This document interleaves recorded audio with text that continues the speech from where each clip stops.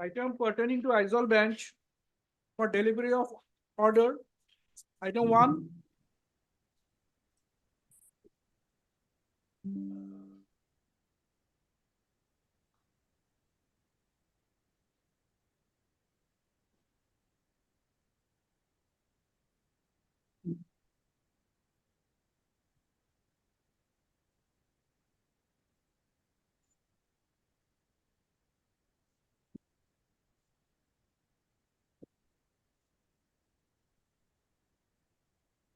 Interlocutory application dismissed.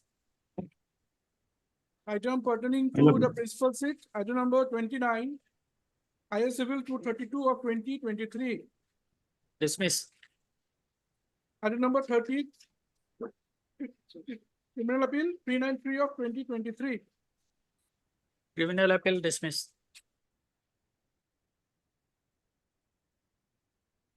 May I please allow? My lord, I beg to mention one RFA case for listing, my lord. When? After any day next week, my lord. Take a date from him. My lord, I'll give it. On 28. May I please, your lordship? Yes. With due consent of the other side, I beg to mention item number 18, my lord, hearing matter. It may be fixed on 29th, my lord. Item number 18. 18, my lord. Your good name? PK Borle, my lord. My name is not there, my lord, since it is 2015 matter, my lord. D. Borua and P. Hendik is there, my lord. Mr. Borua, learned Bordolo. Bordolo, learned counsel appearing on behalf. You were the engaged counsel. Appellant's call. Appellant's call. Learned counsel for the appellant. With consent from the other side, press for listing the matter on 29th of 20. August. Here is accordingly allowed. Yes. Highly obliged. May I please, my lord? My lord, I am for claimant respondent in this case, my lord. My lord, for last 2 years, my lord, I'm not getting anything for pendency of this appeal, my lord. It's maybe day after tomorrow, my lord, for order. Possible. Okay. First of all, wait for Lordship, listing of the matter, Lordship, CRP Lordship. When? Lordship, matter is regarding Lordship, execution of the, When do you want? Lordship, day after tomorrow, Lordship. Day after tomorrow? Not possible. But tomorrow. Next Lordship, week, very urgent, Lordship. maybe. Because of Lordship, the off date, Sorry. Lordship, the execution application. That's fine. Next week. 28. My lord, I beg to mention item number 7. There is a last occasion they have to file this respondent has filed the affidavit. It's not filed yet, and today the Ekiporgasto is leading this case. He is not well. So next week I pray for next week. My land is also. Lordship, I have already filed affidavit yesterday, Hmm. bringing on record of the order dated 27/6/2024. Hmm. Let the affidavit also come along with the next date. Next week. Okay. As agreed by learned advocates of both the parties, Regis shall list the matter on. On Should we fix a date? But please, your lordship, it's a RSA number we are filing in 2018, and due to death of For one of the listing. respondent, death of the one of the respondent, the posting date should be 28 No, you are for listing. Yes. yes. When do you want? On 30. Extension of date.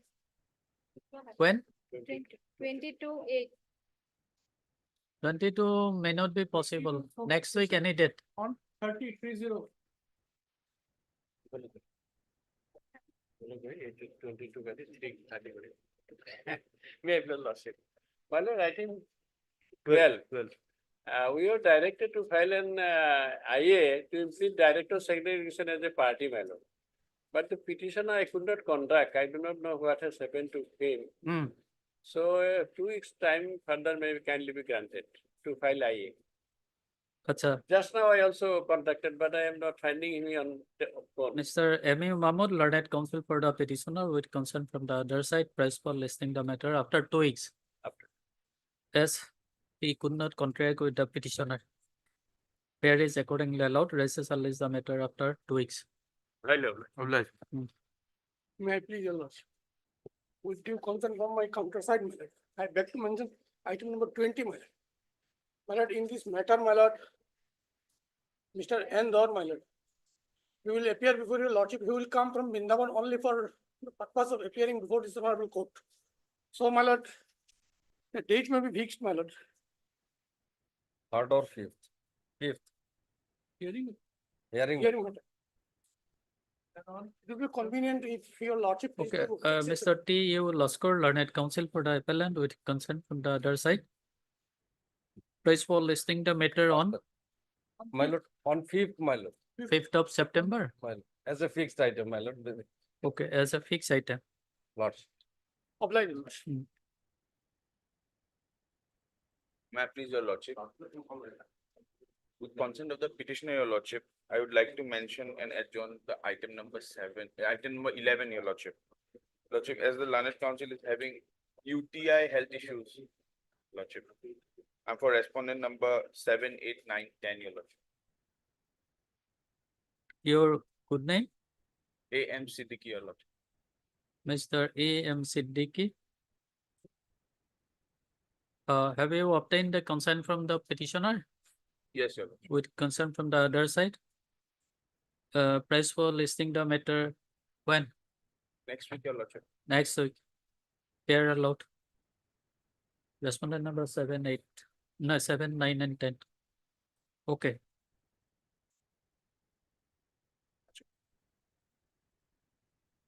Lordship, I beg to mention item 8. Due to some Item 8. Item 8, Lordship. Due to some personal difficulties on the conducting council's part, kindly the matter may be adjourned. Ms. P. Bora, learned counsel for the applicant, Also, and for the accused, kindly a date may be fixed next week on 28th. with consent from the other side, press for listing the matter on 30, 30. 30. Highly organized, Lordship. Item number 31 for motion.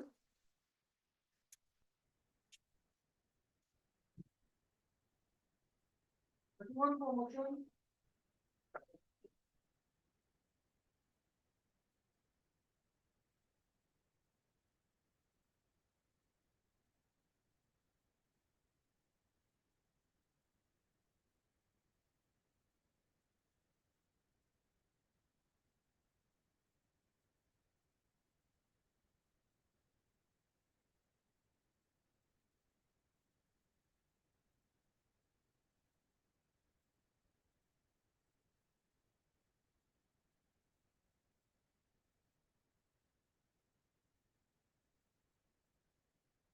After some time, then, correct? Doesn't get a correction. For motion bail application, item number 1. May I please? Lordship, Sarsit case. LCM may be called. Substitute case. Heard, Mr. S.J. Sohoria, lordship. NJ, S.J. Sohoria. S.J. Sohoria, learned counsel for the accused, and also heard Mr. P. Busha. K. Busha, learned counsel for the learned additional PP for the state respondent. This is second application. Lordship, yes, lordship. Second application. What is the ground for filing this second application?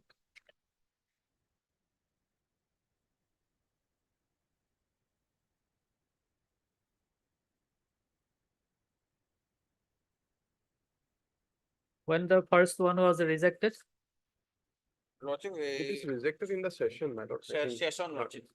session, Session, lordship. Acha, The first day, not before this court. not before. This application under section 483 of Bharatiya Nagorik Suraksha Samhita within bracket BNSS 2023 is preferred by accused Arvind Roy, who has been languishing in jail hazard in connection with session case number 51 of 2024 under section 120B 302 IPC read with section 25(1)(a) stroke 27(1)(a). pending before the Court of Learned Additional Sessions as number 2, Kamrup M. Guwahati.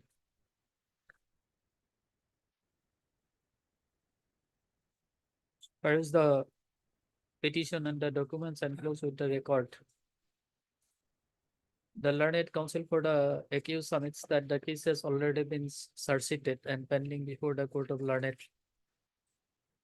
Additional Sessions as number 2, Kamrup M. Guwahati. And as such, the record may be called for. Scan copy of the record may be called for. Pair is accordingly allowed. Pair is accordingly allowed. Rest shall call for the scan copy of the record from the learned additional sessions as Kamrup M. Sessions as number 2, Kamrup M. Guwahati. Fixing the matter on when? On the 2nd September. At number 2, Awesome. at number 2.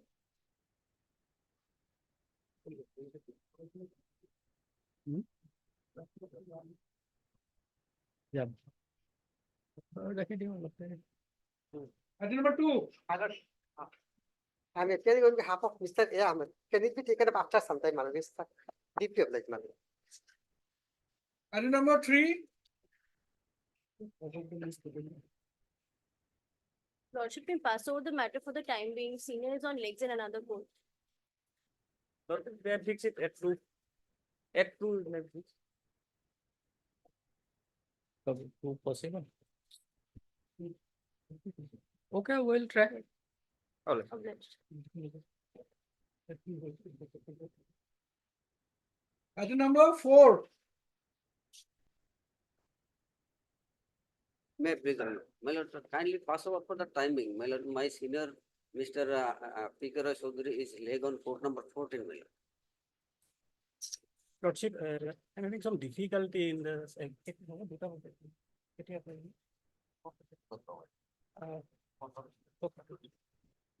Most obliged.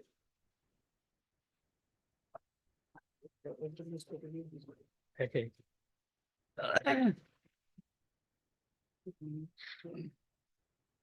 items for admission, item number 5,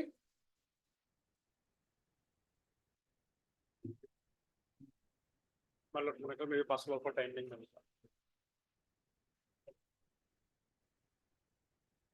Oblast, my lord. item number 6, Wait, please, your lordship. I've obtained some copies of the orders of the trial court, my lord. Lordship, may I- What is the outcome? My lord, the learned session judge has been only adjourning the matter. my lord. Now a date has been fixed on 11th of November 2024. Why such a long date? Lordship, the orders will say, my lord.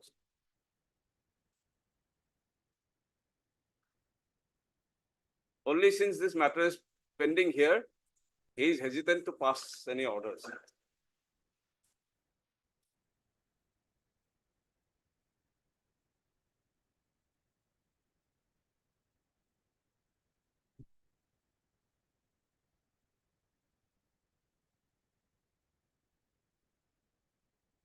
So now what is your submission?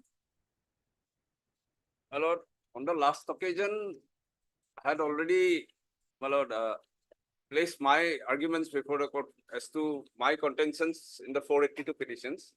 Your lordship suggested me to argue the charges there.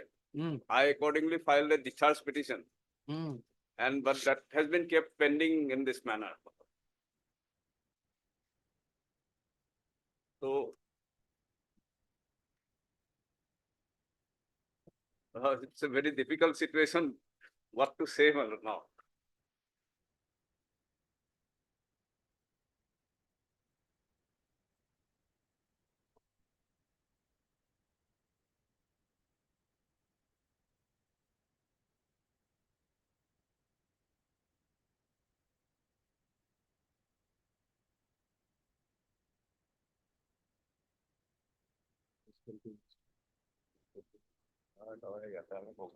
Against the idea. Why don't you argue your charge? কিছু করে চার্জে fail করে না আমি petition দিল অর্ডারে রিয়াজ করে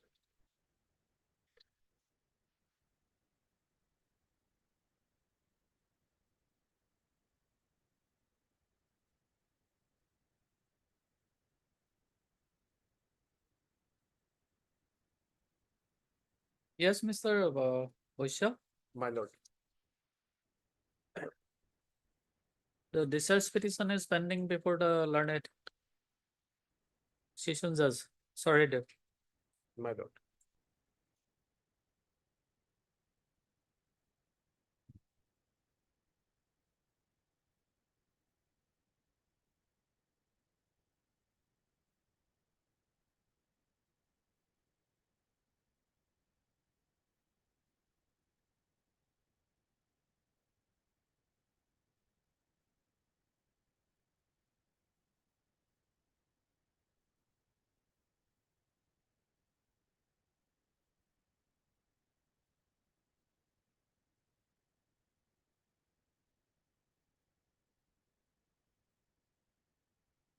To the principle in exercising the jurisdiction under section 482 CRPC is that when alternative remedy is available before any other court, you have to exhaust it first. My lord, in fact, my lord, when I approached this honorable court, I came against the order of cognizance. My lord.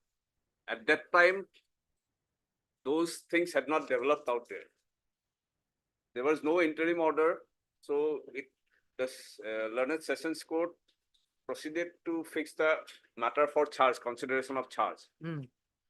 My lord, therefore, thereafter, when I argued this matter before your lordship, after hearing me for a substantial point, suggested that why don't I argue before the learned session judge as regards consideration of charge. Hmm. And therefore, I went on the next date and filed a discharge petition there, argued my points. And it has been pending since then.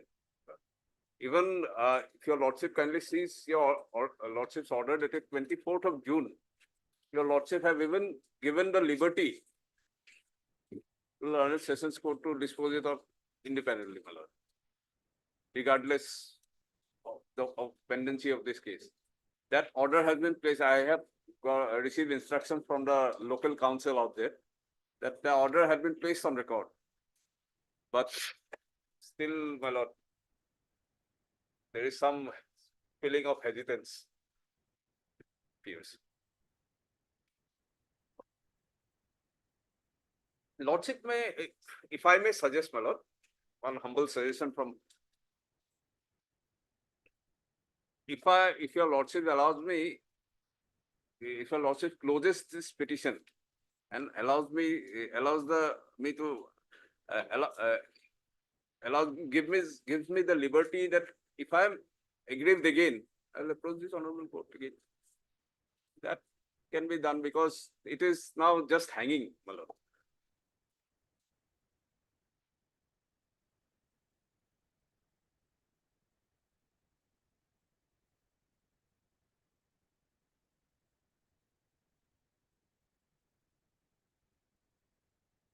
In view of the circumstances, since I have already filed my discharge petition out there, pass an order closing this petition, it's giving me a liberty to approach this if I'm aggrieved out there. Or we can keep the matter pending. We can issue direction to the court below to dispose of the application. As your lordships deem fit, my lord. Hmm. Heard Mr. Goswami, learned counsel for the petitioner, and Mr. Boisha, learned additional PP for the state respondent. Mr. Goswami referring to an order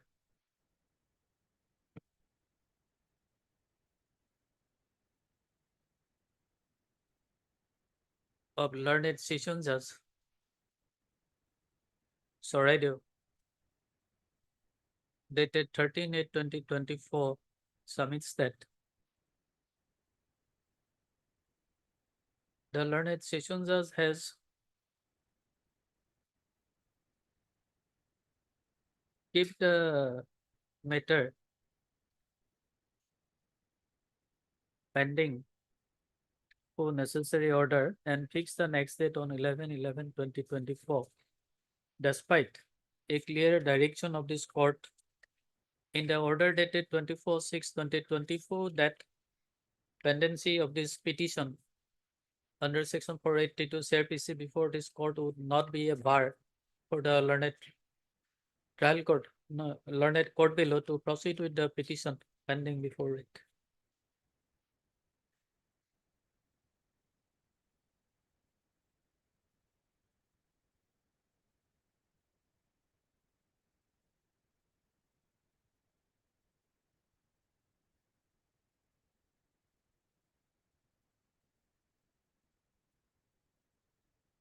Under the above mentioned facts and circumstances, Mr. Husami, learned counsel for the petitioner, submits that this petition may be closed and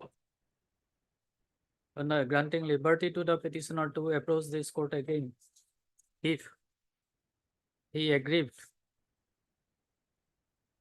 by the order to be passed by the learned Sessions Judge Soraidev in connection with the petition filed by him for discharging in connection with the petition under section 227 of CRPC for discharging him.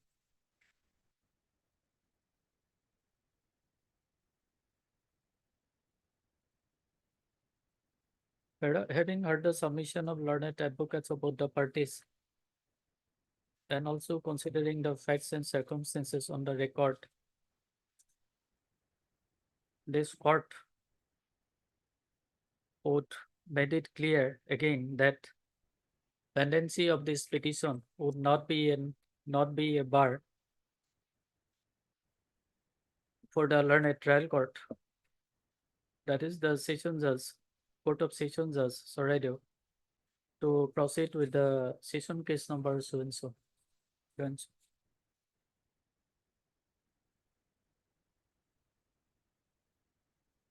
Accordingly, it is provided that rest shall list the matter after November. Last part of November, Third week of November. 26. April, right?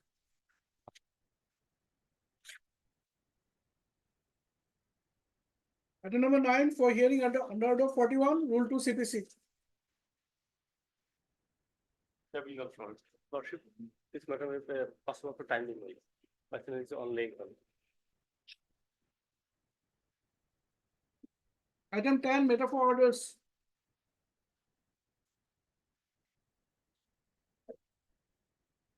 May it please, Lordship. Lordship, in this case, we have taken the steps as per direction. Lordship, in fact, so far service report is concerned,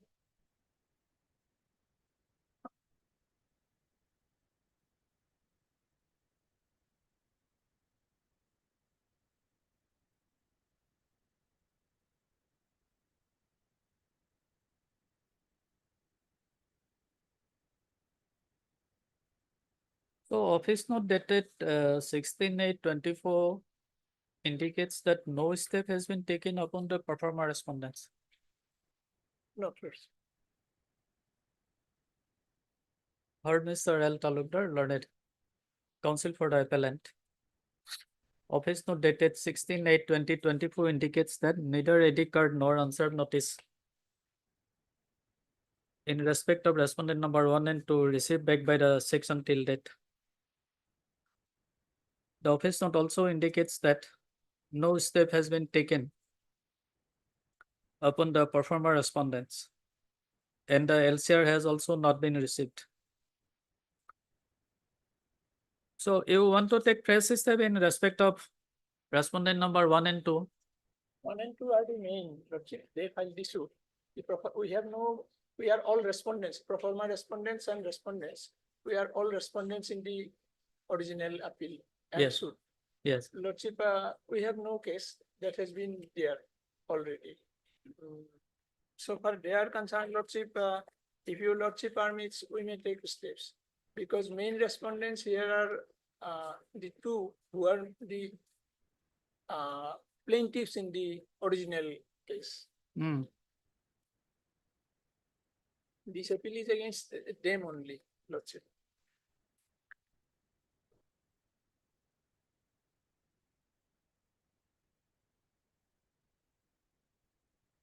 Because he is a purchaser of our land Hmm. in which we are still possessing, Hmm. and he has subsequently claimed that he was sold by one of the partners. They have only mutations, they have no right. That is what is the case, Lordship. Already your Lordships have framed the substantial question of law. Hmm. So if your Lordship permits, we can send to them also. Them Hmm. means that Govardhan does also. The learned counsel for the appellant submits that he will take fresh receipt upon respondent number 1 and 2 and also upon the performer respondents. Accordingly, it is provided that a step be taken upon respondent number 1 and 2 and also upon the performer respondent by registered post with AD and also by usual process within a week from today. Registry shall also issue reminder to the learned trial court as well as first appellate court for transmitting the record without further delay. List the matter after 4 weeks. After Yes, 4 weeks. Lordship, yes. One thing, Lordship, there was an interim order earlier in the Acha. IA that may be extended, Lordship. Interim order passed earlier stands extended. Obliged. Items for hearing, item number 13.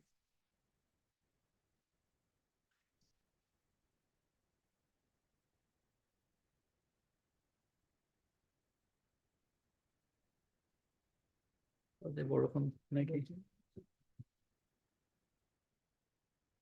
12.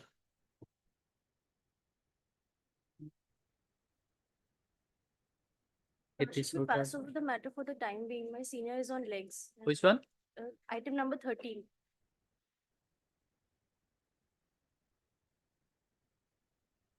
Item number 32 for orders.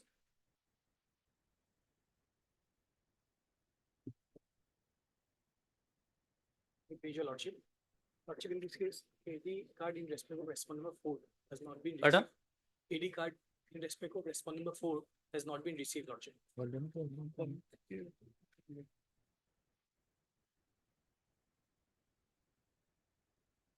Am I audible, Lordship? Yes. As per office note, Lordship, 19/8/2024. AD card in respect of respondent number 4 has not been received, Lordship. So service may be awaited for respondent number 4, Lordship. Other respondents have appeared. Heard me, sir. Your good name? R. Sharma. R. Sharma, learned counsel for the appellant. None appears for the respondent number 1 and 5.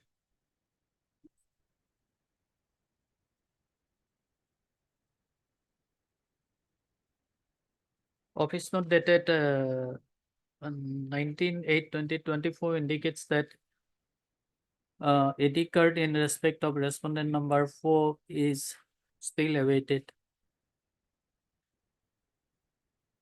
Accordingly, it is provided that registry shall list the matter after 2 weeks, awaiting service report upon respondent number 4. What about respondent number 3? 2 and 3, Lordship, claimants, they are claimants. 2 and 3? Claimants, Lordship. 1, 2, and 3. Already appeared, Lordship. Counsel has appeared. 1, 2, and 3 appeared. Lordship. 1, 2, and 3 go down. None appears on behalf of respondent number 1, 2, and 3.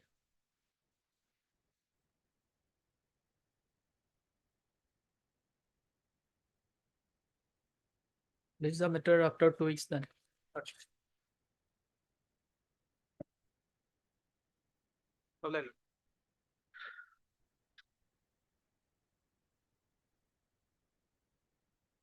Item 14.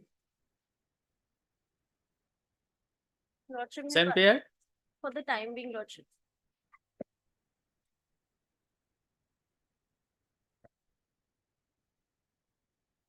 Item 15. 15.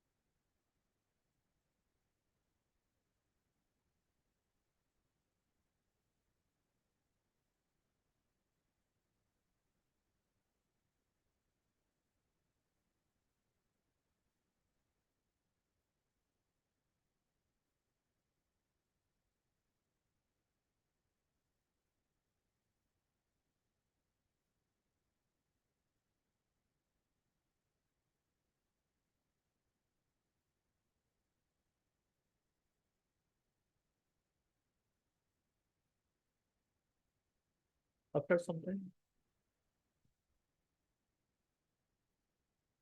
Item 16.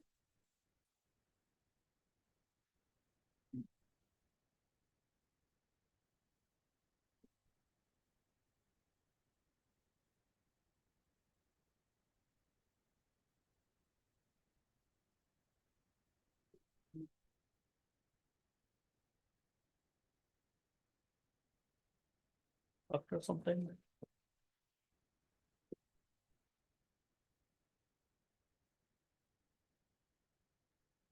17. My lord, may kindly pass over the matter for the time being. My senior is in lag on court number 27. Obliged.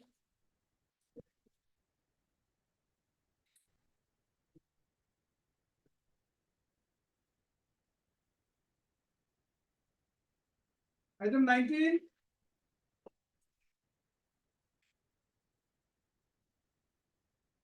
Hey, please, your lordship, I am body appealant. Yes, caller. Lordship, kindly this matter may take after some time.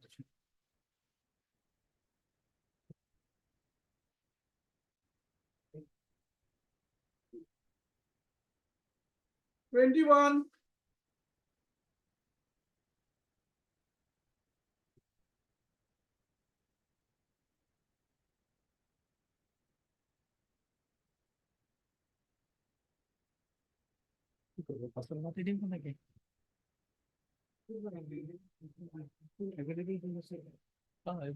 Item numbers available, please.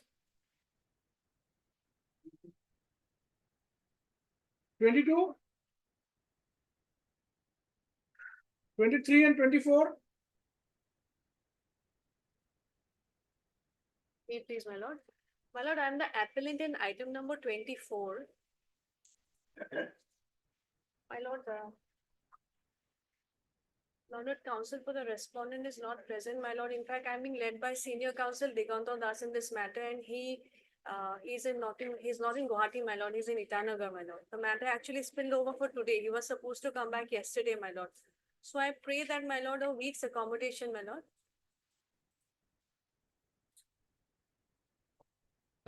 Item number 24. I am for the appellant, my lord. Yes, my lord. In 24, my lord. And 23, my lord, senior counsel Debojit Hoike is appearing.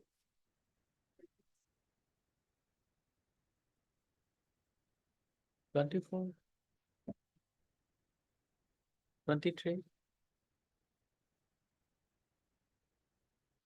My lord, may kindly adjourn it for 2 weeks, my lord. Miss N. Upadhyay, learned counsel for the appellant. In item number 24, with consent from the other side, press for listening the matter when? My lord, any date after 2 weeks, my lord. After? 2 weeks, my lord.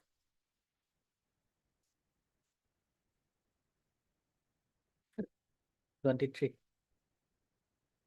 And 23, you were in which side? My lord, Item number 23? my lord, 23, the appellant is different, my lord. Both are tag matters, my lord. But we have come against the challenging the same order.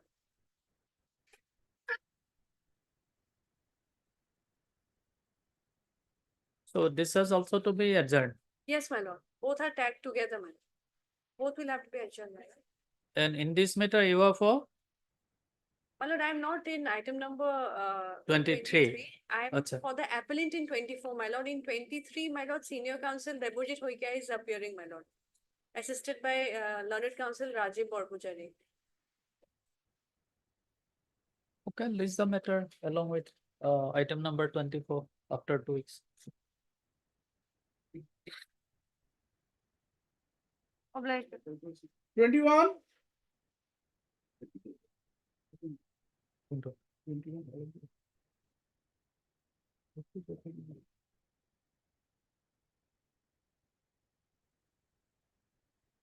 None appears for the appellant on call.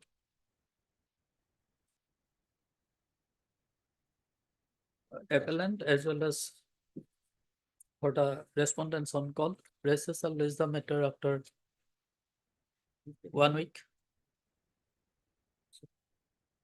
12 September. Item 22, 22,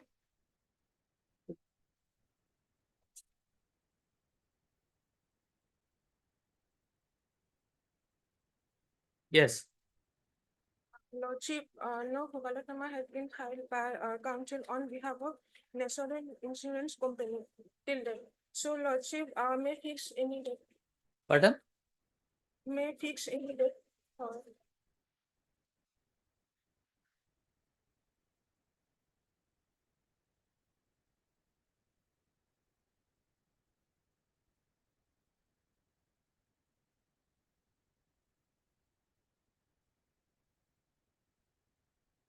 Heard miss your good name?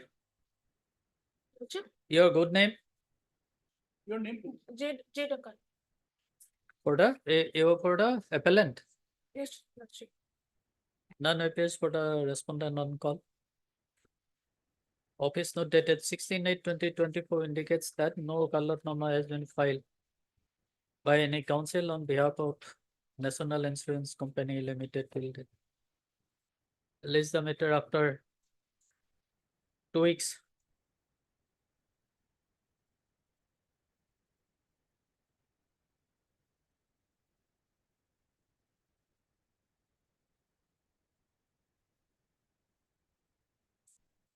Item 25, What's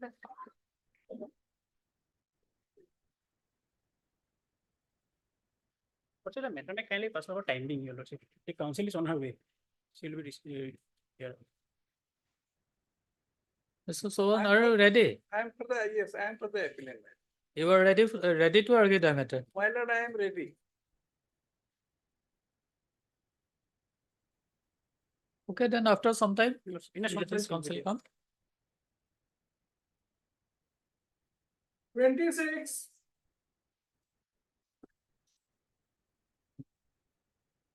BD does. None appears for the appellant on call. Rest is the matter. तो आज एक matter असेल तो COVID.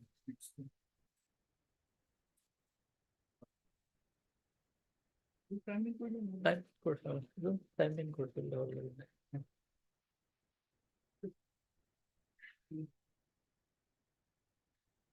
27 and 28.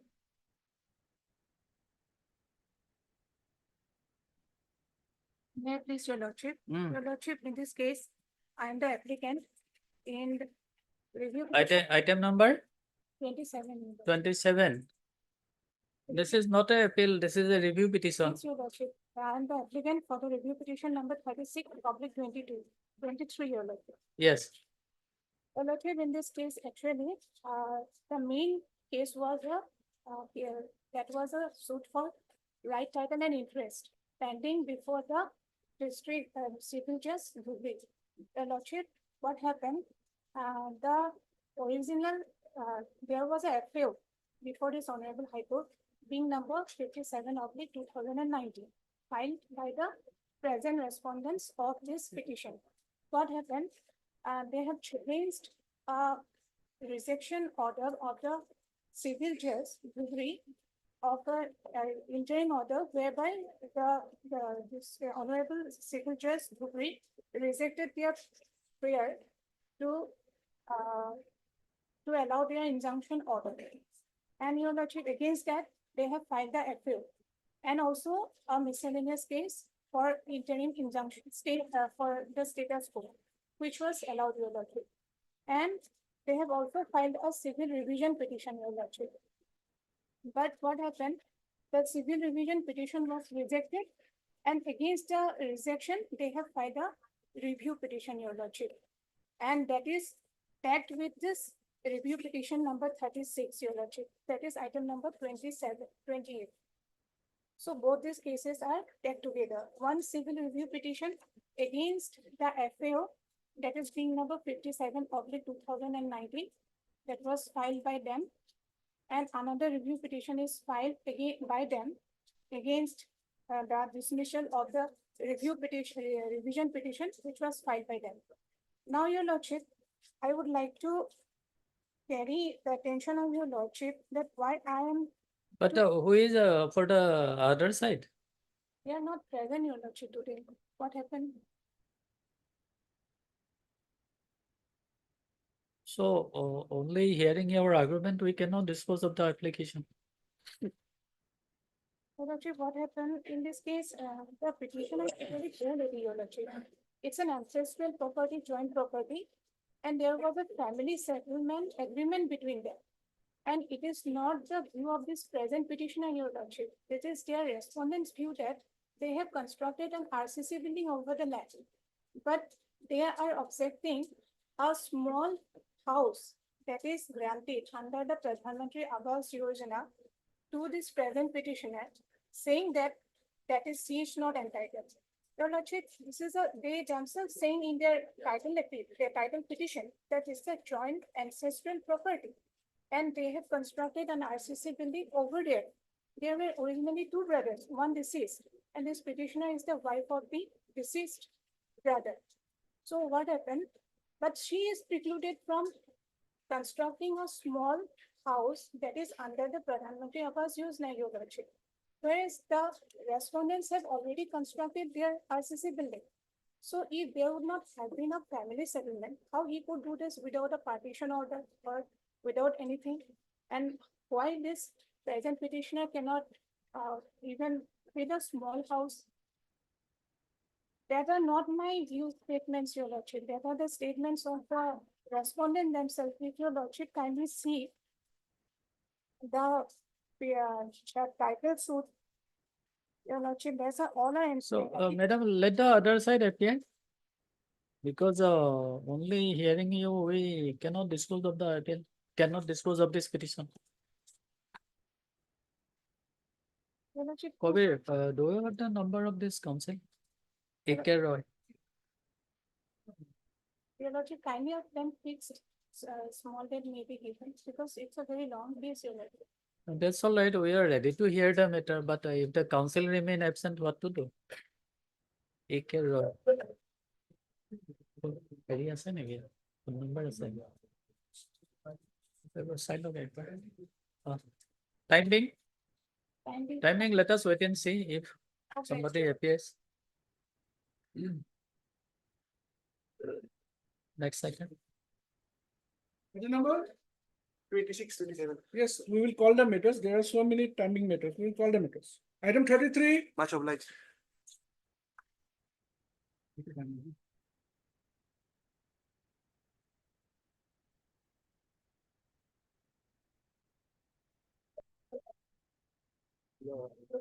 Yes.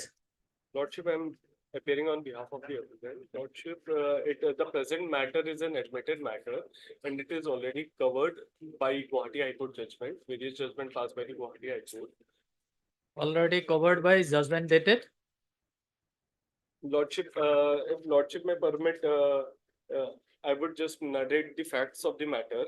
Lordship, a consignment was booked of 40,000. But who is for the other side? Lordship, Railways Council, Lordship Railways Council, I am not aware of.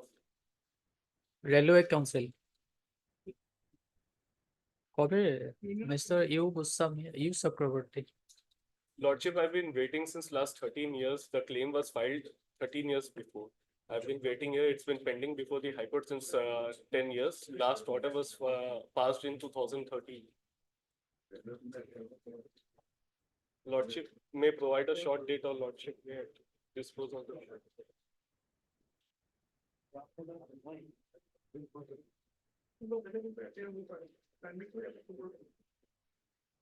So we'll call the matter again at 2 p.m. 2 p.m. today. Not to worry. Next. 34.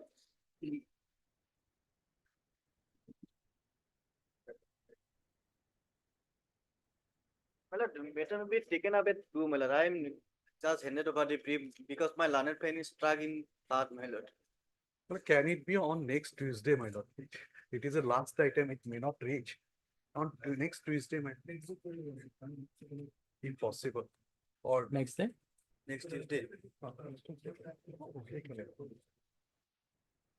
Okay, as agreed by learned advocates of both sides, it is provided that recess shall list the matter on next Tuesday. Okay. My lord. 20 Deeply obliged. On 29. 29, 29. Mr. Hawk. Item 35. Yeah, heavy to book ke gusse. 35. 35, Lordship, I am for the respondent, my lord. Yes.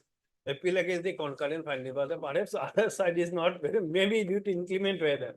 It was fixed at our instance, my lord. So Lordship may take about 27th, my lord. I'll just, my learned friend will inform the other side. Acha. The appellant side. Maybe take. Okay. Huh? It's a small matter, not take some time, my lord. Sir, against the concurrent. Can we try after some time? At 2 o'clock then? Lordship, Oh. Then it may be fixed at 2, my lord. Okay. I have some other. Okay. Okay. Mr. Khan, you inform the other side if available. Timing के ना माते जी होगा yes 31 item. 31 supplementary, my lord. Yesterday I have mentioned that.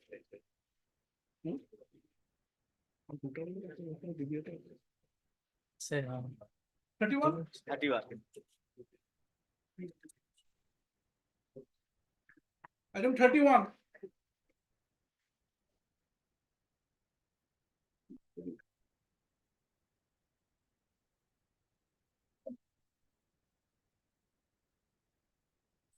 Lord, in this case, I am the defendant number 2, my lord. And in the first instance, the trial court issued notice against the defendant, my lord. On the first instance, my lord, the Jarigarab issued notice allegedly went to my house, served me notice. Lordship may produce the page page 92, my lord. page number 90. Page 92, vernacular portion 93, my lord.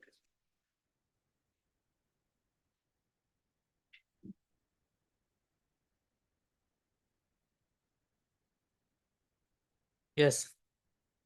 This is the notice, my lord. The Jarigarab allegedly submitted that he went to my house, showed me notice. I refused to accept. So he hanged the notice in the door of my house. That is the report, my lord.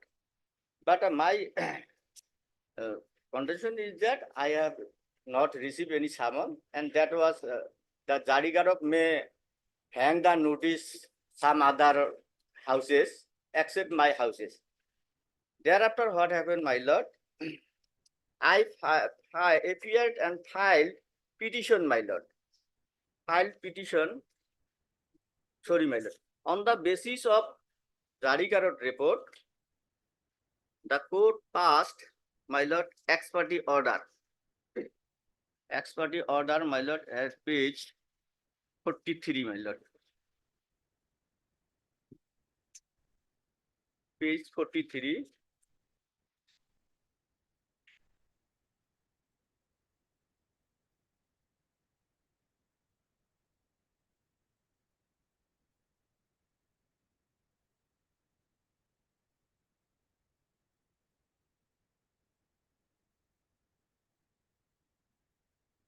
Page number? Page 43, my lord, type copy. 43. My lord, or 49.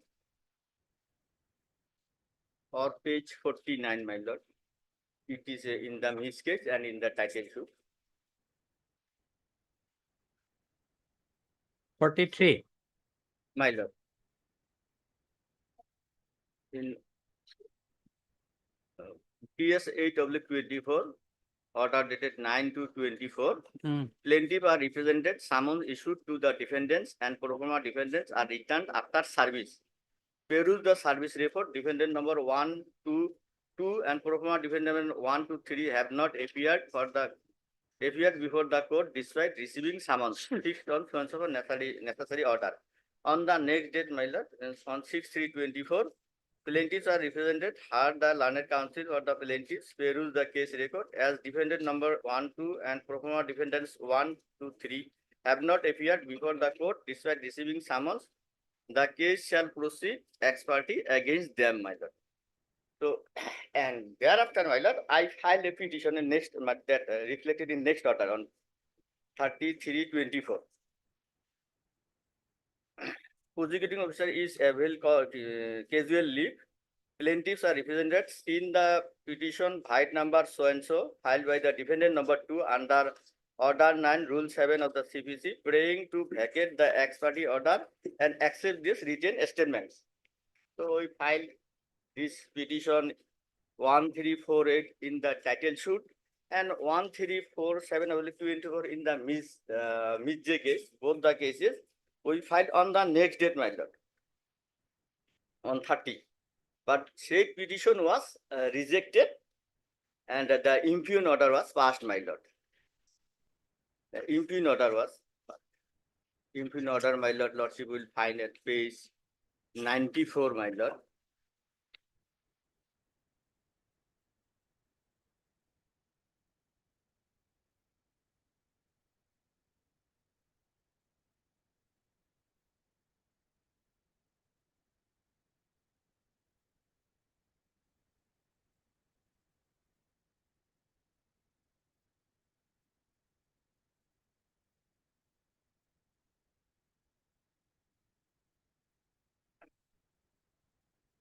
Yes.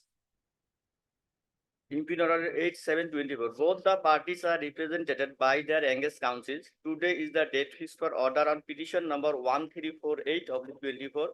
Seen petition number so and so filed by the defendant, petitioner number 2, Muhammad Samiruddin, stating inter alia that he has been implicated as defendant number 2, but he never received any summons from the court, and that the defendant came to know about the suit on 19/3/24 from one Ramzan Ali, the pro forma defendant number 1 of the instant suit. And immediately on 23/24, the defendant engaged his advocate to inquiry the matter, and after inquiry, he came to know that the suit was proceed ex parte against the defendants on 6/3/24, as they failed to appear on the date, and the case is fixed on 30/3/24 for ex parte evidence. The defendant number 2 has accordingly prayed for vacating the ex parte order passed on so and so. The plaintiff, on the other hand, has filed objection against the petition under Order 9, Rule 7 of the CPC, wherein it is stated that the petition filed by the defendant number 2 is not maintainable and that there is no cause of action for filing the instant petition. It is stated by the plaintiff in the written objection where they denied that the defendant number 2 came to know about the suit only 19/3/24. It is also stated by the plaintiff that the summon of the instant suit was duly served on defendant number 2, but he neglected to appear before the court on the date fixed, and that there is no reasonable cause shown in the petition to vacate the ex parte order by the defendant number 2. It is further stated that due to negligence of the defendant number 2, the suit proceed ex parte against the defendant number 2. The plaintiff accordingly prayed for rejection the petition number 1348/24 filed by the defendant petitioner number 2. Third, peruse the case record. On perusal of the case record, it is seen that the process server went to serve the summon on defendant number 2 on 3/2/24, but as the defendant number 2 refused to accept the summons was hanged on the house of the defendant number 2.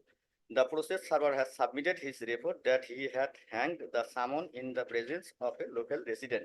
Further, it is submitted by the defendant number 2 that he never received any summons from the court and that he came to know about the instant shoot on 19/3/24 from on Ramzan Ali, i.e. the pro forma defendant number 1. But in the midday case number so and so, the petitioner defendant number 2 has stated that he came to know about the midday case only on 23/24 from his engaged advocate. Only these reasons, my lord. What happened, my lord? I heard regarding the case from pro forma defendant. Thereafter, on 20, I engaged advocate to inquiry the record. And from the record, my lord, the advocate informed me, after going through the record, informed me one midday case also, my lord, was proceeded ex parte against. So, on 19, I heard from one person, co-defendant, and thereafter I engaged my advocate on 20 and I came to know 20. Only the courts give the findings that I have given 2 dates from 2 different persons. Only that reasons the petition was rejected by the my lord.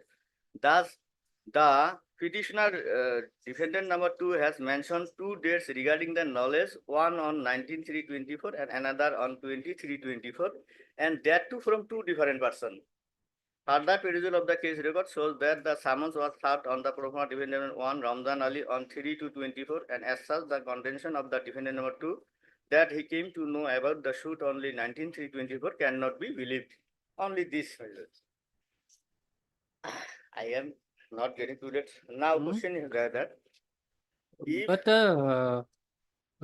is the revision petition lie against this order, refusing to vacate the ex parte order? not, my lord, This is ex perhaps parte- appealable order. no, my lord, that I filed that petition to vacate ex parte order, my lord. And Yes, that petition was rejected. yes. And by that, my lord, I filed petition to vacate ex parte order before the trial court. Hmm. That petition was rejected. Against that order, Against that order, I come before revision. perhaps appeal lies against that order. My lord, as Are you sure? my lord, as it was not final order, my lord. So my lord, case is going ex parte. It is not final, my lord. That is why case is pending. As the case is pending, each ex parte judgment was passed. Are you sure that this revision petition lie against refusing to vacate the ex parte order? Yes, my lord. Hmm?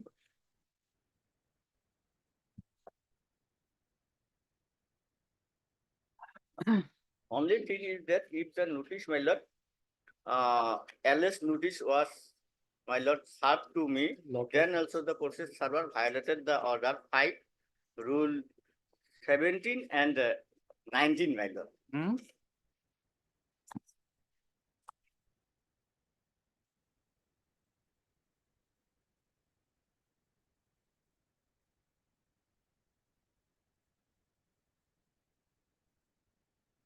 Order 5, rule 17, my lord.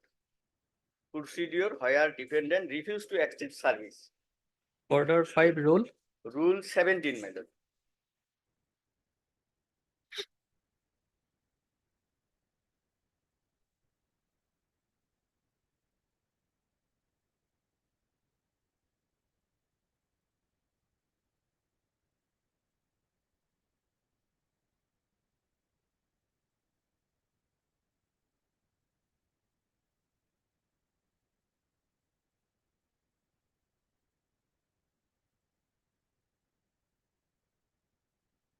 And rule 19 also, my lord.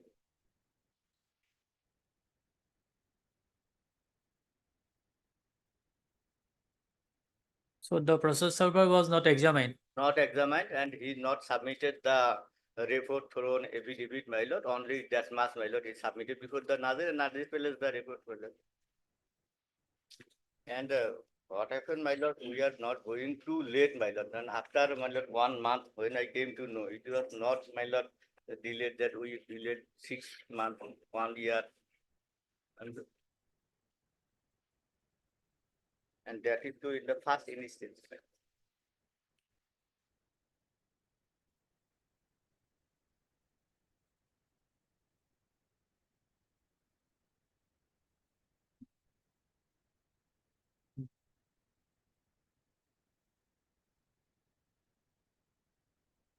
Oh, then, 27 of that as judgment or less than Yes, sir. person. Yes, sir. 41 মনে আছে নেই Victoria Clark 120. হেৰিটো নহয় এইটো নহয়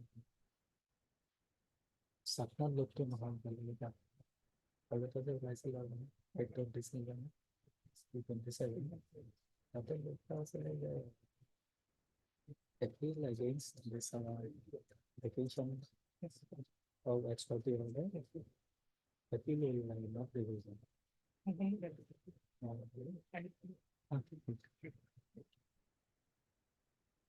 The thing is that, my lord, case is fixed today in the trial court, my lord. So, my lord, Today? today, my lord. Okay, we will take it up after some time. The person, he will find out one case law in this regard after some time.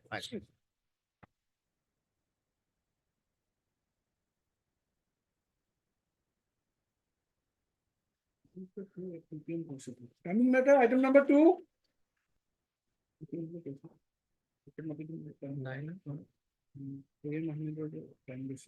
Otherwise, it is a rejected matter, commercial quantity, earlier rejected, commercial quantity NDPS.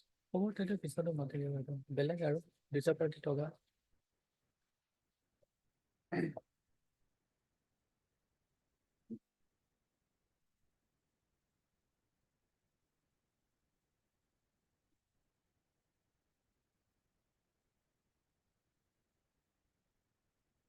Timing matter number 3. Timing item number 3. 3. Judgment was fixed at 2 p.m.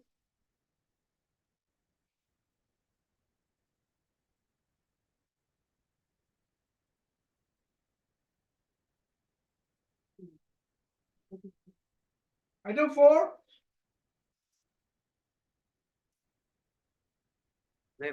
Please, Your Honor. My lord, fix another date, my lord. My lord, opposite Still party in, has- still in legs. Yes, my lord, consent have been given. My lord. So at 2 p.m. then. Okay, my lord. Most obliged. কোন party আছে ভোটে আগে call করে দিও Items where both the parties are available can come forward. Items where both the parties are available. Sir, I am appearing for the item number 9, my lord. item 9 My lord. Yes, sir. Machinery is coming. Machinery is coming. I got it.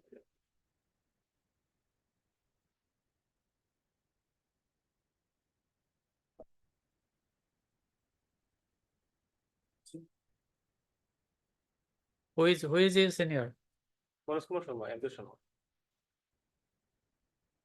My lord, the issue here is yes whether, my lord, the right of preemption.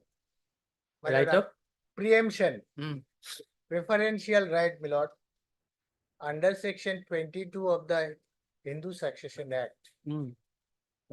is applicable in the instant case, your honor. My lord, under the facts and circumstances. Hmm. Now, their case is that, your honor, there are 4 brothers. One of the brothers, my lord, sold out the property to us. We are the defendant, my lord. And the law is settled, my lord, that after partition of the ancestral property, and one can sell out his share of land to XYZ. Otherwise, my lord, if it is not partitioned amongst the legal heirs, it should be sold out first to the brothers, to the legal heirs. That is the right of preemption, my lord, section 22 of the Hmm. Hindu Succession Act. Now, in both the codes below, my lord, the learned trial court as well as the appellate court, my lord, has held that the land has been partitioned. There is a deed of partition, my lord, exhibited in the case. Therefore, the right and, my lord, the share of portion of the land has been determined by way of the partition deed, my lord. And accordingly, one of the brother, my lord, sold it to us. And therefore, the right of preemption, my lord, they cannot, is not applicable in this case. Both the courts below has held, my lord, this is concurring finding of fact. Now, against this, my lord, this both judgment, my lord, first appellate court as well as the trial court, my lord, they have preferred this second appeal under section 100 of CPC, my lord. Now, question here is, my lord, whether the, my lord, the right of preemption, my lord, section 22 of the Hindu Succession Act is at all applicable in the case. Whereas, my lord, the land among the legal heir of the original pattadar has been determined, that their share has been partitioned among the parties. So both the court below has held, my lord, with all respect, that section 22 is not applicable in this case, because it is already partitioned amongst the, my lord, legal heirs of original pattadar. I purchased one of the brothers. After Here, partition of after partition. Therefore, the learned trial court has held that since partition is done, one can sell out to XYZ. The question of right to preemption. Now the case is pending for It is for here before this court. Why the case is pending? Pending for, my lord, for formulating substantial question of law, my lord. This has come for hearing, admission hearing under order 41 rule 2 of CPC, my lord, whether it can be admitted under the facts and circumstances of the case, whether they have any case at all, my lord, a substantial question of law is involved, my lord, as to formulate it and to hear the matter on merit.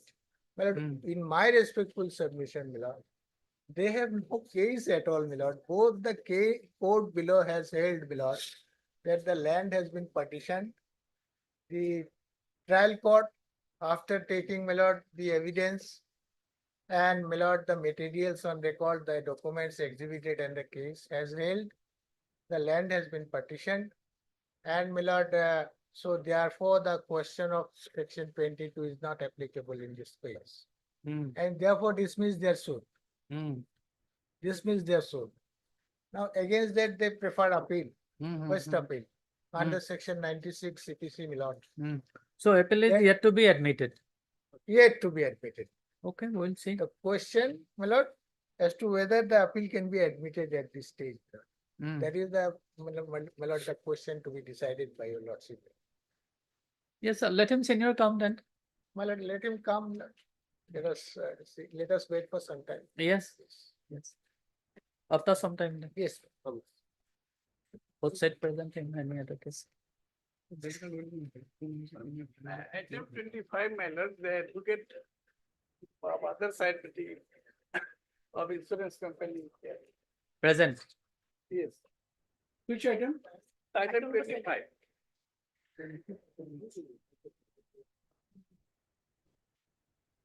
25.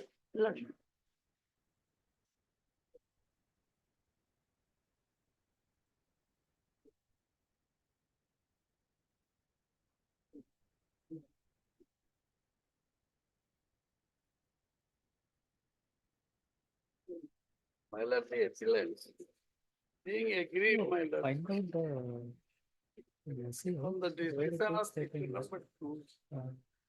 This is again expert in judgment and decree.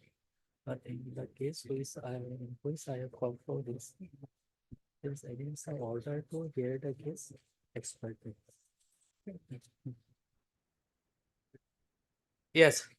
My lord, issue number 2 of the judgment Kindly see running page 9, my lord, it start 9. Admittedly, my So lord, this is a, compensation, my lord. the in petition was filed under section 166. 163, admittedly, my lord.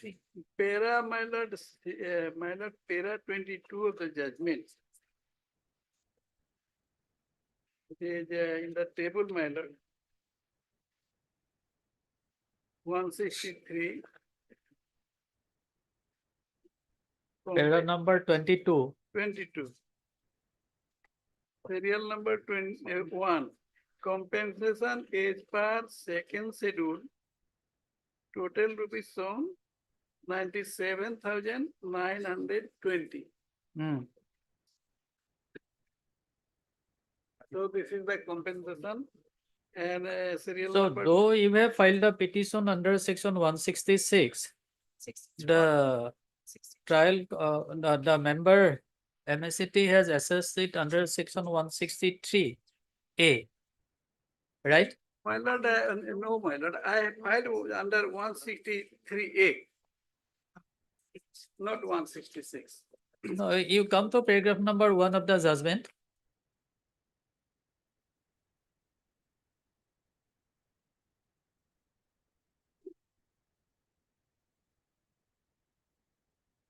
But my lord, my Hmm? claim petition is there in the LCR, my lord. Where? In the lower court record, my lord. An application under section 163A, yes.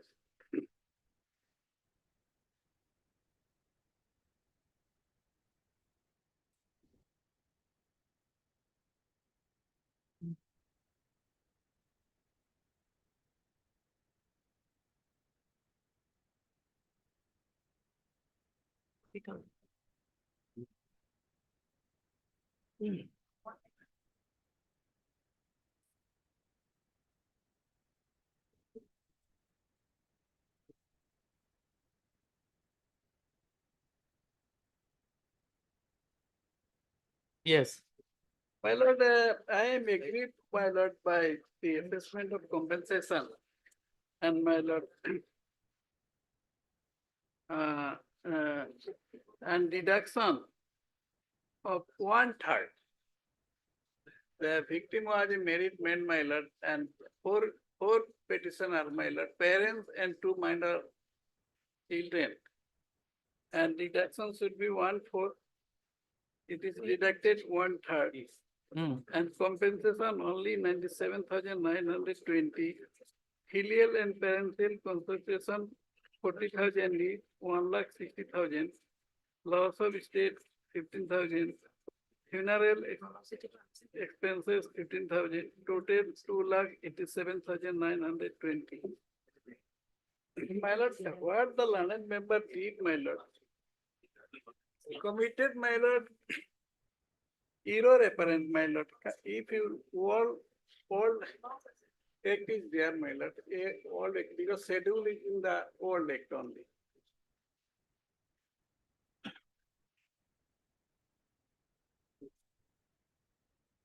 Kindly see, my lord, the second schedule.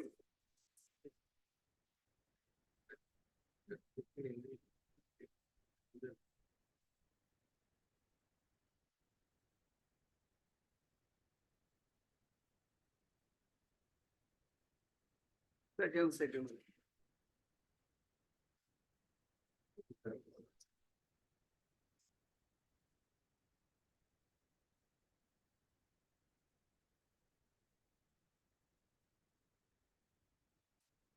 It is in the old act, my lord, no, not in the new act.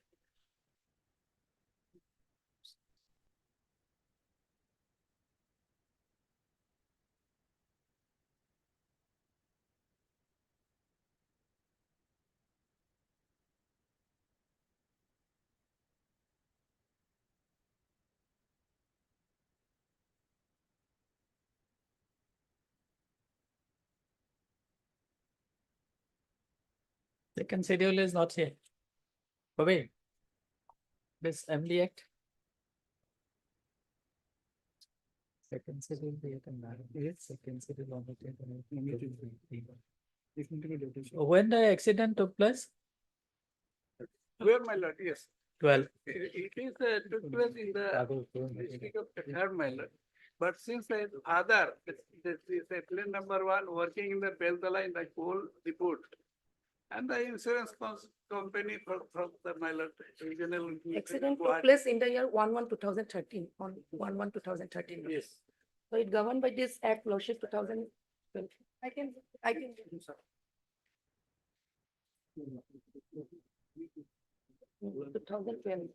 2012.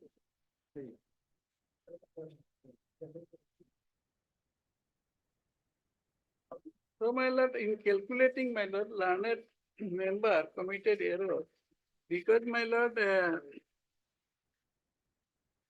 learned member took 8,160 rupees per annum. The table, my lord, can be seen the table. The table, my lord, para 22.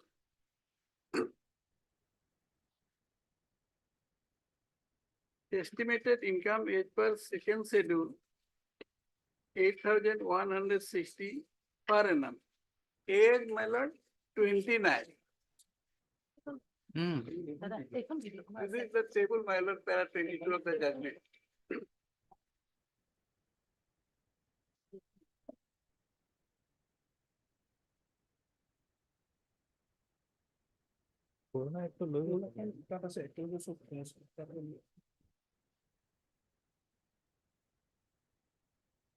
Yes, you were referring to column number? Column number 22 of the judgment, my lord. No, in the second schedule. Second schedule, yes. Second schedule, my lord, age group, my lord, 25 to 30. Because his age was 29. Multiplier is 18. And, my lord, it should be counted 6,80,000 because, my lord, above. So the member has applied this multiplier 18. Yes, Lordship. Yes. Mistake committed, my lord, this rupees to be counted in thousand. It is mentioned in the above, my lord, in the schedule itself. Rupees in thousand in bracket, my lord, above kindly see, my lord. Rupees in thousand, my lord, learned member counted is rupees in total, not in thousand. That is the mistake committed by learned member, my lord. So, my lord, if a person in between 25 and 30 years of age, to, my lord, the maximum, my lord, the 6,80,000 should be, my lord, compensation. 6 lakhs? 6,80,000.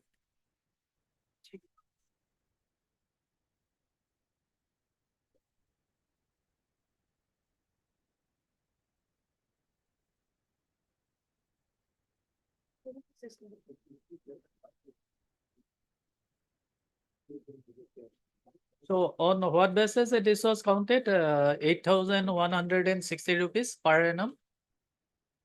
My lord, learned member, my lord, resume, my lord, notional income. Notional income. Yes. Not notional. In which paragraph it has been dealt with in the judgment? Lordship, page 13, Lordship. Paragraph number? Paragraph it starts with Lordship, however. Paragraph it starts from 16, Lordship, 16, page number 12. Yes, 16 is irrelevant, my lord. Page number 12. Yes. 16 is irrelevant. In the instant case, though claimant alleged in the claim petition that the monthly income of the deceased is 50,000 per month, that is rupees 1,80,000, but no cogent evidence is found in support of the claim. Income of the deceased was not proved by adducing any documentary evidence. It was even not proved that it was, however, considering the fact that the accident took place in year 2013, that is 1113, and the disease was aged 29 years. As per evidence of the claimant, the monthly income of the disease was taken rupees 3,333 per month. So my lord, it is landed member taken 3,300, and my lord, annual income 40,000 per annum. As per second schedule, compensation third party fatal accident within the age group of 25 but not exceeding 30 years is fixed 680. Here, my lord, the mistake. No, it is not 680. It is 6,80,000 as per schedule. So annual income will be 8,160. Again, it is not known how it is 8,01,060. According to the second schedule, multiplier will be 18. Hence, fatal compensation will be rupees 8,160 into 18. It is 1,46,880. Out of which 1/3 will be deducted in consideration the expenses which the victim would have incurred toward the maintaining himself and he have lived. As per the second schedule, in the instant case, 1/3 compensation will be 48,960, which is required to be deducted from the total. So my lord, deduction is also my lord wrong, because my lord, right from Sarla Verma and subsequent so many judgments are there, my lord. If my lord is dependent exceed 3, my lord, that is 4 to 6, then my lord, deduction will be 1/4. So my lord, again the London member committed the mistake, my lord, because the deduction ought to have been 1/4.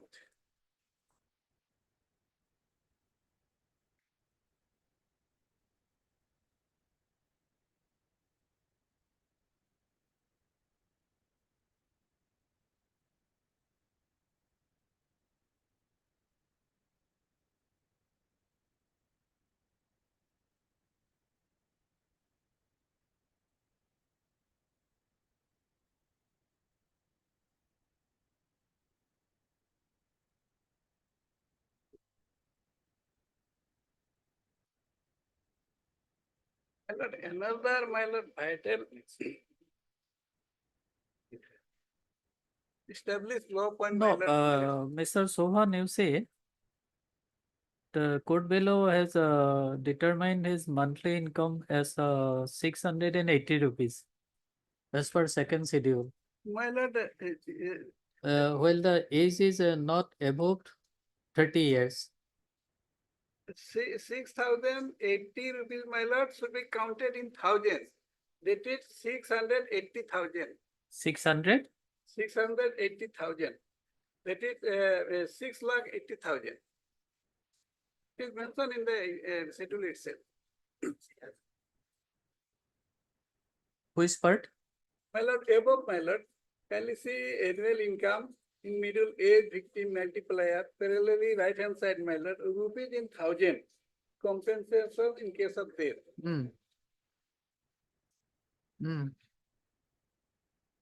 Rupees in thousand. So first, my lord, mistake committed by London Amendment, he was counted in rupee, not in 1,000 rupees. And second, my lord, the deduction is, my lord, 1/3, which is also a mistake, my lord. So Deduction according to you, what would be the deduction? 1/4, my lord. 1/4. Yes. And my lord, third, my lord, if such a young person died, my lord, 40% should be added, my lord, in future, my lord, for future prospect, my lord. 40% of the income.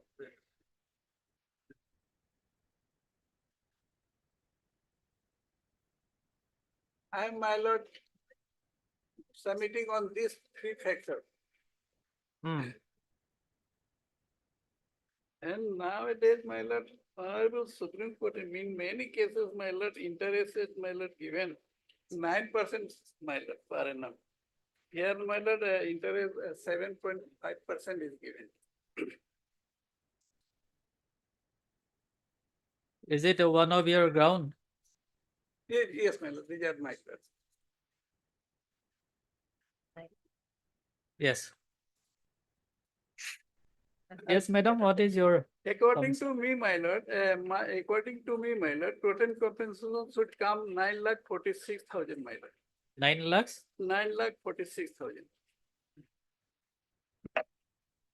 Yes. My lord, in regard to the first point, your lordship kindly see the second schedule. Hmm. Well, my learned friend want to say 680 it should be read as 1,000. 6,800. It is absolutely a wrong proposition in the sense. Your lordship kindly look at on the top annual income 3,000, 4,200, then ultimately well, the last one in the extreme right hand side, your lordship will find 40,000. This is the maximum cap, my lord. If someone is earning, say, 2 lakhs, 3 lakhs annually, but that cannot be taken into account, maximum will be taken up 40,000. These are annual breakup. Now, in the down below, if the age is 15 years, then your lordship will find if the annual income is 3,000, monthly will be taken as 60, rupees 60. My learned friend want to say that since annual income is written in the top, because annually that was shown 3,000, 4,200, 5,400. Therefore, he is saying that it should be construed. This also 60 as 6,000. This is not correct. Because your lordship ultimately find if the age is not above 30 years, multiplier 18, it is okay. Then the last is 680, that is monthly. And the learned member is right in taking into account 680 into 12 into 18. So therefore, that is the correct calculation. In regard to second proposition, my lord, 1/4, my lord, the deduction that is correct, they are entitled to get. But in regard to future prospect, your lordship will find he hasn't taken any ground.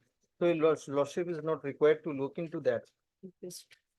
And in regard to interest part also, my lord, it is given 7.5, no? 7.5, it is quite okay because nowadays, my lord, the interest of the bank annually, my lord, they are not getting 7.5. It is something 6.5. So therefore, whatever it is given, it is more than which they are. But there are several judgments of Supreme Court that 9% has to be awarded. It is there, man. It is Then there. But even are we not bound to follow those decisions of the no, Supreme Court? these are cannot be said to be very, very strict in the strict sense, because your lordship will find recent judgment from our High Court also giving While the law is settled by Supreme Court, then why should we look for the judgments of High Court? My lord, even in the Supreme Court judgment, even recent judgment also 7.5% is there, because your lordship will find in the year 2021, the Apex Court has said that the rate of interest is going down. Therefore, keeping in mind that part of the thing, since the bank is not given 9% interest, so therefore, my lord, that judgment is not with me right now. I can give it to your lordships. Therefore, it has been, my lord, observed that the interest rate should not go up, because keeping in mind the interest of the bank, which is bank is giving to the public. So here the member has awarded 7.5. 7.5. My lord. And according to you, it is okay. This is okay, my lord. Yeah. And apart from that, your lordship will find this ground he hasn't taken, that he is entitled to 9.9% interest. He ought to have taken that ground. He has not taken it. He hasn't taken. And the future prospect also he hasn't taken that ground. But can we not supposed to examine that matter? My lord, Sitting in appeal? No, my lord, unless that ground is taken, my lord, your lordship is not required to see all that. No, but the object of the both the tribunal and also the appellate, Beneficial, your lordship wants. yes, is to assess the correct amount of That's true, my lord, compensation. but then he is required to take that ground. No, he has orally submitted. My lord, orally, it's a different thing. There are some decision also. If you want to get it, he must give that ground in his petition. Otherwise, my lord, he cannot take us by surprise at the Hmm. time of hearing. The otherwise we could have met that point also Hmm. by giving the counter. Hmm. So therefore, only thing 1/4 deduction he is entitled. And in regard to that, total amount, total amount will come, my lord, 2,70,000. Up to, it will come up to 3 lakhs. That part of the, my lord, so far and. So you have no objection in the event of allowing this part, this 1/4 of deduction. Legally entitled. But then, so for second schedule, my lord, my learned friend's proposition is totally misconceived. Because the schedule, second schedule doesn't say that. He want to say it is rupees 680, it should be read as 6,800. Hmm. Ultimately, 6 lakh something. But that proposition is extremely, my lord, wrong proposition. Hmm. Other part, my lord, I leave up to your lordship. Heard Mr. S. Sohan, learned My counsel lord, for my the. lord, I have to say- Yes. reply, my lord. My lord, being my lord, senior counsel, I am sorry, my lord. My lord, not right submission is made by lord regarding the second schedule. Can you see what 40,000, my lord? My lord, if the annual income exceed 40,000 or up to 40,000, what my learned friend, this is the last column, my lord. Hmm. Then total compensation will come, my lord, according to last column, my lord, Hmm. that is 6,80,000. And Hmm. if, my lord, annual income is 40,000, my lord, if above 40,000, it cannot be counted under the second schedule.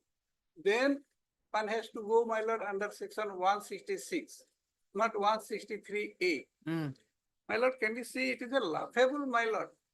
And nowadays, my lord, central government, my lord, already formulated one notification, my lord, under Fatal Accident Act. If a person died, if a child died, if a man of 90 years died, my lord, 5 lakh. Under Fatal Accident Act, without going to any court or without counting anything, my lord, it is 5 lakh. Here, my lord, 29-year-old man died and compensation is 97,000. Hmm. So, my lord, this what my learned senior submitted, my lord, this 40,000, it is 40,000 annual income. It is written here, my lord, in the left-hand side. Hmm. The annual income is several category. Last category is 40,000. And learned member himself, my lord, presumed 3,333 rupees. That come, my lord, 40,000 per annum. If 40,000 per annum, my lord, and multiply by 18, my lord, then it come to 6,80,000. And out of 6,80,000, my lord, 1/4 to be deducted. It is okay, my lord. Hmm. 1/4 to be deducted. Then, my lord, it is this is the right, my lord, reading of the schedule. Hmm. Not 680. You should be counted in 1,000. So do you have any decided case on this point? My lord, on that point I could not find, my lord, but on interest, my lord, I have several judgments. Interest part of judgment is not required. Okay.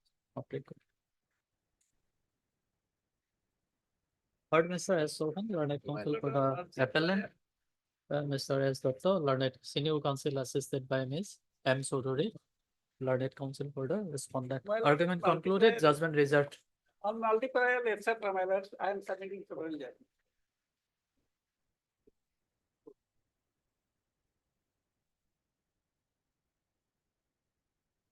I was there inside, but I could not reach the court that time.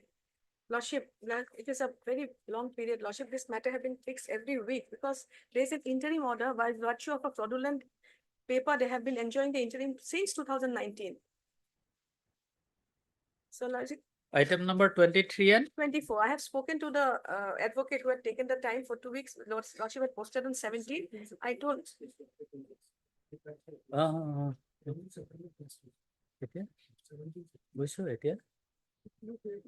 Next week, Lordship. Like, it's a very, Next very, week, next time may not be possible. First week of September. First week of September. You On might- 5th, first week of September, 5th no, September. Lordship, let it be on 29th of this month, Lordship. It's a Sorry, not possible this week. 5th September. 5th September. But you inform the council for the other side. Yes, yes, I have already told her I'll take time. I'll pray before this court. Timing item number 2. It is a lordship. Yes, One is a 483 application, madam. And this is second application. second application, madam. But he was arrested on 2/2/2023, madam. What is the ground for filing second application? Yes, madam. Lordship, may kindly peruse page 5 of our petition and paragraph 7, madam. We have stated our grounds for renewing our prayer, madam. One of the ground is that I'm behind the bar for last 566 days, madam, as on today. And secondly, my lord, he was arrested based on a confessional statement, my lord, which has been held by the Honorable Supreme Court in Tufan Singh case, my lord, that is inadmissible in evidence, my lord. Paragraph 7, my lord. Page 5 of our. The earlier ground which we have argued, my lord, is the violation of section 42, as that search and seizure was conducted after the sunset, my lord.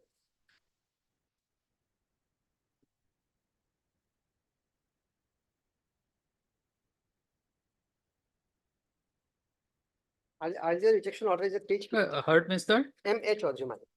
Learned counsel for the accused and also heard Mr. Kebosio, learned additional PP for the state respondent.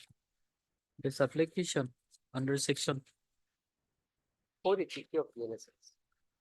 483 of the BNSS 2023 is referred by accused Farooq Ahmed, who has been languishing in jail in connection with special NDPS case number 108 of 2022. Arising out of Patharkandi PS case number 177 of 2022 under section 22C 2529 of the NDPS Act.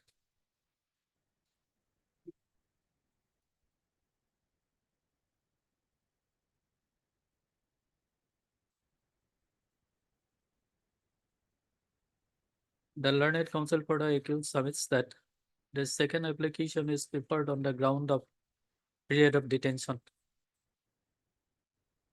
As the accused was arrested on 2/2/2023 and since then he has been languishing in jail for last how many days? My lord, it's 566 days as on today. 566 days.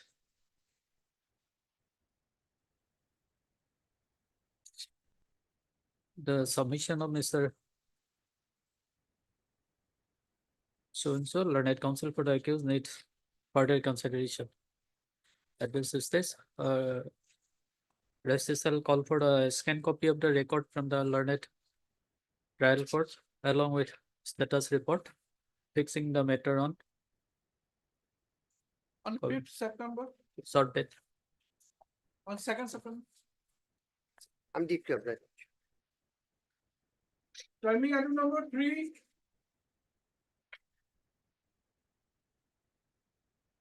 Well, before I start, Malad, your lordship, I may draw your lordship attention to the order dated 6/2/20. 6/2/20. Yes. Heard Senapati Learned Counsel Appellant and Decca Learned Counsel for Respondent. The appellant intend to contact with the respondent pursuant to work order dated 16/2/2019 for the works DCU CTU revamped project in Guwahati Refinery. As per the terms of the agreement, the period of completion of agreement was for 3 months, but as the appellant could not complete the work for 3 months, an application was made for extension for the period work. Accordingly, extension was granted and the work was completed on 39/2000 within the period of 1 year 6 months. The appellant relies on a clause in the agreement that the period of completion would be more than 11 months. The contractor may be entitled to for cost of escalation and both in terms of material as well as in terms of labor. Accordingly, the appellant made a claim for reimbursement for enhanced labor rate and escalation cost. By their communication dated 23/4/2001, when the claim for reimbursement of the enhanced labor rate and escalation was not included in the final bill, and consequently not paid, the appellant an arbitral dispute was raised before the sole arbitrator by award date so and so. Sole arbitrator accepted the claim of the appellant. Being agreed, respondent preferred a proceeding under section 34, absent conscious fact before the district judge, Kamrup. By judgment letter so and so, the arbitration case number so and so, Lana district judge has set aside the award of the honorable sole arbitrator in the restraint situation. Resultant situation present appeal under section 37 has been filed. Before the Lana district judge, Kamrup, Guwahati, without expressing any view on merit of the claim of the appellant as well as on the reasons of the objections raised by the respondents, we take note of the judgment dated 16/8/2010 to the Lana district judge, arrive at a conclusion. Considering the factual position of the case, it appears that Lana sole arbitrator passed the award contrary to the general condition of contract and the tender agreement acted beyond her jurisdiction. I find force in the submission and put forward by the Lana counsel Nilanjan Dekha for the applicant, respondent, and according in line to accept the submission.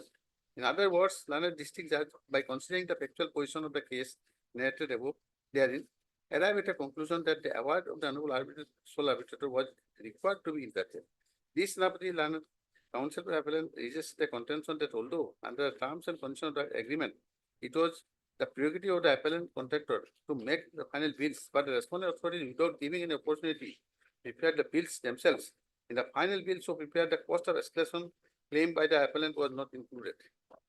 Par contra, and the Lana counsel for respondent contends that in their communication seeking extension of the state of the contract, the appellant has especially excluded the financial implication on the part of respondents for such extension, and therefore no such claim for cost of escalation would be maintainable.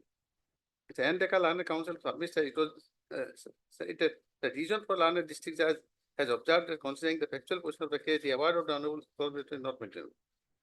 When we go through the order, the 16, then we find that Lana district judge relied upon the letter dated 3799 sent by the appellant contractor to the senior manager of the respondent IOC, which provides that for extension of time of completion of work, there will be no financial implication on either side. Taking into consideration the contents of the letter 3799, the Lana district judge formed his opinion and the honorable sole arbitrator has passed the award contrary to the general condition contract and tender. This Lana counsel for the appellant relies on the conclusion arrived at by the honorable arbitrator, wherein in paragraph 73 a conclusion was arrived at which he extracted under. It transpires from the record that Deputy Manager IOCL in his recommendation that is 4/5/2000 stated that the claimant could not complete the job within the contractual period for the reasons mentioned in the note sheet dated 15/9/99, and accordingly extension was granted to the claimant up to 31/12/99. The claimant's contention is that with a view to deny the legitimate claim for escalation compensation, the respondents seem to rely upon the allegedly short extension of time without any financial implication on either party. They submitted by Mr. Sahara that this letter in question was issued by the claimant and no terms and conditions as ever by the respondent as to without any financial implication by either party was mentioned by the claimant. And the claimant, to utter surprise and shock, came to learn that somebody without authority of the knowledge and consent of the claimant inserted the state works immediately thereafter.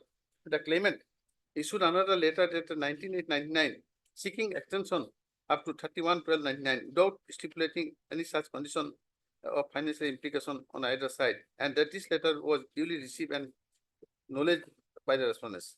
A reading of the conclusion arrived by the sole arbitrator would be that there is satisfaction arrived by somebody without any authority, knowledge, and consent of the applicant inserted the words without any financial implication by either party in the letter dated 3799. Accordingly, by arriving at such conclusion, the honorable sole arbitrator passed the award in favor of the claimants among other regions. This honorable under counsel for appellant reiterates the conclusion arrived by the sole arbitrator that the expression without any financial implication by the other party has subsequently been added by some unknown person in the letter dated 3799 made by the appellant claimant before the respondents. We have perused the letter dated 3799, wherein the expression without any financial implication by either party is included. But without there being the authentic material before us, it would not be possible to conclude that either in favor of the appellant or in favor of the respondent as to whether the said expression originally contained the letter dated 3799 or it has subsequently added by some unknown person. In order to arrive at proper adjudication, we deem it appropriate that the original letter so and so, which is presently available in the respondent IOCL, be provided to the registry within a period of 10 days. And thereafter, registry shall cause the said letter be sent to appropriate vessel for examination as to whether the expression without any financial imputation of either party in the last line of the letter was originally content letter was subsequently added by unknown person. Thereafter, my lord, another that was taken by the land council, but it had not been produced, my lord. It is one of the fact I just yes, my lord. Huh? So, my lord, another that was there, my lord, that I am not having, my lord. Yeah, my lord, 2320. 2320. My lord, extension of time was, my lord, granted again. 2320. But that has not been proposed. Now, my lord, I have prepared, my lord, because for your losses, because this is bulky matter, I have prepared for written argument, my lord. I shall place first submit it before losses, and thereafter, my lord, I shall. First tell me whether the report of FSL is received in respect of the letter dated 3/7. The letter has not been produced by them. No, Lordship, we could not trace the letter.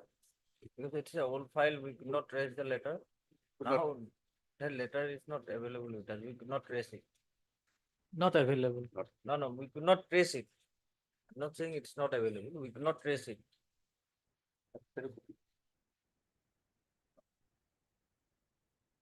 My lord, now I have prepared, my lord, a short note, my lord, along with the, my lord, judgments. I No, shall. is there any finding of the court in respect of his submission that the letter is not could not be traced out? No. No. Subsequently, my lord, the matter was not stated. Without that also, my lord, I am coming, my lord. Last occasion. Without that also, there are many things are there, my lord. I shall place that. Your lordships can decide it, my lord. It will be up to court. My lord, I just, my lord, first I shall place the written, my lord, note, my lord, so that, my lord, your lordships can understand the matter. My lord, there are some applicability of the clauses, my lord, which they are having. Landed court will add in substituting so and so. The applicative of the clause number so and so, general concept of having been adjudicated by the arbitrator having assigned detailed reasoning in arriving at the conclusion that the issue of maintainability of the proceeding that the jurisdiction of the tribunal decided in favor of the claimant. The learned court below, in spite of having no jurisdiction to substitute its own view on the interpretation of the contract, and that too without assigning any reason, that why the learned court below seeks to differ with the finding and conclusion arrived at by the learned arbitrator, it is in a most perfunctory manner arrives at a finding to the effect that concerning the factual position of the case, it has to make that learned sole arbiter has passed the award contrary to the general condition of the contract and tender agreement acted beyond the arbitrator's jurisdiction. Now, next page. Learned court below are in law in examining the and reassessing the materials before the arbitral tribunal and substituting its view opinion, which is fortified by the finding recorded by the learned court below, to the effect that considering the factual position of the case, it appears to me that the learned sole arbitrator has passed the award contrary to the general condition of contract and tender agreement acted beyond arbitral jurisdiction. Finding recorded by the learned court below, to the effect that in an instant case, it appears that the respondent contractor failed to complete the job within the stipulated period in terms of the contract, and hence, on the prior of the respondent contractor, time was extended by the applicant for completion of the job, being perverse and contrary to the documents and materials on the court. I shall place my teaching.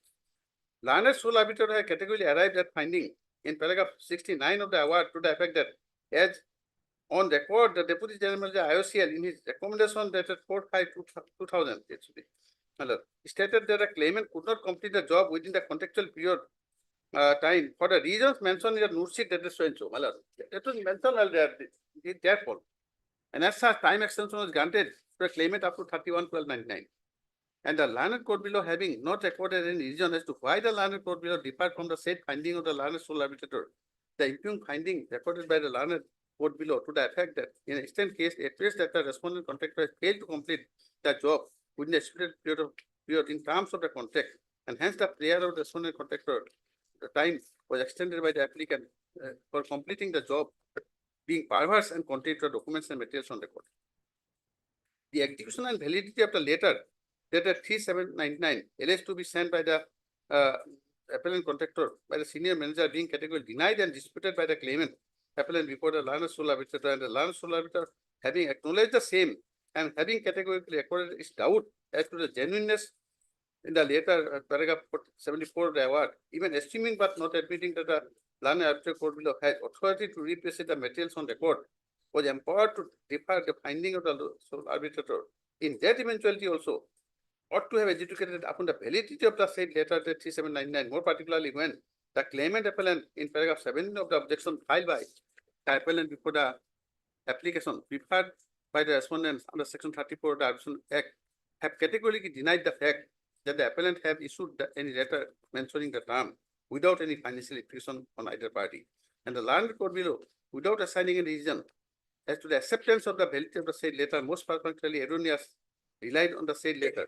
The learned court below, therefore, not only ignored the materials on record, and in fact, that contradicted by them by making the said observation, but also exceeded his power and jurisdiction under section 34 of the Act, setting aside the award. Respondent for the first time, this is also important, my lord. Section 34, my lord, no press document can be adduced. But here, my lord, respondent adduced press document. Respondent for first time adduced a letter dated 899, next 21, in this application prepared under section 34 of the Arbitration and Conciliation Act, and the learned court below are in taking into consideration of the same and placing undue reliance upon the same and arriving at the finding to the effect that respondent contractor by this letter dated so and so sublet the works to NC Kolkata. Well, this cannot be done, my lord, as per the contract also. Subletting, my lord, without the approval of the my lord, owner cannot be done. Sublet the works to NC Kolkata contractor in spite of the fact that claimant appellant in paragraph 31 of the objection filed by the appellant to the application preferred by the respondent under section 34 of the Arbitration and Conciliation Act have categorically denied that the appellant by letter dated so and so subcontractor job to one NC Kolkata. This cannot be done also as per contract. The respondents therein having not adduced the said letter dated 9899, nor pleaded before the learned sole arbitrator that the appellant have subcontractor the work of to NC Kolkata, the respondents were stopped from pleading and bringing on record for the first time Annexure 21 in its application prepared under section 34 of the Arbitration and Conciliation Act. And this aspect of matter having been failed to be considered by the learned court below, even though the same was categorically urged by the learned court below. That until unless respondent, as per clause 4.7.1.0 GCC and article 8 of the contract, approves the sublet or this is the clause I am showing. Approves the sublet or subcontract the work was impermissible. In fact, no subcontract was given to CNC Kolkata, and the letter to 99 was never given to the fact that which is further fortified by the fact that respondent also acknowledged by letter dated so and so 1199 that NC Kolkata have been engaged by the claimant appellant as an authorized supervisor in connection with the issuing the gate passes only. Well, this is what. And moreover, in paragraph 33 of the statement of defense also, the respondent have acknowledged the fact that NC Kolkata was respondent's authorized agent. Well, I can appoint an agent, my lord, or supervise the work, but not subcontractor, without the approval of the owner, my lord. It is further relevant to state that respondents have thought out issue checks in the name of the appellant, as the appellant have himself executed the work, and as such, averment of the respondent that the job was subcontracted and the appellant did not execute the work by itself is incorrect. The aforesaid aspect of the matter, even though was categorically pleaded by the appellant in his objection filed by the appellant to the application preferred under section 34 of the Arbitration and Conciliation Act, the learned court below failed to consider the same and purposely arrived at the finding that the appellant by letter dated so and so subcontractor to one NC Kolkata. Finding of the learned court below to the effect that in terms of the agreement between the respondent contractor and the subcontractor NC Kolkata, the subcontractor NC Kolkata completed the jobs is patently incorrect and perverse.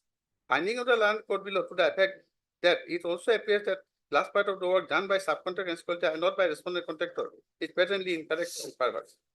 The learned sole arbiter having arrived at a particular finding to the effect that final bill was prepared and payment was made without the knowledge of the claimant, and the same was signed and accepted by someone else. The court below are in law in not assigning any reason as to why the learned court below differs from the said finding and arrive at a purported finding to the effect that the final bill has been prepared in the month of May 2001 and check was issued towards the use of the final bill and the subcontractor and sequencer signed the measurement books. Bills accepted the account pay check on behalf of the respondent contractor without raising any objection or protest towards the escalation of labor charge, etc. in perverse appreciation of the materials on record. Learned arbitrator in paragraph 29 of the award, after assessing the evidence on records, arrived at a conclusive finding to the effect that admitted position is that respondents prepared and submitted the final bill without including the notified claim of the claimant. My lord, normally the contractor is to prepare the bill. Here, my lord, they themselves has prepared the bill. And without knowledge of the claimant, which was signed by someone else in the name of the claimant. Thereafter, the alleged respondents released the payment against the final bill to the claimant. It is to be noted that by letter dated so-and-so, 17/8/2000, addressed to senior manager IOCL, the claimant informed that all the papers, including the final bills, are to be signed by the claimant, Kundal Kodwa, who is the sole proprietor, and nobody is authorized to sign any paper on behalf of the claimant. The claimant also raised objection to such action before the general manager IOCL and also requested to review or refer the dispute to arbitration. These facts and circumstances are not denied by the respondents. In view of this, I hold that the respondents are aware of the claims which are apparently notified claims. It is further noted that check was issued with undue haste without giving an opportunity of hearing and reasonable time when there were communication and correspondence between the parties to the dispute. Even there was scope for review of the alleged final bill. The correspondences on record established that the claims of the claimant for reimbursement, etc., are the notified claims, and as per clause 6.6.30 of the GCC, the claimant by letter dated so and so, in accordance with the provisions of the clause so and so, notified the claims. If the compensation as claimed by the claimant was not reimbursed, the said claim shall remain at the time of preparation of final bill, and in accordance with clause so and so, the claimant's claim shall be separately included in the final bill. Contention of the claimant as discussed, as the claim as per the letter that so and so not paid, the claimant contemplated to include it as per provisions of clause 6.6.30 of GCC in the final bill. As the final bill was prepared and check was made without the knowledge of the claimant, the same was signed and accepted by someone else. The claimant could not include the same in the final bill. In view of the above discussion, that the claims forwarded by letter dated so and so support of claimant while notified claims, refusal of to entertain the claims as notified claims, and for the reason questioning the arbitration proceeding, the judicial tribunal are not convincing and understandable. The appellant humbly submit that even assuming but not admitting that the learned court below exercise judicial under such court is empowered to reappreciate the materials on record and empowered to interpret with the arbitral award by giving his own interpretation and taking a different view on the interpretation given by the learned sole arbitrator. Even then, learned court below is mandated under law to assign justifiable reason to do so. However, in the estate case, learned court below, in total perverse appreciation of the materials on record and without assigning any reason whatsoever, arrive at the purported finding to the effect that it appears that till preparation of the final bill, there was no notified claim on the part of the respondent contractor for escalation of the prices of the materials and for enhancement of labor charges. Finding of the learned court below, the effect that if any loss has been sustained by the or incurred towards labor charges in completion of the work due to the late labor charges in completion of works due to the strike, it will be subcontractor and sequelta who perform the completed works by taking the all risks and not by the respondent contractor being patently incorrect and perverse. Well, I say that suffer, and sequelta suffer, not me. See, absolutely perverse, my lord. The finding of the learned court below to the effect that it appears the major portion of the materials, such as cement, steel, have been supplied by the IOC as when the contractor has reasonable fixed rate below the prevailing market rate, by still completion of the works is patently incorrect, inverse, perverse. Learned court below to the effect that learned sole arbiter have passed the award contrary to the general condition of contract and tender agreement acted beyond arbitral jurisdiction, being based on the same. Well, this is my lord. Here, my lord, I'm relying on first, my lord. I shall face two judgments of the Supreme Court, my lord. Just lordship, my lord. Thereafter, I shall come to the I am giving the bunch, my lord, there are several judgments, and the gist, my lord, I have given separately. Your lordship got it, my lord? The gist of the judgment, your lordship, I have given. My lord, here, my lord, the latest judgment, my lord, Supreme Court, 3 judges bench judgment, my lord, that is at page 32, my lord. Your lordship may come to page 32. 31, page 31. UHL Power Company.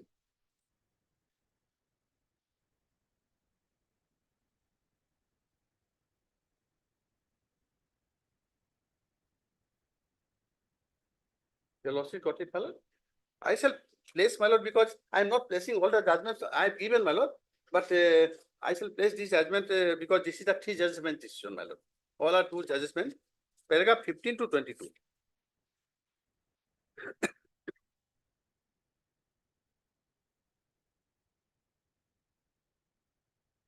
Yes. Yes. 15 to 20. 22. In the top, I have written, my lord.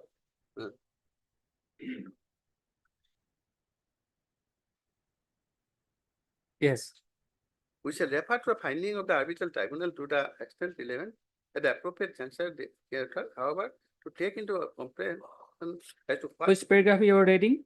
paragraph 15, my lord, at page 48, my lord, upper serial I have given, right hand side. Yes. So I can escape over, my lord, this again. Now, your lordship may come to paragraph 17, my lord, in the same page. Yes.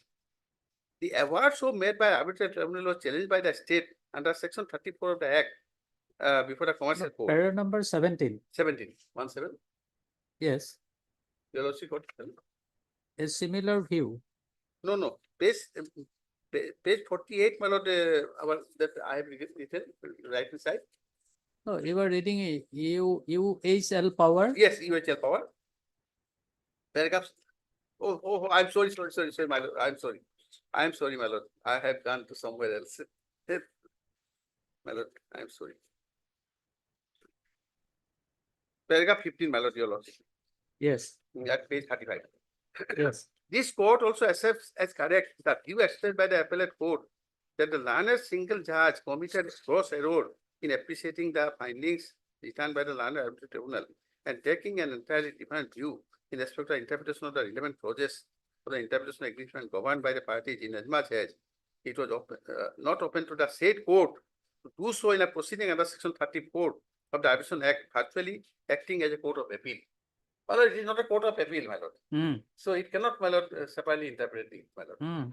So by finding of the learned, my lord, arbitral tribunal is the final on facts and law, my lord.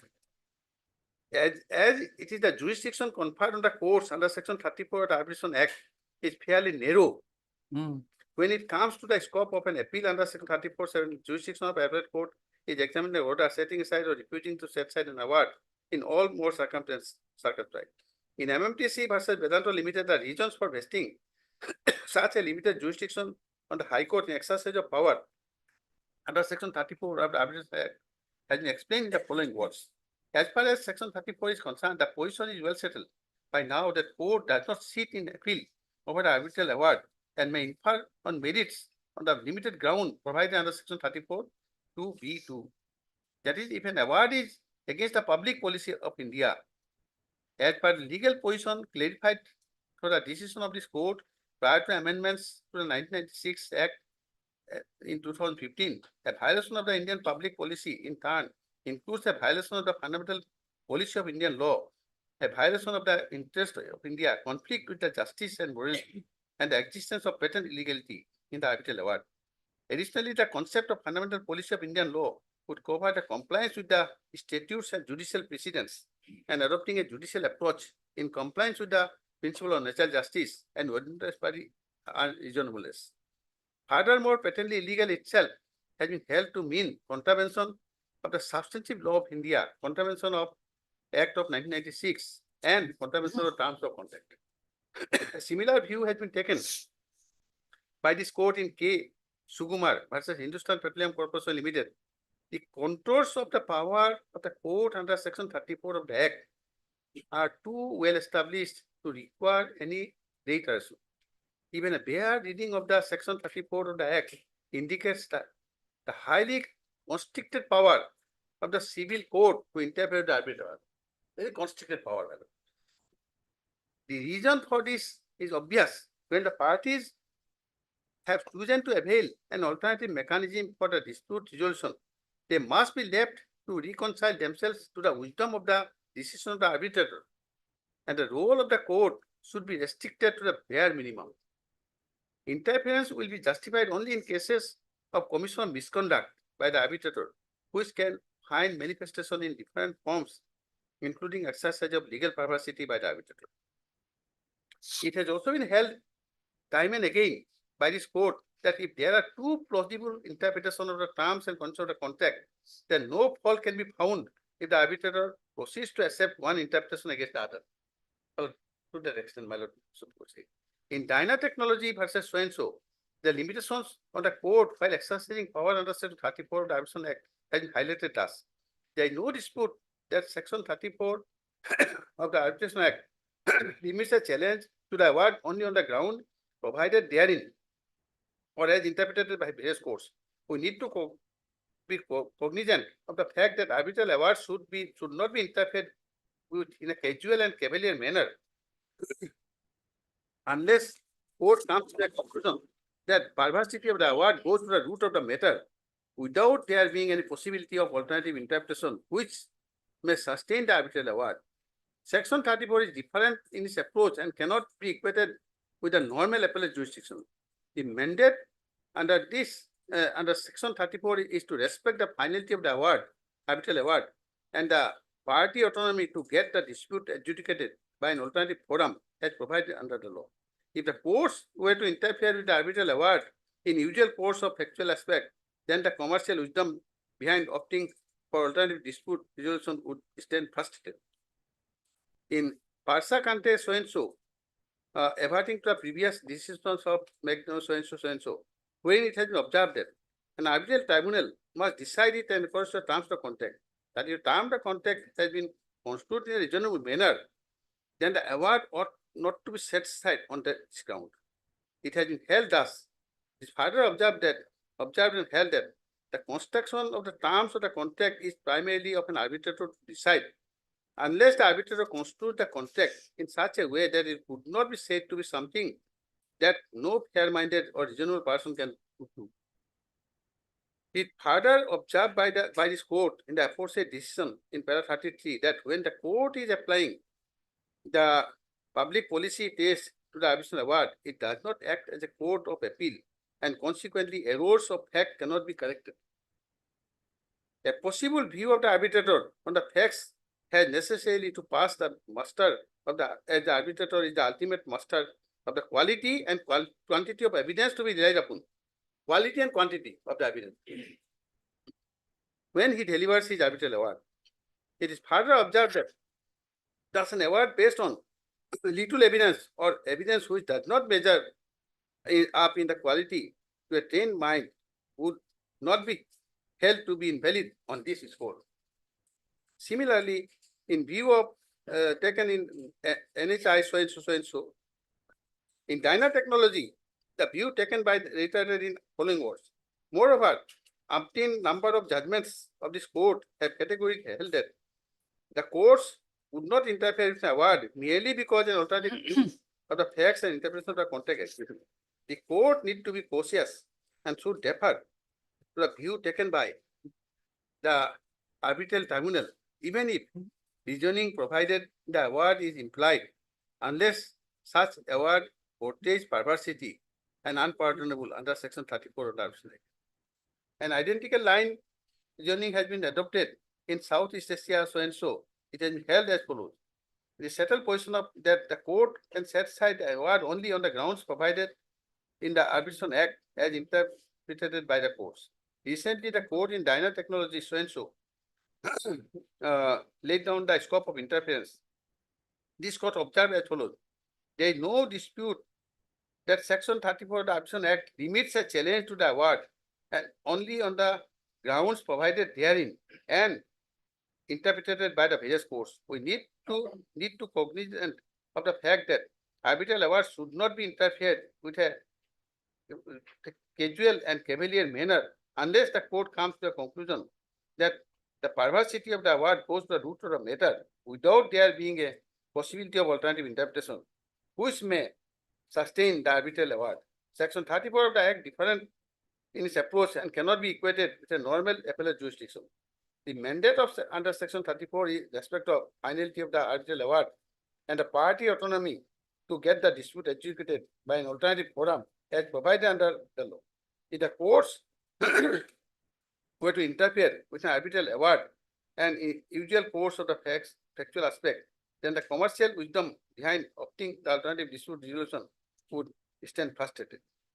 It is also settled law that when two views are possible, court cannot interfere with the plausible view of the arbitrator supported by reason. Moreover, umpteen number of judgments of this court have categorically held that the court should not interfere with an award merely because an alternative view on the facts and interpretation of the contract exists. Courts need to be cautious and should defer to the view taken by the arbitral tribunal, even if reasoning provided in the award is implied, unless such award portrays perversity unpardonable under Section 34 of the Arbitration Act. In the instant case, we are of the view that interpretation of the relevant clauses of the interpretation agreement as arrived by the learned sole arbitrator as both possible and plausible. Merely because another view could have been taken can hardly be a ground for the learned single judge to interfere with the arbitral award. In the given facts and circumstances of the case, the appellate court has rightly held that the single judge has exceeded jurisdiction in interfering with the award, questioning the interpretation given by the relevant clauses in impositional agreement as is. So, my lord, the interference in the arbitral award is very limited, very limited. My lord, the arbitrator is the master of facts as well as law, my lord. Until unless it can be proved that it has gone to the root of the matter, it cannot be interfered.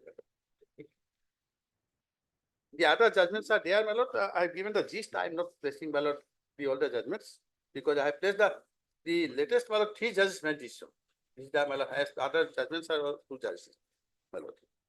There is a unreported judgment also, my lord, that is the same in the same line, my lord. All the judgments are there in the same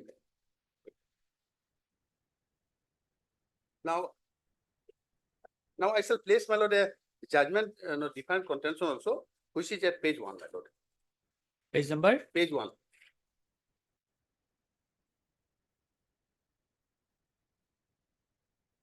I shall refer to 2 paragraphs, my lord. Paragraph 6 and 10.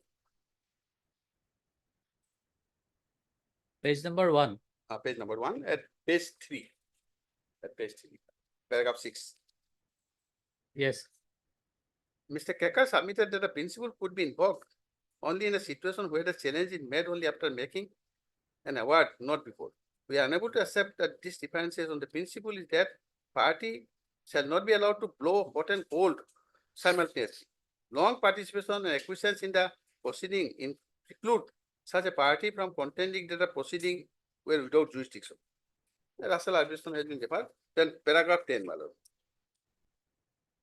Next page. SN Kekar learned counsel for respondents drew our attention to the fact that decision of the Chaudhary Mura case where party challenged the appointment of the receiver after the award was made.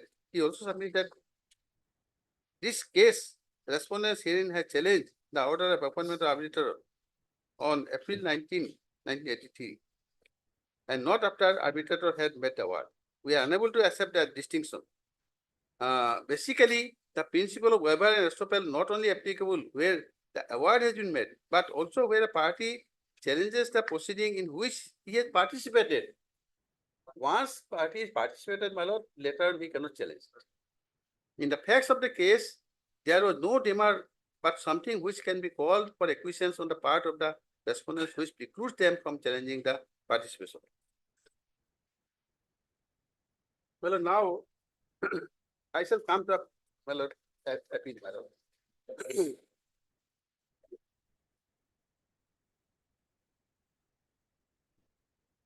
I think it will be up to two, my lord.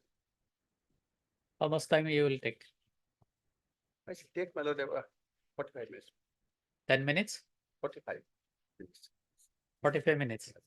Okay. Because I have to place the. We will resume at 2:15. We have one division bench. Fine.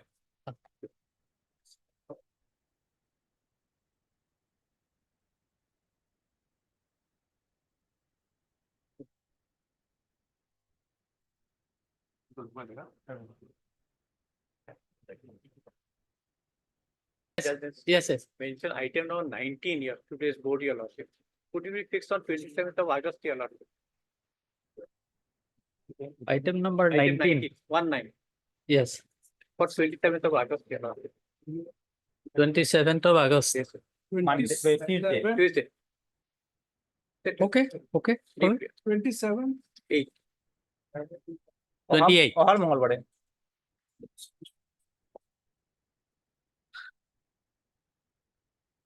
Okay. all- Deep, okay. Please, your lordship. Lord, item number 16, your lordship. Can we fix on 29th, your lordship? Both parties, your lordship. Yeah, 29. 20. 29.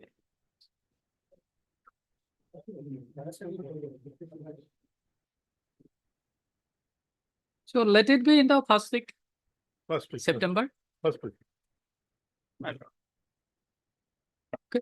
As agreed by learned advocates of both the parties, recusal is the matter on COVID. On 5th September. 5th of September. My lord, I also have a prayer for item number 4. Some water logging problem is there, my lord, so let it come, my lord, on the first week. Item number 4. 4. On the pair being made by Mr. P.K. Roy Sothori, learned counsel for the appellant. You informed the other side? Acha, with consent from the other side, press for listing the matter on 10th. 10 September. 10 10 September. Okay, okay. Fair, I have regarding item number 9. item number 9. Other side is also here. On 17th September. 17. My lord, 17th September, my lord. my lord, can it be on 29th of August, my lord? Possible? Okay, as agreed by learned advocates of both sides, recusal is the matter on 20? 20? 29. 29. I am obliged. Okay. May I please your lordship? Lordship, item number 15 and 33 may be adjourned for the day as Miss U Chakravarti is on leave, lordship, due to medical emergency of her husband. Lordship, I would like to. Item number 3. No, 15 and 33. Item number? 15, 15. 1-5. In 15, we are for the appellant side, lordship, and on supply 33, we are for the respondent side. Your good name? I am appearing on behalf of Miss U Chakravarti. What is your name? P. Kaklari. P. Kaklari. Ms. V. Kaklari, learned counsel appearing on Lordship. behalf of Ms. U Sothori. U Chakravarti, learned counsel for the respondent. With consent from the other side, press for listing Lordship, the I'd like matter. to submit a small objection in the matter. Lordship, this present appeal is of 2013.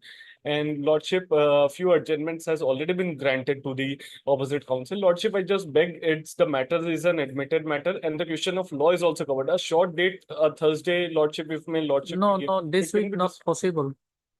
Lordship, this week not possible. any short date, Lordship may.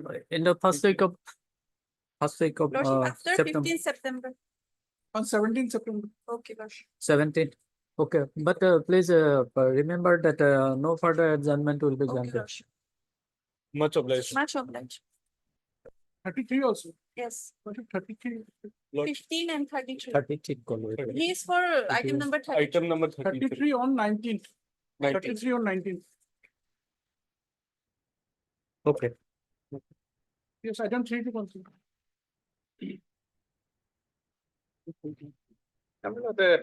Yes. I shall place a few paragraphs from the award, my lord, which is at page 35.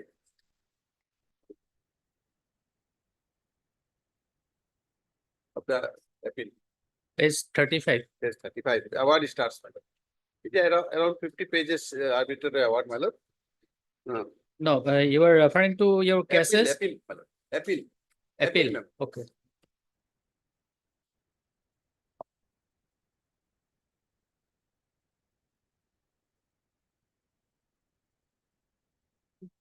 Page number? 35, my lord. Arbitrary award starts.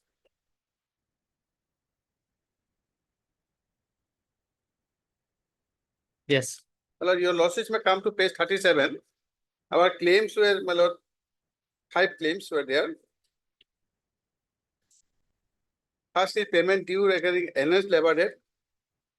Second is payment due against escalation. Third, compensation, my lord, against damage, loss, cost of incident expense arbitration. My lord, the C and D has been rejected. Your losses just may note down, my lord.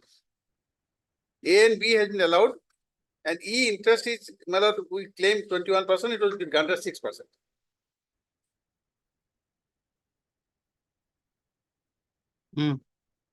C and D rejected. C and D rejected, my lord. Now, both the parties did not adduce any overall evidence and proceeding was conducted on the basis of the pleadings of the documents. Before final hearing argument, both parties contested each and every petition and counter petitions for which proceedings were continued for an extensive time. After this, the claimant opened his case for argument and completed. This is very important. With extensive arguments. After conclusion of the claimant's argument, the respondents for the first time raised a question regarding jurisdiction of the arbitrator to maintain the further proceedings, objecting that the dispute is not arbitrable dispute. This is, my lord, the 87 decision I have relied on. That is why, my lord. That they have taken part in the proceeding. They did not file any petition under section 16 and did not raise any objection earlier. After taking participation in the proceeding, only at the time of argument they raised the objection. So you have referred 87 by the first judgment. First judgment, 3 judgments. Yes. Okay. The issue of maintainability of the arbitration proceeding on the question of maintainability, respondents also question the jurisdiction of the arbitrator, mainly relying on various clauses of the general conditions of contract. In support of this point, respondents relied on clauses so and so, so and so. The contents of Mr. Dekar, Learned Counsel for the respondent that as per clause 9, GCC arbitration proceeding is subject to 6.7.10 GCC and 6.7.20. And clause 6.6.3 claim to be notified and need not be included in the final bill. Need to be included in the final bill. And if those conditions are fulfilled, then dispute can be arbitrable dispute, and if not, no arbitration. As to maintainability of the proceeding on the ground of arbitrable dispute, has been raised, required a decision which will decide the fate of the entire dispute, and therefore this issue of maintainability on the ground of non-arbitrable dispute and jurisdiction of tribunal has been taken up for decision. So and so, counsel for the claimant has all along taken the stand so and so. Part of the proceeding, no objection, whatever was raised, nor the respondents filed any application under section 16 of the Arbitration Conciliation Act. It is further submitted that respondents cannot be allowed to take this stand at the stage of the proceeding under section 4 of the Act, as no objection has been raised at the beginning, and therefore the respondents waived their right to object. Before going to decide the issue of maintainability of the provision of section 4 and 16(2), these are quoted. Waiver, my lord. Section 4 is waiver. Waiver of the right to object. A party who knows any provision of this part or from which a party may derogate or many requirements under arbitration agreement have not complied with or yet proceeds with the arbitration without stating his objection to such non-compliance without undue delay, or if at a time limit is provided for stating the objection within the period of time, shall be deemed to have been waived his right. And 16(2), my lord, the jurisdiction arbitrator can be challenged, my lord. You all know this, my lord. Now, next page, my lord. As discussed above, after conclusion of the argument, the claimant side, this point was raised for the first time at the beginning of the respondent's argument. No verbal request nor application under section 16(2) has been submitted. The tribunal, after hearing at length, allowed the respondents to file an application under section 16(2) of the Act and proceeded to hear the argument on this point. for proper adjudication of the issue with liberty to claim the contest of maintenance issue by filing written objection. PC Dekalana Senior Counsel, the one submitted that after giving several extensions to complete the contract work, which is required to be completed within the schedule of time of 3 months. The work was finally completed on 39/2000 after 1 year, 3 months. And during this entire period or execution of the contract, the claimant never raised any claim under the heads of claim on account of the delay in completion of the job. The unsigned respondent has granted extension for completion of the job from time to time at the claimant's request, and that as the gesture goodwill, no liquidated damage was claimed or recovered from the claimant. In support of this contention, DECA relied on the note dated 4/5/2000 and notes dated 5/1/2000, and the final bill was prepared as submitted in May 2001 and check so and so was issued by the Now, hello, I'm skipping over some portion below here, the next page 41. Now, page 42, para 12, my lord. Learned Senior Counsel for the claimant contended for the first time respondent owner has raised the objection at a belated stage of the proceeding without complying with the procedures under the Act and provisions of the GCC. Therefore, under provisions of section 4 and 16(2) of the Act, respondents have deemed to have the right to object. In support of this contention, so and so relied on the same decision, my lord, that I have placed. When it was very much a party aware of beginning region of some disability, the matter is legally incapable of being submitted to arbitration, but still participation in the arbitration proceeding without protest and fully avails the entire proceeding cannot subsequently challenge the same on the ground of a known disability. Long participation and acquiescence in the proceeding precludes the party from contending that the proceeding was without jurisdiction. In my discussion above, this point has been decided for proper adjudication of the dispute in hand, relying on the decision of the apex court in case of Olympus Private Limited, so and so and so. When it was held, the arbitral tribunal is invested with the power to rule on its own jurisdiction. Further, clause 6.7.10 of the GCC stated that the acceptance by the contractor any amount paid by the owner of the contract in respect of final terms of the contract determined in accordance with the provisions of clause 6.3.10 hereof, upon condition that the said payment is being made in full final settlement of all dues to the contractor without prejudice to the claim of the contractor included in the final bill in accordance with the provisions under section clause 6.6.00. So and so, opposing the contention of respondents have submitted that as per clause 6.2.00 GCC, claim is to be prepared in the final bill, and as per clause so and so, all claim of the contractor notified shall be separately included in the final bill and prepared by the contractor.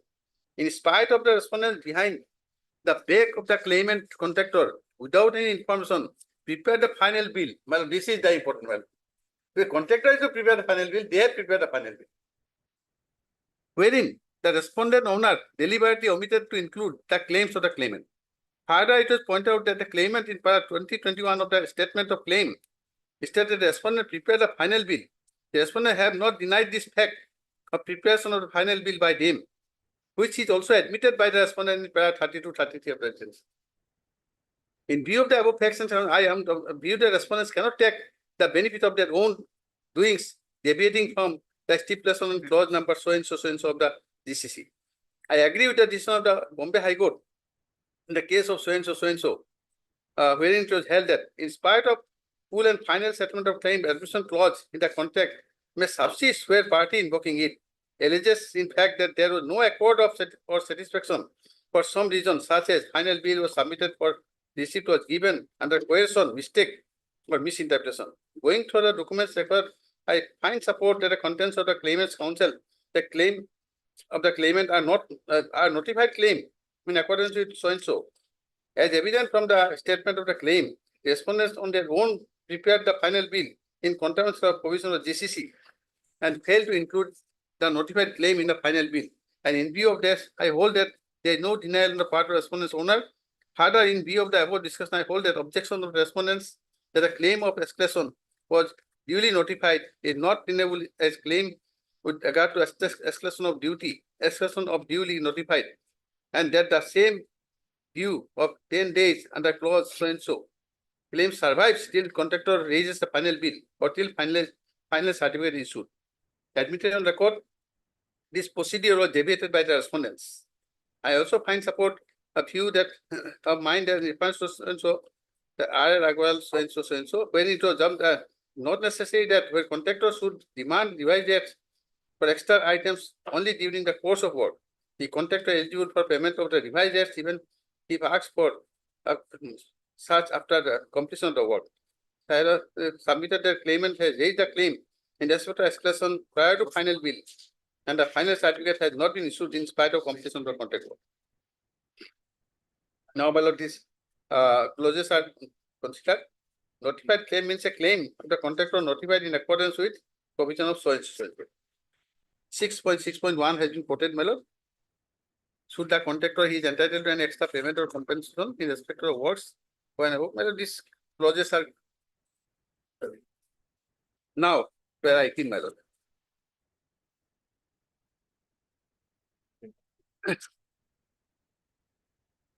Further, in view of the facts revealed, record admitted position in the clauses so and so, CCA, be attracted as clauses 6.7 provides without prejudice to the claim of the contractor including the final bill in accordance with the provisions under clause 6.6.00. Apparently claims that the claimant are notified who contemplated to include the same in the final bill, but could not do so because the final bill is prepared by the respondent owner behind the back of the contractor claim. On the same reason, clause so and so is not protected on the ground that the contractor has not accepted any amount paid by the owner of the contractor in respect of the notified claim of the contractor's claim, including the final bill, which is a admitted fact. Further, clause 6. So and so, this is not attracted after payment of security deposit, which was paid at the request of claimant by ground as per clause number 6.8.21 of the GCC on release of security deposit. The contest of the discharge, but not arbitration at a claim. The rule of the apex court in the case of NTPC so and so. My lord, that has been considered. Now, my lord, it's going on. Now, para 19, my lord, that acceptance, my lord. Acceptance here, my lord, it is fact that the final bill was prepared by them, accepted by somebody else, my lord, not the petitioner, who is the owner, my lord. Now, my lord, your losses may skip over page 40, my lord.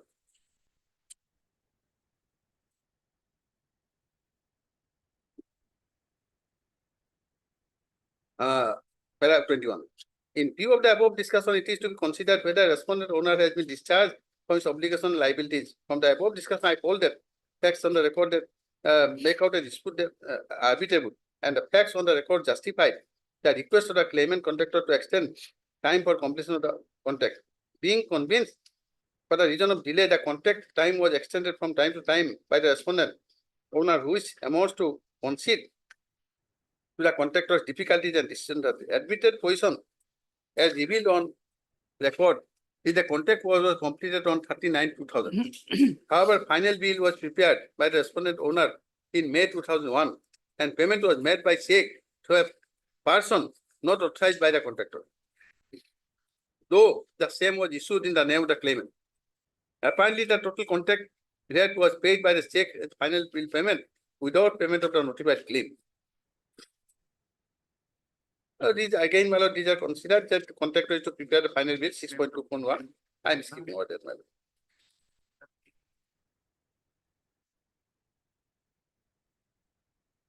These things are, my lord, again considered.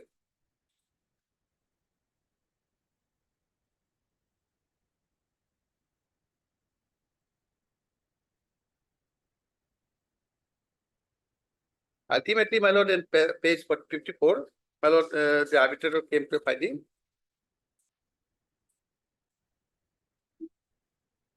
Paragraph 30. In view of this, I hold that respondents are aware of the claim or which are apparently notified claims. It further noted that the check was issued undue haste without giving any opportunity of hearing or general time, when there was no communication and correspondence between the parties to the dispute, and even there was no scope for review of the alleged final bill. The correspondence on record established that the claims of the claimant for reimbursement, etc., notified claims as per clause so and so. And I'm just Now, my lord, several issues have been favored at page 55. A is, my lord, claim number 1, 2, then 3, 4, 5, my lord, is that. My lord, page 56, my lord, your losses may just come, my lord, the claims. Spare 35. The first claim of rupees so and so ought to be raised on account of the enhanced labor rates. The contents of the claimant contractor is that during the execution of the work, labor rates applicable to the contract laborers working in the Guwahati refinery enhanced from 60 to 75. Well, this is originally it was 60. Then during the work, my lord, it has been enhanced.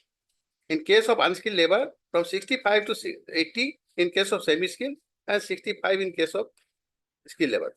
In view of this enhancement of labor rate, total labor component of job was estimated to be 50% of the total cost, and notional labor component is 14.38 of the total value of the job, has met the aforesaid claim of rupees so and so.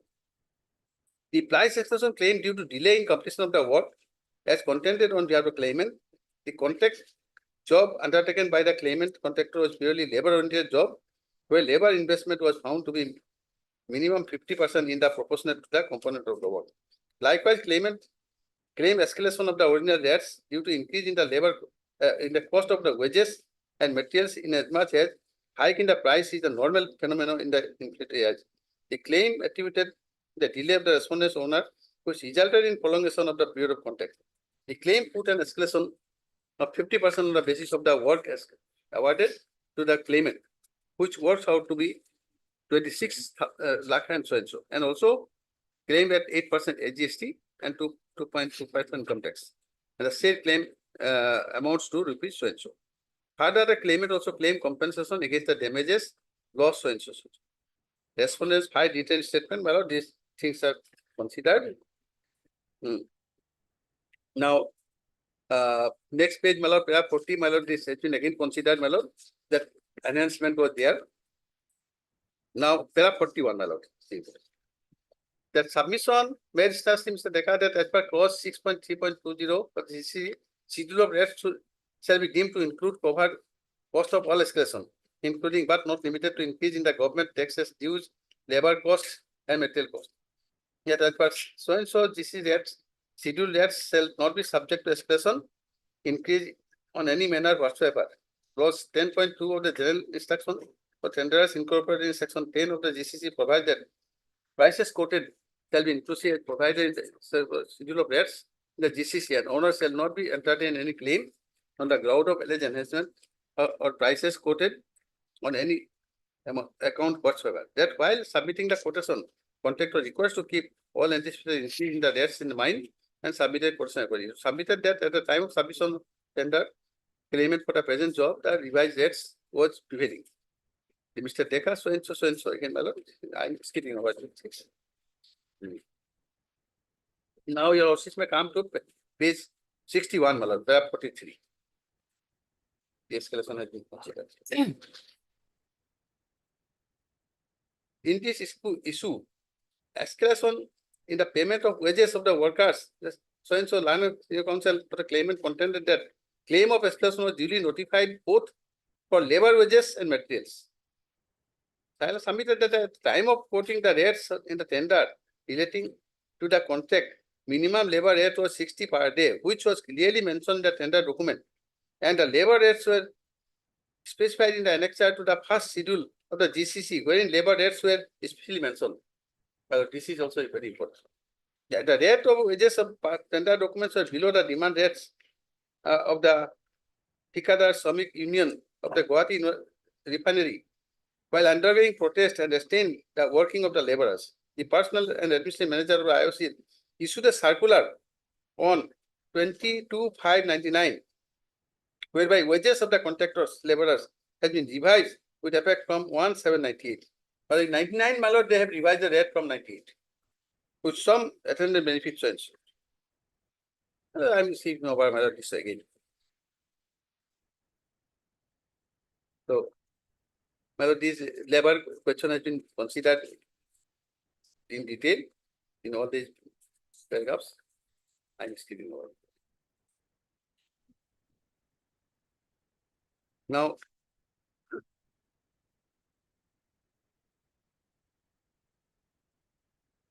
Now, your losses may come to page 64, my lord, para 48.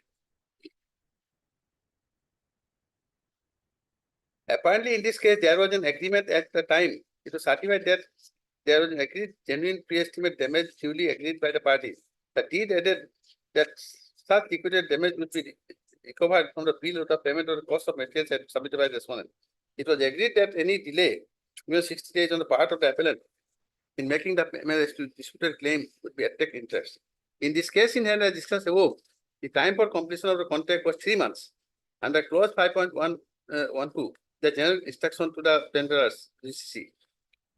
Such argument not required to be executed between the parties, but the nature of the job and engagement involved of labor and materials at the time, another situation confronted the claimant contractor was an admitted situation. And considering this aspect of the owner, has only allowed the extension of time for more than 1 year. During the extension, there was no oral written winding or disapproval communication to the claimant, and delay in completion of the contract was taken as accepted situation. On the facts and circumstances, I especially hold that appearance of the apex court is not applicable in the present case. So it should. Next page, my lord. In view of the letter dated 18/1/2000, dated so and dated 29 so and so and 18/7/2000, the claim of the labor at the rate of 14.38 enhancement on the claimant's rate was referred to the general manager, construction by the senior engineering services manager and to the respondent number 3, Mrs. Kinetic Technology India Limited, New Delhi, to verify. Inter-office memo so and so dated 14/9/20 showed that estimate for the subject job was prepared by respondent number 3, Kinetics Technology India Limited, based on SOR. The rate analysis was procured by the respondent number 3. The claim of 14.38 is based on the claimant's document number so and so prepared by respondent number 3, wherein description regarding rate analysis of the civil structure work has been detailed. In the letter dated so and so, claimant addressed to the senior project manager, IOC Limited, claiming the reimbursement of the labor rate on the basis of the rate analysis. So and so land council can submitted as well. By letter dated so and so, the senior project manager, Guwahati Refinery, insisted on the basis of arriving at 14.38 figure for enhancement on the labor wages, whose claimant submitted by letter dated so and so. However, the senior manager is directed to provide the register for the date of start of the said work to work out the claim, rebutting the allegations that the claim for labor component of 14.38 was without any basis, as at the instance of the senior engineering services manager, IOCL, to attend the claim relating to labor component and structural job so and so. It was insisted that claim of enhancement of rate at 14.38 was not notional but based on finding of the respondent number 3. Further, while quoting the rate on the SR, rate was quoted keeping in the involvement of the labor component to the total job in mind, along with the minimum labor wages stated in the instruction to the bidders, and the rates were not disputed. From the discussion, we said that whether claimant is entitled to enhancement or labor rate on the basis of the being total rupees so and so as per instruction to the bidders, the labor rates quoted so and so respectively. The aforesaid rate apparently taken into consideration along with the involvement of the labor component so and so. Well, so this is my lord now.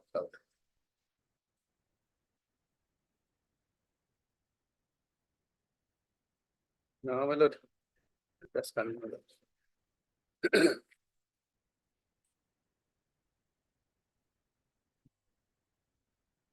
In para 62 at page 20, my lord, he has allowed that display.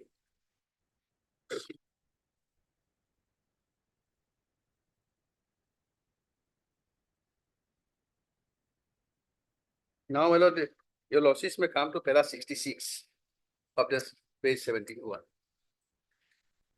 As contended by so and so during the execution of the works, the scope of the work was varied to a large extent. My lord, this is very important. Compelling the claimant to various information along with detailed analysis of the cost as per site observation. There is no dispute that there was a variation of the work and the same was apparent from the payment made towards the said work. These are finding of the arbitrator, my lord. And that such variation and change in the scope of the work, mostly additional, was not taken into consideration by the respondents while stipulating the scheduled time of completion. That such extension of the work was contributed to a great extent in delaying the completion of the work. Claimant denying the attribution of the for say delay has sought extension up to 31/12/1998. So-and-so cause of delay attributing to so-and-so, with being a cause. Delay in handing over the site, which was handed over on so-and-so, 1 month, 7 days delay. 2 months delay in giving the clearance of the layout drawing.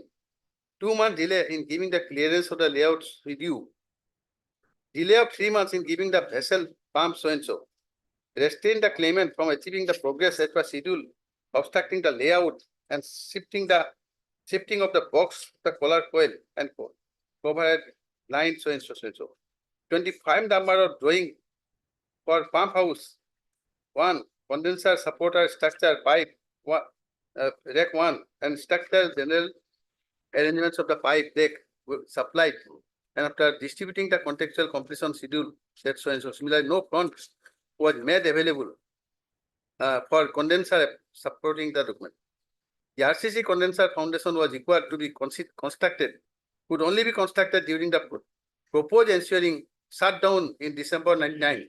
And as per clause 2.8.2 GCC, contractor shall be entitled to claim compensation for any loss or some sustained by the contractor by virtue of any suspension.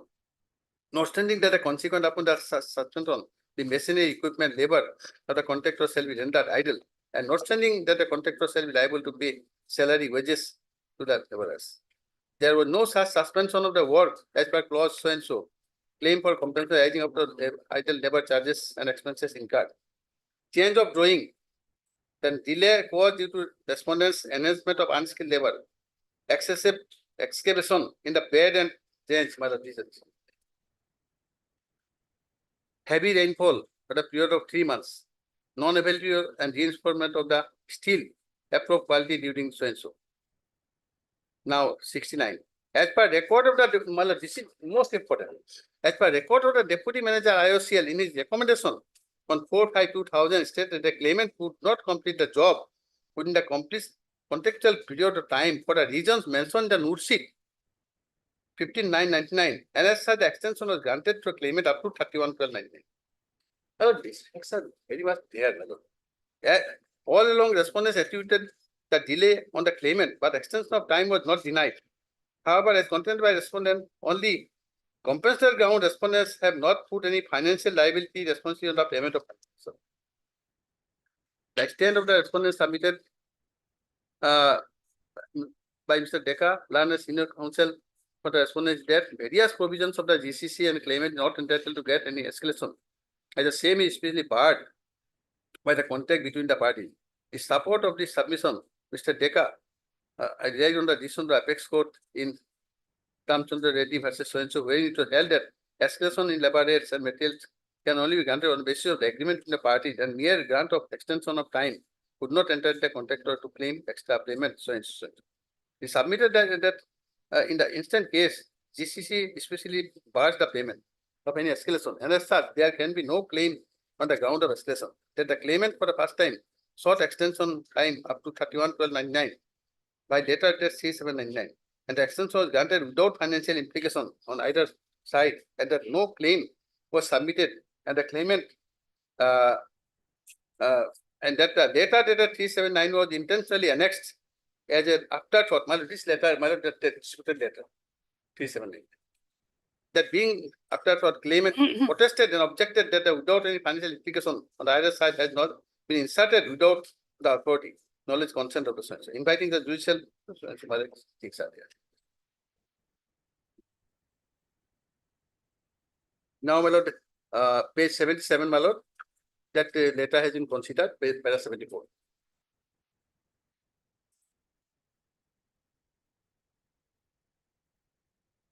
That has been considered thereafter, my lord. Your lordship by para 76 is very important, my lord. In a note sheet dated 15/9/99, respondents have admitted that there was delay in issuing drawings which has changed in course of the construction work. Respondent number 3, KTI submitted overlooked the civil foundation work for condenser, heat exchanger numbering 4 can be done during CDU shutdown only. while drafting the tender paper and fixing the schedule completion period, that the Deputy Manager ISCL in his recommendation stated that prime reason for time extension is the postponement of Guwahati refinery shutdown from December 1999 to 2000, June 2000. Well, they did not shut down that. Well, it can be done only when it is shut down. They themselves admitted that it was not shut down. And this fact was indicated by the KTI, their own respondent 3, in their note sheet that is so and so. Admitted position is that their reason for delay, which was beyond the control of the claimant, to complete the contract work, so and so, so and so. Note sheet dated 5/1/2000, issued by the Deputy Manager, indicate that starting date of shutdown was planned on 26/2000, which was postponed to 27/7/2000 for CDU and 10/8/2000 for DCU. That the note sheet further indicates that duration and shutdown period increased from planned 22 days to 50 days due to technical reason resulting in delay of so and so. Well, these are the things, my lord. The arbitrator has considered everything, my lord, and thereafter come to a conclusion that they are entitled to at page 80, my lord, para 80.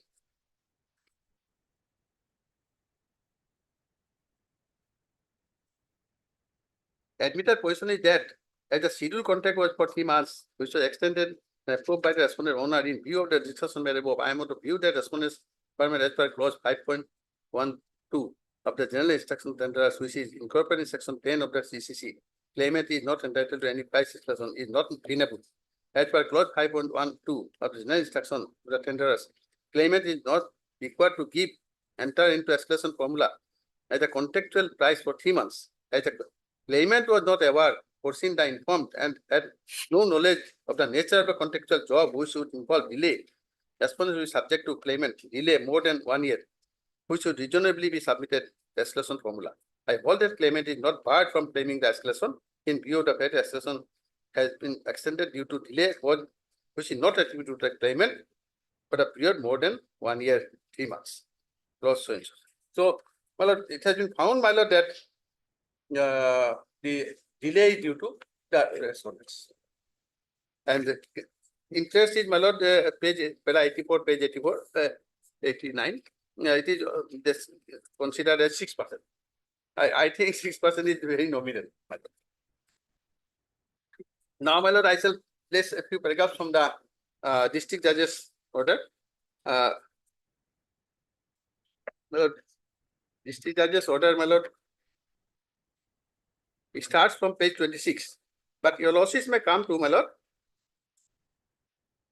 Page 30, he has quoted, my lord, the conditions of the clauses, my lord. Then consideration starts, my lord.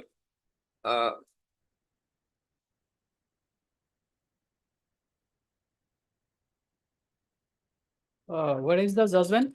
My lord, yes. Judgment of the district judge? Judgment of the district judge, my lord, it starts from page 26. Page 26.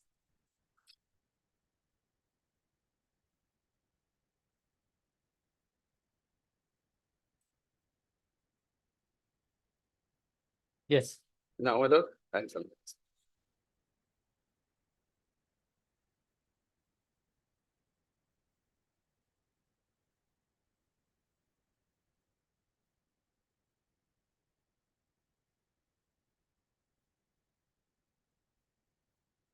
My lord, may directly come, my lord, to page 31, my lord.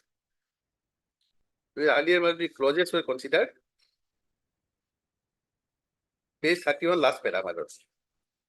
In the instant case, it appears the respondent contractor failed to complete the job within the stipulated time, stipulated period in terms of LOC. Got it, my lord? Page 31. Yes. Got it. Contract and hence the payer for respondent contractor time was extended by the applicant respondent for completion of the job. It also appears from the letter dated so and so. Well, this 3799 again, this disputed letter sent by respondent contractor to senior manager ISC that for external time for completion of the work there will be no financial implication on either side. And considering this aspect of the time was extended for completion of the works, even the respondent contractor failed to complete the work due to labor strike and some other grounds, ultimately respondent contractor by letter dated so and so sublet the work to NC contractor. Well, this is the disputed. Well, this letter has been produced before the 34, which cannot be done at all, my lord. No new evidence can be adduced, my lord, before the district judge, my lord, under section 34. And moreover, my lord, there is a bar, my lord, from appointing a subcontractor without the consent of the owner. How I can appoint, my lord? Sublet the work to the NC Kolta contractor, Guwahati Refinery, Nunmati, Guwahati for completion on the condition that. So this material- letter is available on the record? Yes, that must be available on the record. Now, It is available, my lord. It was, It is available. It was filed before the arbitrator, my lord, not in the 34. I have marked it, my lord, flag marked it. It was filed Any- before the arbitrator, my lord, That was not in the 34 district judge. that was not placed before the It is before the arbitrator, my lord. my lord. I can vouch for that. It is there in the record. Maybe, my lord, I do not know, but that has not been argued, that has not been placed. Anyway, no subcontractor can be appointed without the consent of an owner. On the condition that materials issued by him or by the Guwahati Refinery will be recovered from the payment of the subcontractor. Payment will be released only after getting payment from him, from the owner of the with the UE. As all standard deductions towards income tax, sales tax, security deposit, or any other deduction as applicable will also be deducted from the bills of the subcontractor. Issue rate of material time to materials for cement, reinforcement of steel, structural steel received from the subcontractor from IOCL, what when will be as per GCC and tender agreement. Any excess or less issue of materials by the owner shall be on account of the subcontractor. My lord, everything has been given subcontractor, my lord. He totally gone, my lord, extra, my lord, without the award, my lord. On the other materials such as steel so and so issued by the contractor, recovered from the bill on market rate and the shuttering plates, plywood, steel board shall be recovered from the contractor. The machinery such as mixture machine, vibrator, pump, concrete breaker, pump, etc. on higher charge shall be recovered on the market rate. The works so far done by the contractor shall be measured and no payment for the same will be given to the subcontractor. The rates are firm and no escalation in any case can be given to a subcontractor. The labor escalation from 60 to 75, which the contractor is likely to get from IOCL, your refinery as per tender position, is no way payable to the subcontractor. Well, everything, well, I said that it cannot be paid to a subcontractor. But there is no subcontractor at all. The retention money of 10% towards security deposit will be shared 5% each of the parties on release or same after defect liability period. In terms of the agreement between the respondent contractor and the subcontractor NC Kolita, the subcontractor NC Kolita completed the works on 39/2000. Perverse, totally perverse, my lord, this is. Before preparing the final bill, notice was issued to the contractor for depositing the labor register, but contractor failed to produce the labor register. The final bill has been prepared in the month of May, and check was issued towards the dues of the final bill. And the subcontractor NC Kolita signed the measurement books, bills, accepted account pay check on behalf of the respondent contractor without raising any objection or protest toward escalation of labor charge, etc.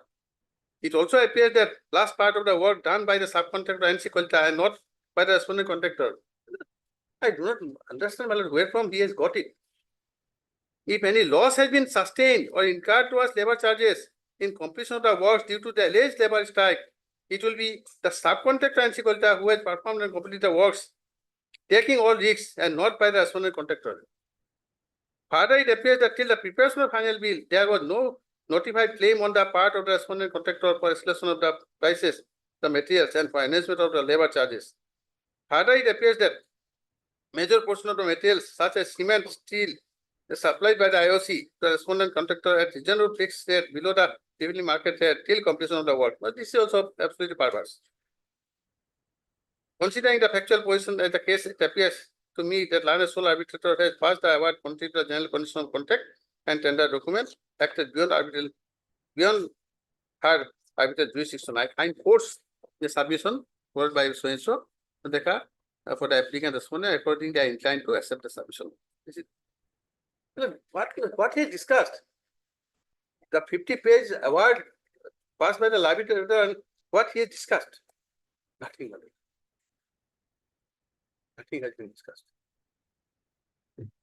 And this is not the law of the land, my lord. As I have placed, my lord, the latest, three judges bench, this one of the Supreme Court, my lord. The other judgments, all judgments are on the same line, my lord. So my humble submission, my lord, is a judgment of the district judge, my lord, Anderson category liable to set aside, and the award should be upheld. My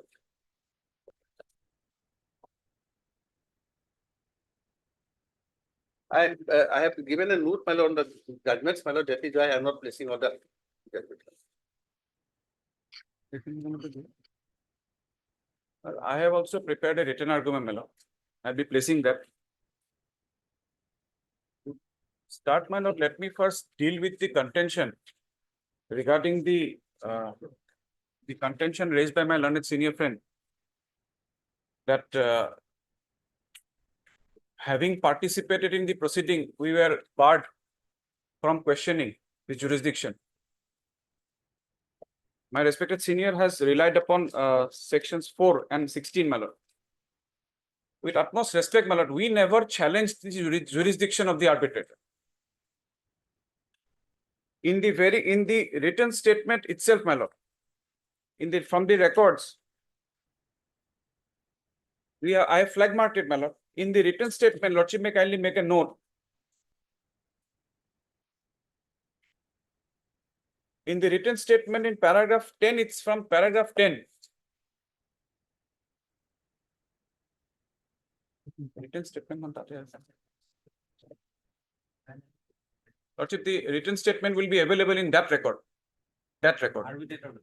This one.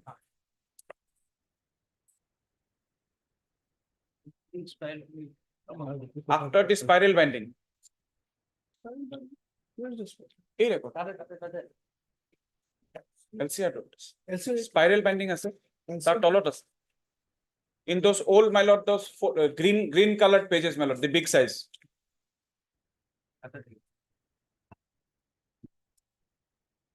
After the spiral binding,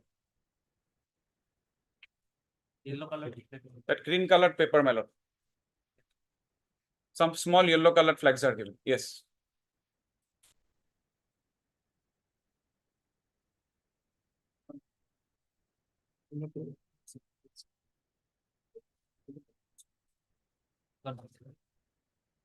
Your lordship takes up the WS from para 10, my lord, page 3 of the WS.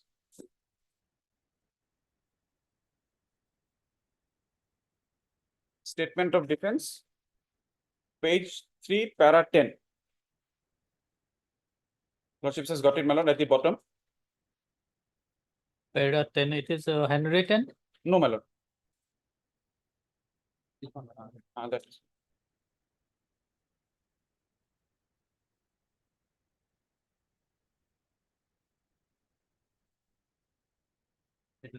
Is maintainability of the proceeding. Yes. We have never questioned the jurisdiction of the tribunal. The objections we have raised is that the claims were not raised as required by the terms and conditions of the tender. I'll be going in details into the clauses, man. What the contract requires is that whenever a claim arises, the contractor has to raise it before either the site engineer or the engineer in charge and the engineer in charge within 10 days. That claim again has to be included in the final bill. Am I clear, my lord? This is the objection which we have raised, that neither of these claims were raised in accordance with the requirement of the GCC, the General Conditions of Contract. I have not questioned the jurisdiction of the tribunal.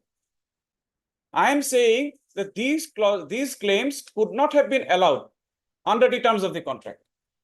And if your lordship reads from paragraph 11 of my written statement till 14, my lord, this will be clear. Para 12, lordship may kindly turn. Yes. 13 also. I'm not reading in details, my lord. And if your lordship reads the WS, my lord, that is the specific plea. Another plea is that the claim for escalation is barred. Now, my lord, let us come from the start. Your lordship takes up the written argument. I have annexed certain documents from the records. Now, since your lordship was looking at the records, madam, my learned friend has made a submission that the 19,899 was not before the arbitrator. There is a small additional WS there, my lord. It was filed on 22nd/11/2003 after the GCC.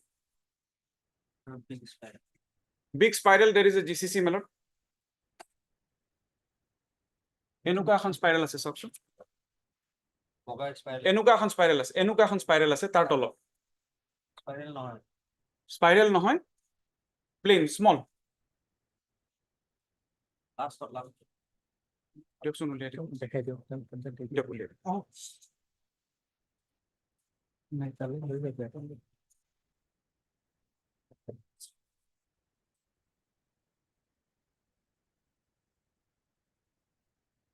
Record করবো যোগ নাই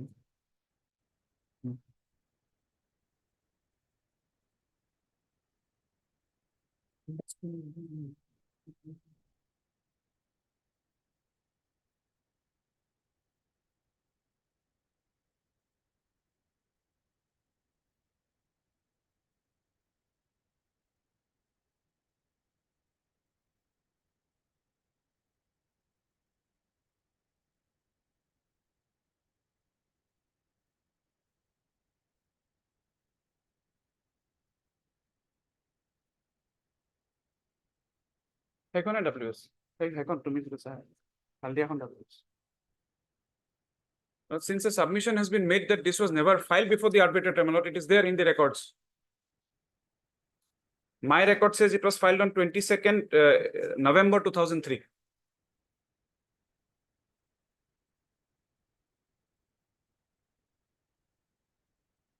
The document is at page 9 of that additional WS.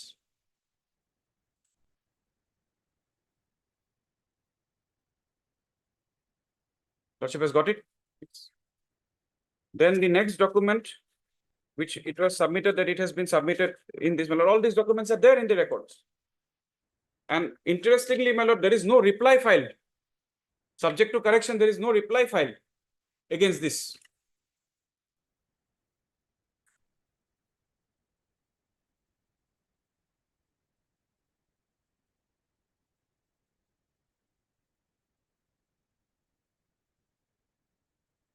Yes. Now, my lord, let us start from the beginning. If your lordship takes up my written argument, my lord, and turns to page 28.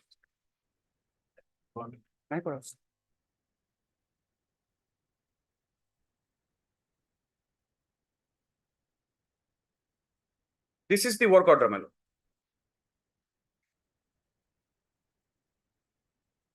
Yes. This is the work order. I'm urging your lordships to turn to page 29.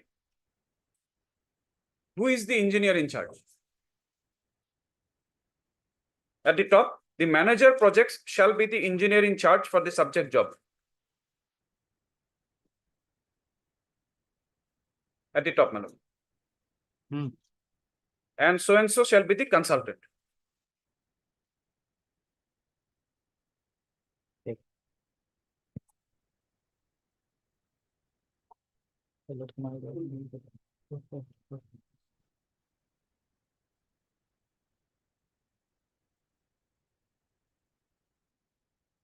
Yes. My lord, before I go into the details, my lord, I want to make my position clear, my lord. There are two claims. One is for escalation of labor wages, and the second claim is for escalation on account of rise in prices of steel, whatever was used, my lord. Now, the contract bars both claims for escalation. But so far as claim number 1, my lord, during the contract also, during the execution of the work, it was our stand, the stand of the refinery, that please produce the wage register. You produce the wage register, we will pay you the difference, whatever you have paid. But the appellant here in my lord, the contractor, he refused to show the wage register. Then there were materials brought on record, I'll show my lord in the written arguments, that he had, number one, he had sublet. Number two, he did not even have the labor license. which goes to show that the entire work was executed through NC Kalita. NC Kalita received the check. Now, for example, well, suppose I am to receive some amount from someone. My colleague receives it on behalf of me. It is an account pay check in my name. Tomorrow, can I contend that no, it was someone else who I have not received? It is not the contention of the claimant, the contractor, that he has not received the amount. Final bill he has received. The security deposit has been received by NC Kalita, no objection. Now it is a contention that no, the final bill was signed by someone else. I'll show from the record, my lord, that the NC Kalita was duly authorized by him to sign measurement books and everything else. There cannot be unjust enrichment of a contractor, my lord. If you have paid to the laborers, show us the proof. Show us the labor payment register, we will pay. So far as escalation, my stand is different, my lord. My learned senior friend has referred to that letter whereby I have, according to the claimant, I have enhanced the rate, my lord. In that letter itself, it is stated, please show the wage payment register.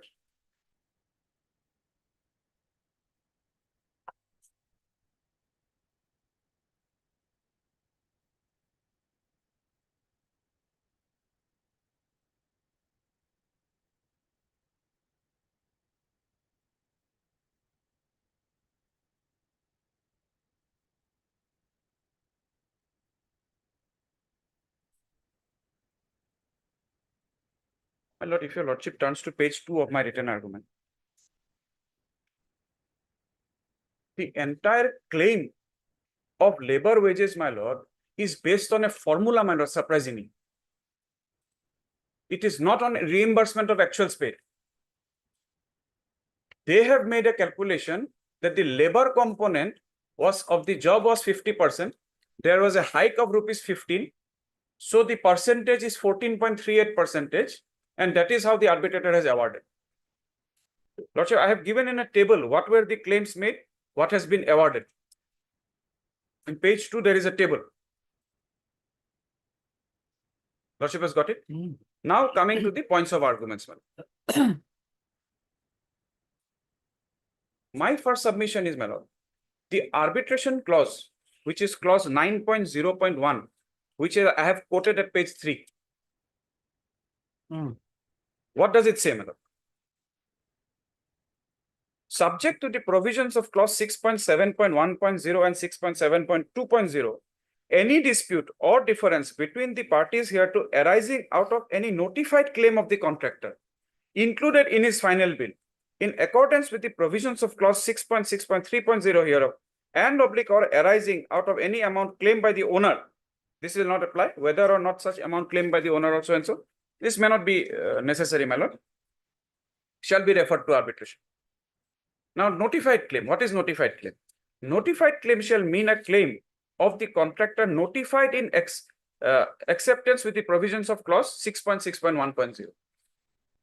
6.6.1.0. This is what I was placing, my lord. Should the contractor consider that he is entitled to any extra payment or compensation in respect of the works over and above the amounts due in terms of the contract as specified in clause 6.3.1.0 hereof, or should the contractor dispute the validity of any deductions made or threatened by the owner from any running account bills or any payments due to him in terms of the contractor shall forthwith give notice in writing of his claim in this behalf to the engineer in charge and the site engineer. That is why I had placed, my lord, who is the engineer in charge? It has got a relevance, my lord, because the claim for escalation was made for the very first time on the day just prior to the end of the contract, before a person who is unconnected with the contract. I'll show. 10 days from the date of issue of the work, so and so, so and so, so and so. I'm not reading the rest, my lord. So you are to raise your claim within 10 days. Then what is 6.6.3.0? How it is to be raised, it is given.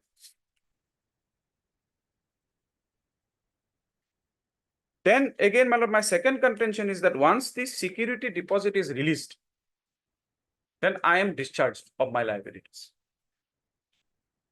That I have placed, my lord, the clause at page 7 of my written arguments.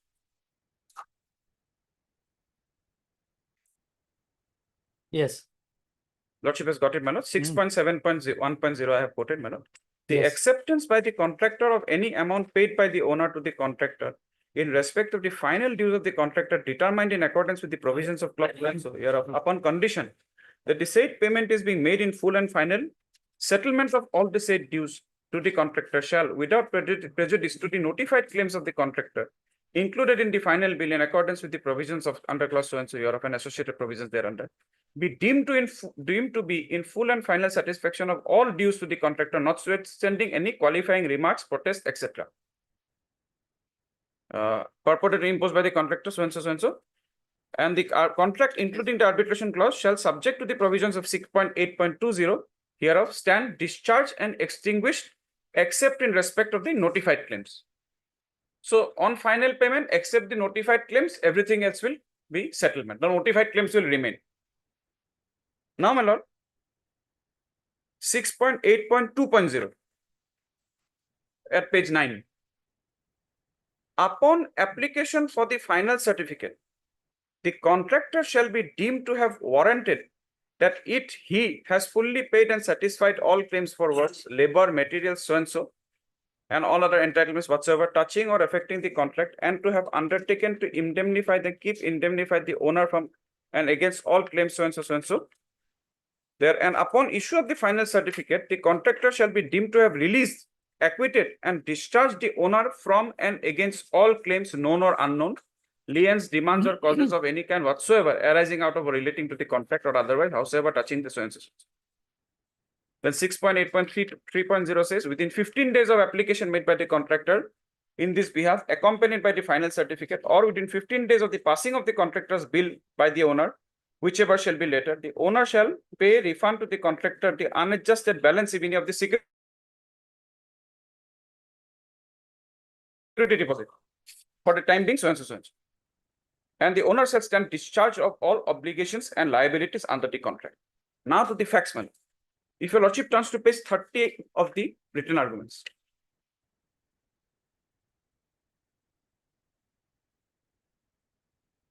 Yes. The original document number will be available at the top, my lord, document R6. Page number 13. Page 30. Yes. Original document R6 is available.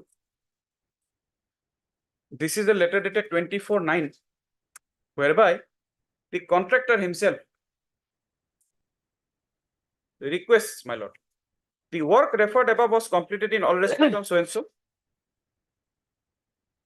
As per tender agreement, defect liability period of 12 months is also on the verge of completion on 39. And to expedite the matter in respect of refund back of security deposit of 10% deducted so and so, so and so, kindly initiate action so that we may get back the SD money immediately after the expiry of the defect liability period. Now, lordship kindly turns to the next page.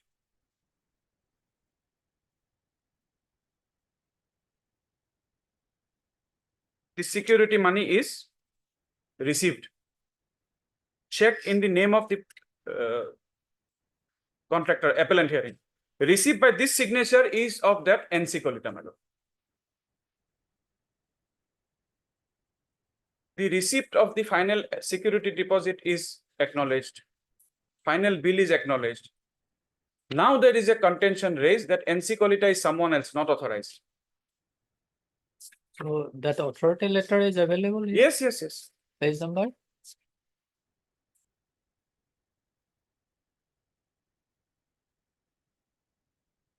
Page 53. 50? 53.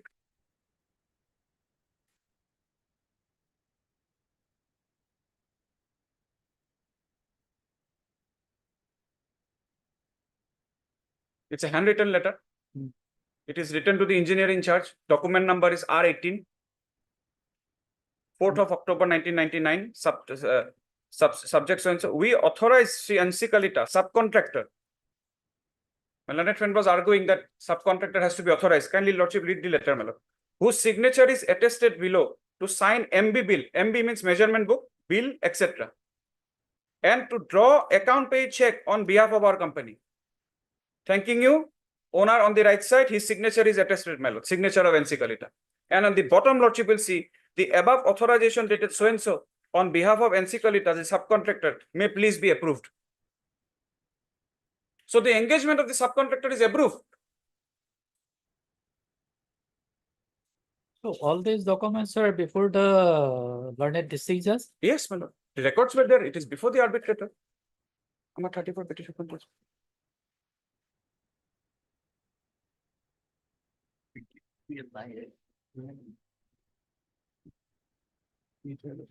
Yes.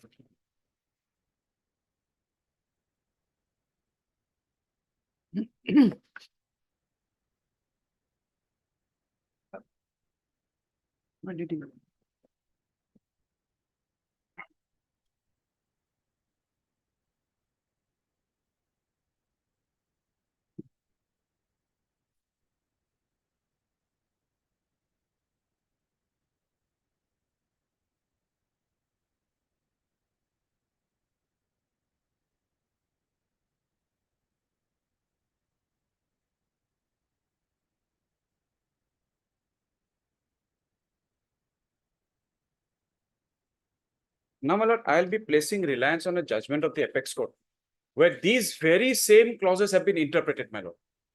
At page number?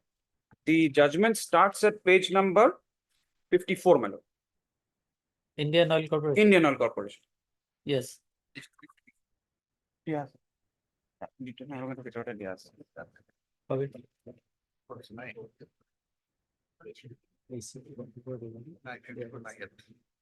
Hey, page number 54 54 judgment give judgment citation bill dia ase sir citation bill dia ase ভিতৰত আছে sir body আছে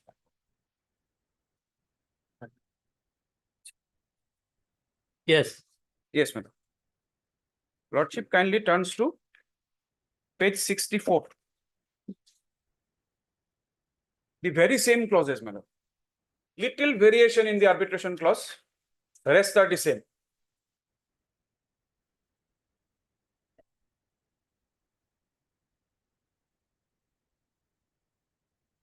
Lordship has got it. 64. Para 5. Notified claim.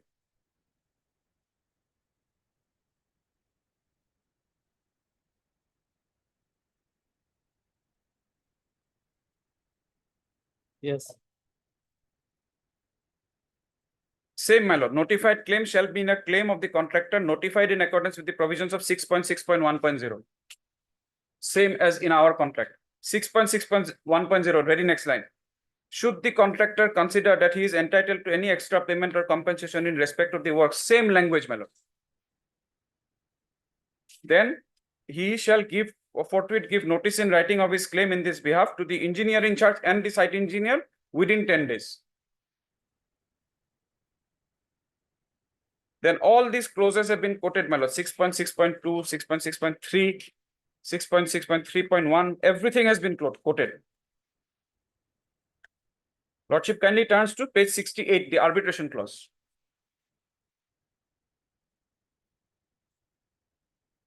Yes. This also is similar to our clause. Because it is the same Indian Oil Corporation, my lord. GCC is followed everywhere. It is a standard GCC which is followed all over the country. Of course, this was a GCC of 1999. So here, small changes have been made. Clause 9, same, my lord, subject to the provisions of 6.7.1. I am reading page 68, my lord. And 9.7, so any dispute arising out of a notified claim of the contractor included in the final bill of the contractor in accordance with the provisions of 6.6.6.3.0. Then if we skip over to this, my lord, the facts are noted. Then, my lord, if lordship directly comes to page 88, my lord, the findings start from paragraph 76.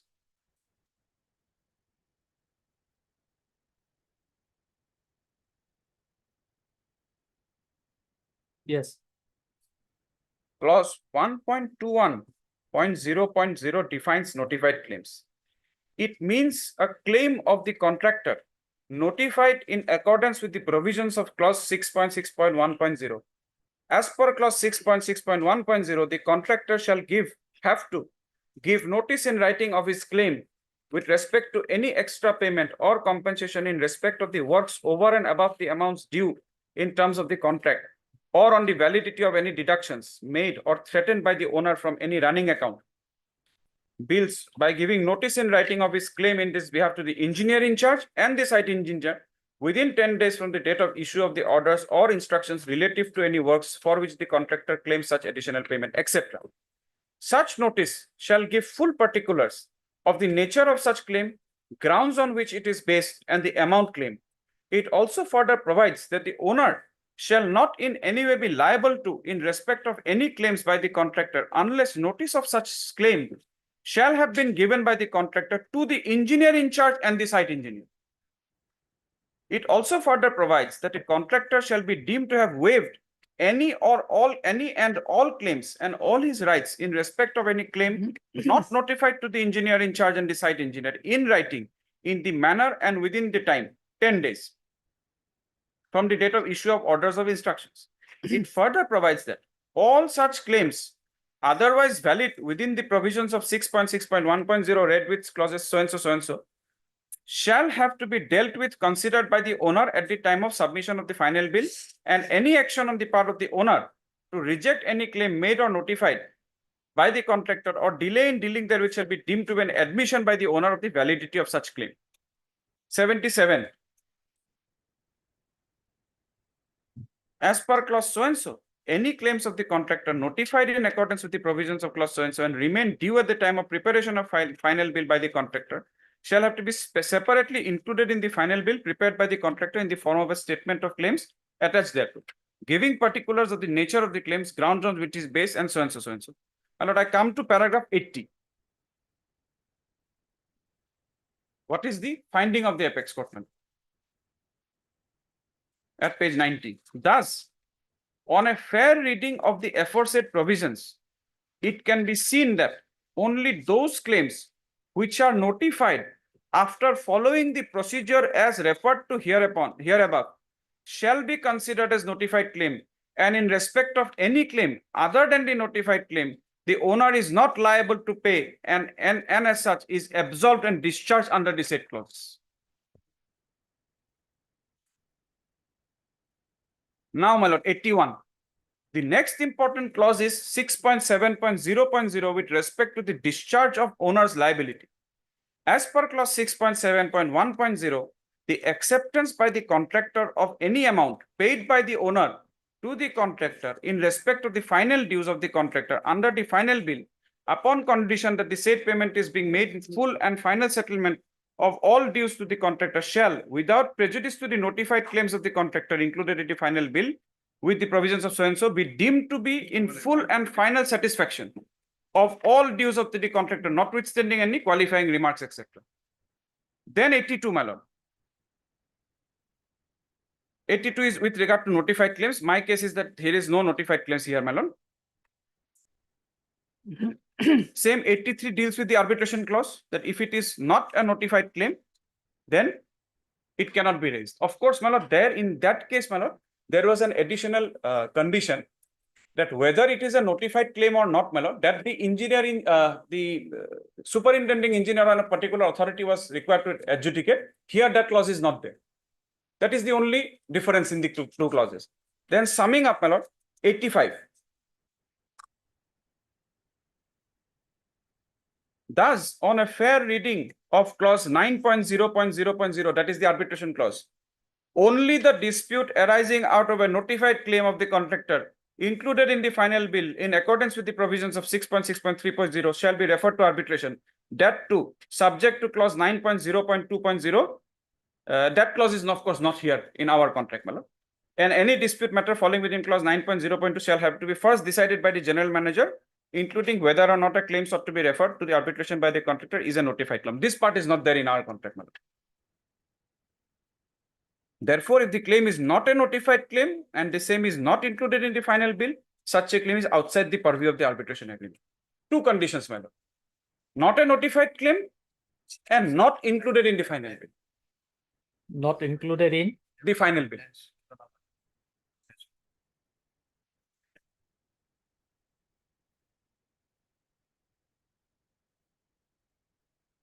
Again, in 96, it is summarized, my lord.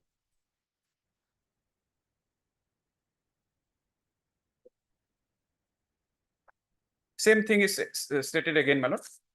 Therefore, on a fair and conjoint reading of clauses so and so, it can safely be concluded that only the notified claims of the contractor included in the final bill of the contractor in accordance with the provisions of so and so shall have to be referred to arbitration. So my first submission is that neither of these claims are notified. Regarding the first time when the claim for escalation is made, my lord, page 32 of the written argument.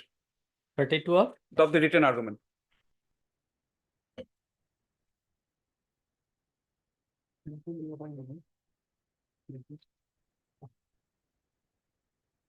Is it off topic?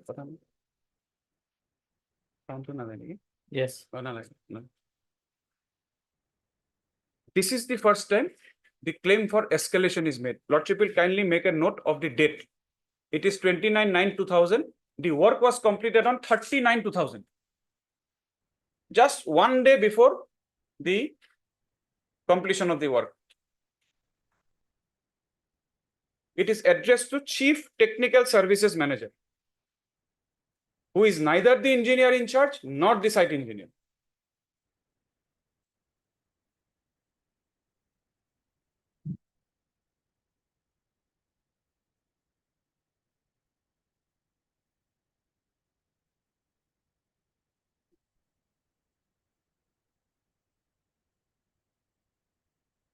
Not before site engineer and? Not before the site engineer and the engineer in charge. Engineer in charge is actually the main person, my lord, who is in charge of the work.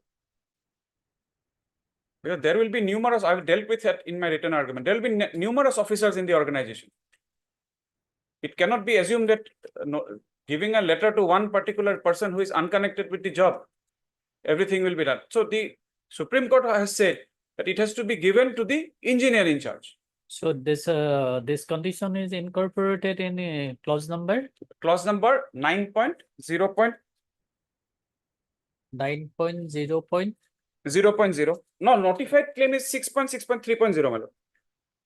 6.6.1.0. Page 4 of my written arguments. The GCC is there. If your lordship permits, my lord, we can flag mark those clauses. The GCC is originally is there. Okay. But for your lordship's convenience, I have quoted everything. That has made it a bit bulky, my lord. That has made the written submissions a bit bulky, but I have quoted all the clauses which I'll be relying upon.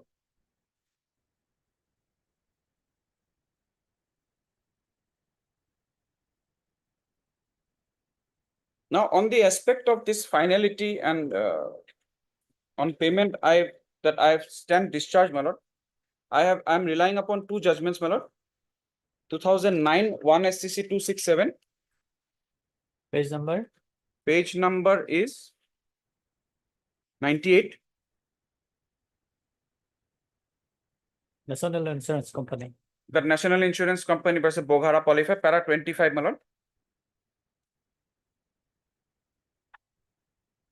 At page 115.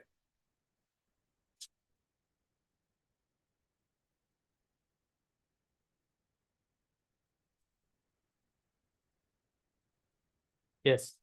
Here, of course, one of the issue was of regarding to issuance of a no dues certificate. Here, although there is a no dues certificate issued, but the terms of the contract says that once the security deposit is cleared, I stand discharged. Here, admittedly, the security deposit has been paid. I've shown, my lord, that handwritten thing received by NC Kalita. So when the security deposit is paid, the contract says I am discharged, my lord. So therefore, I cannot now be settled with a liability of escalation or the labor wages. On the merits, when I'll be addressing your lordship on the merits, I'll show how we had asked him that give us the labor payment register. I'll show, my lord. Then the judgment of P.K. Ramaya, my lord, 1994, page 128. Let's say paragraph 25. Here, para 6 and 8, my lord.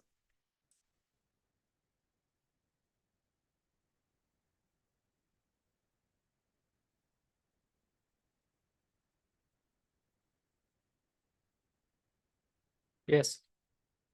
Para 6 and 8, my lord. I'm not troubling your lordships at this stage and reading everything.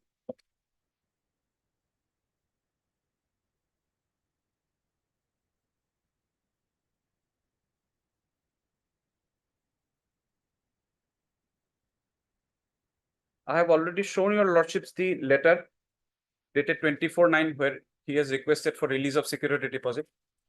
Now, coming to the claim for escalation. How it is barred by the contract itself. Clause 6.3.2.0 at page 14 of my written argument, madam. 6.3.2.0 it starts. 6.3.2.0. Yes. Then subclause 7.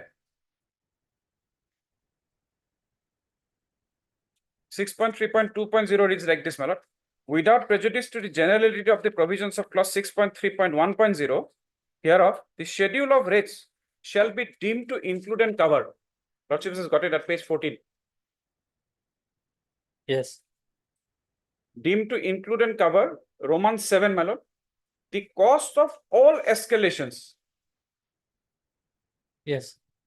Foreseen and unforeseen, including but not limited to increase in government taxes and dues, labor cost and material cost.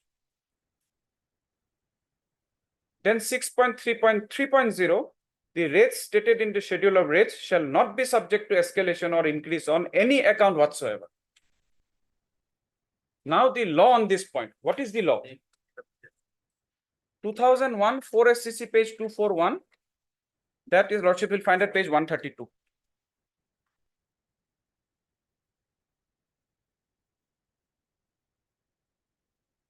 If your lordship kindly turns to page 140, para 7.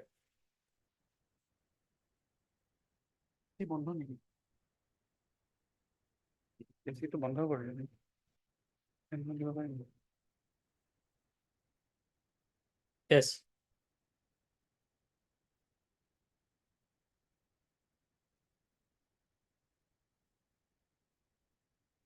Sorry, my lord. Somewhere in the middle portion, my lord, a sentence starting with an arbitrator being a creature. In the middle, my lord. Yes. An arbitrator being a creature of the agreement. Lordship has got it.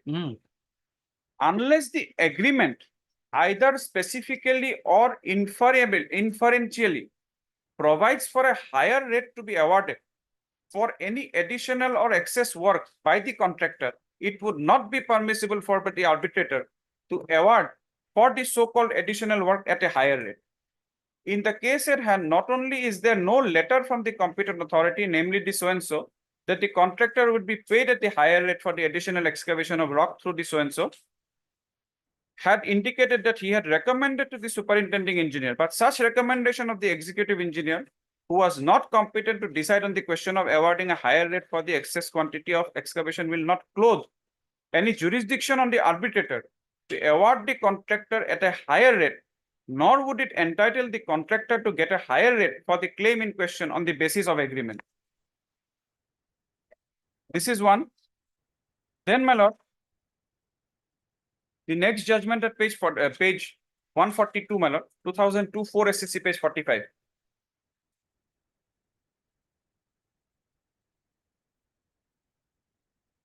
Yes. Para 15.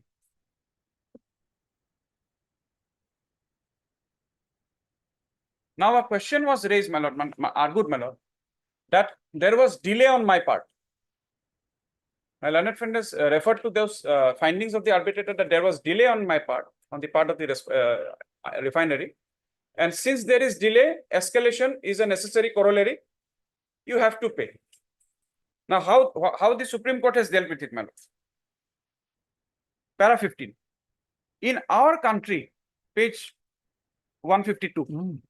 In our country, question of delay in performance of the contract is governed by section 55 and 56 of the Indian Contract Act. If there is an abnormal rise in prices of materials and labor, it may frustrate the contract and then the innocent party need not perform the contract.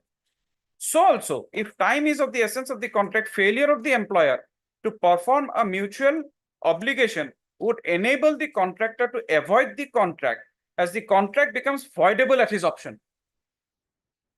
Where time is of the essence of an obligation, chitti on contracts, failure to perform.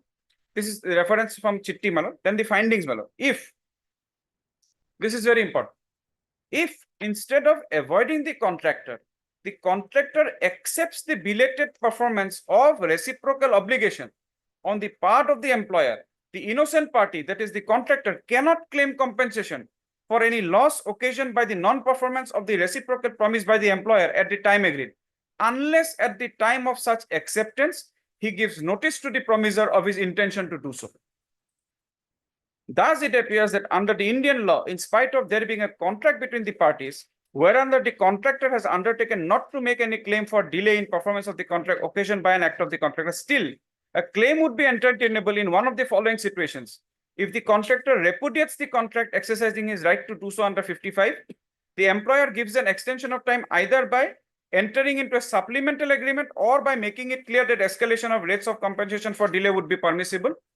And if the contractor makes it clear that escalation of rates of compensation for delay shall have to be made by the employer, and the employer accepts performance by the contractor in spite of delay, and such notice by the contractor putting the employer on terms. So the contractor, in order to claim escalation, my lord, when he is seeking extension of time, he has to make it clear that I am asking for escalation, you are at fault, so I will be claiming escalation. He has to put me on notice. Now for a moment, the disputed letter, there is a disputed letter my learned friend has submitted, that there was a sentence without any financial implications on other side. There is a controversy that that line was inserted by someone. Now let us ignore that letter. Let us go to the letter which is admittedly issued by the claimant. Let us go to that letter, madam. Page 36 of the written argument. Page 33 is that letter which is disputed by them. Now let us come to page 36. This is admittedly their letter. Document 26. It is part of the rejoinder.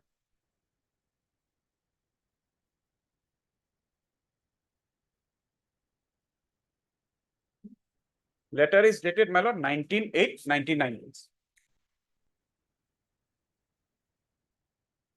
Yes.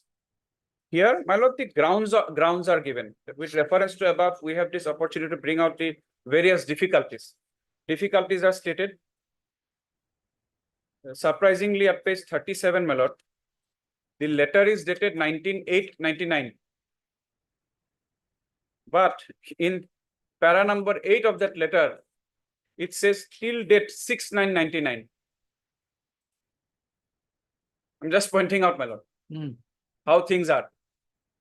The letter is dated 19/8 and he's referring to a date 6/9/99. In August, he's referring to September.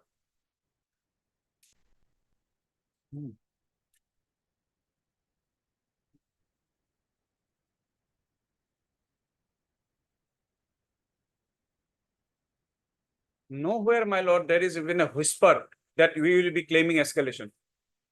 Last letter, last sentence, under the circumstances stated above, we would like to request you kindly to grant extension of time up to 31/12 to complete the balance work.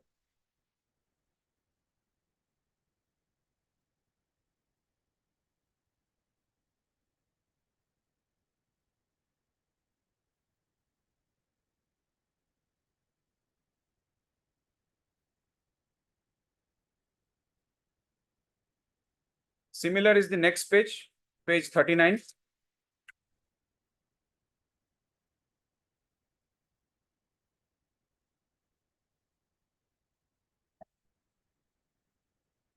This is a letter. The letter is not dated, my lord. It is seeking extension of time till 39/2000, my lord, and it is signed by NC Kolkata. So whenever is convenient to the claimant, my lord, NC Kolkata is authorized. Whenever it is not convenient, NC Kolkata is not authorized. He is someone else then.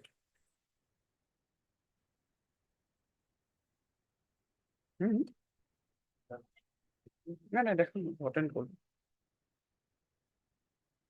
So I'll be relying upon, on the ground of delay, my lord, there is another judgment, 2022 9 SCR page 731. At page, it starts at page 155.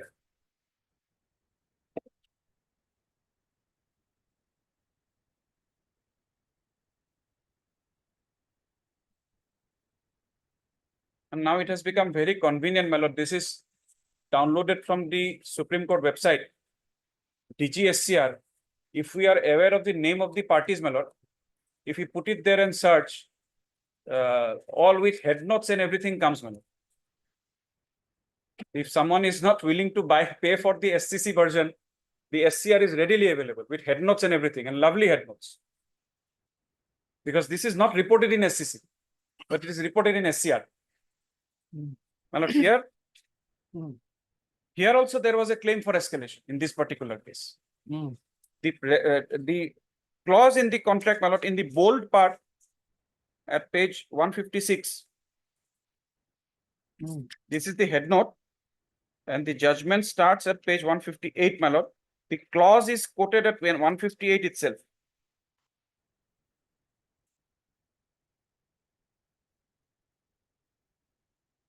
Para number 5. Para number 5. Yes. As the only issue arising for consideration in this case relates to the claim for escalation made by the contractor, the relevant clause is extracted hereunder. The clause is quoted. The quoted rates of the contractor shall be inclusive of the leads and lifts, and in no case separate payment for leads or lifts or to any materials including water shall be payable. Similarly, no leads or lifts of any materials issued by the department as prescribed in the tender document shall be payable. The contractor shall bring approved quality of materials. Different queries are shown in annexure so and so. The details shown in annexure show are only as a guide to the contractor, but the contractor before tendering should satisfy himself so and so, so and so. Then there is a clause that later on any claim whatsoever shall not be entertained except where query is changed for circumstances beyond the control of the contract. So their clause provided that you have to bring these materials from these queries, but if the query is changed, then there will be a claim for escalation. Now, how in paragraph 22 it has been interpreted, madam? Page 164.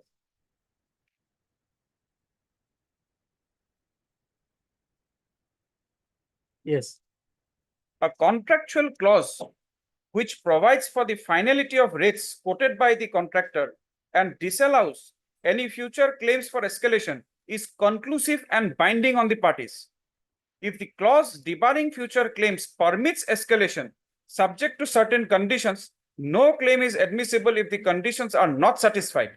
However, if the conditions are satisfied, the contractor will have a right to claim escalation. This is a contractual right.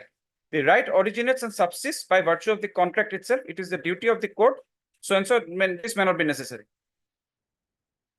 So when there is a bar, the contract bars, it is binding on the parties.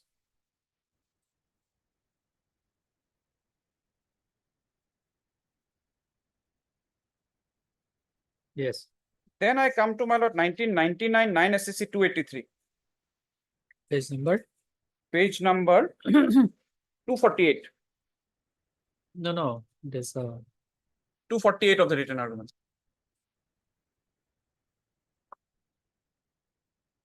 Yes, Rajasthan State Mines and Yes, Gardens. yes,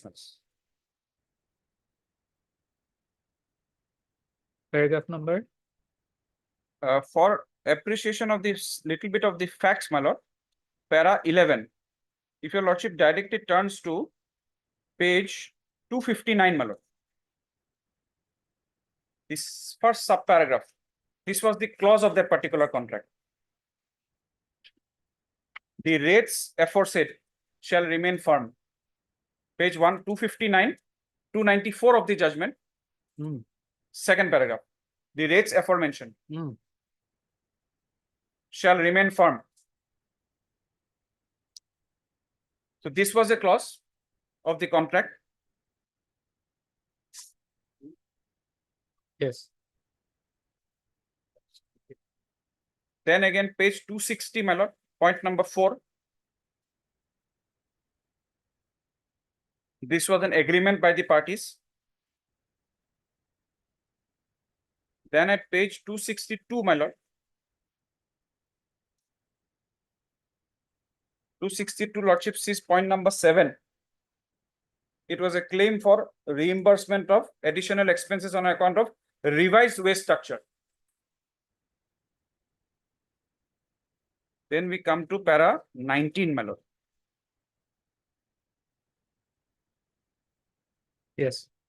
Similarly, claim number 5 for reimbursement of additional expenditure incurred on account of RPMS and claim 7 for reimbursement of additional expenses on account of revised wage structure on so and so also cannot be granted in view of the aforesaid stipulations and also part of clause 18, which inter alia provides as under.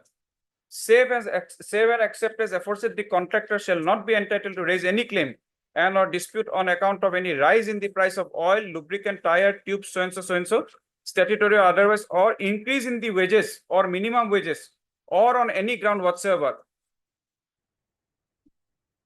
So here also it says that it will not be subject to any escalation on any ground whatsoever. Then para 21 and 22.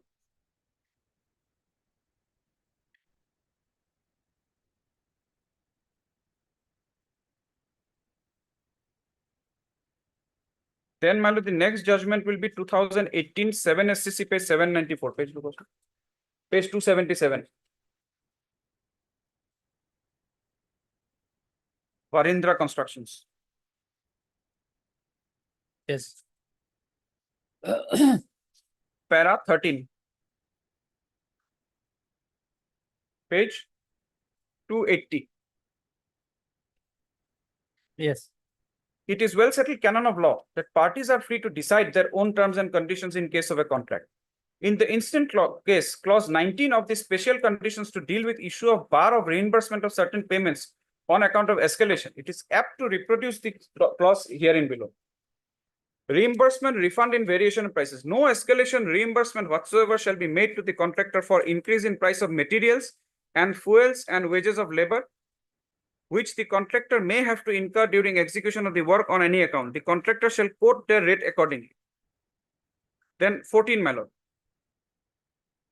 13 also, the next part. On the plain reading of the aforesaid clause, prima facie it appears that the appellant made it clear that the contractor shall quote their rate after having regard to the clause, and no reimbursement regarding any escalation whatsoever be made to the contractor if any such escalation takes place during the subsistence of the contract.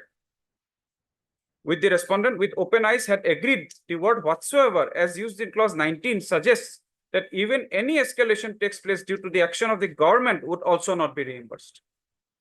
But here also, in our case also, it says that it will not be given on any account whatsoever. 6.84.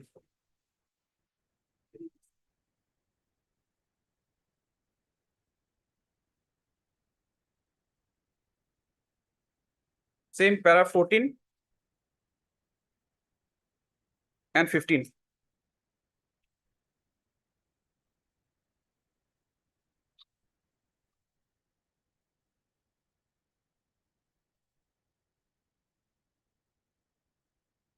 This clause here also it says the cost of all escalation, foreseen and unforeseen, including but not limited to increase in government taxes, duties, labor costs and material costs. Same as our contract. Of course, the language will not exactly be the same, but the meaning is the same, my lord. I'll come back to the judgments, my lord.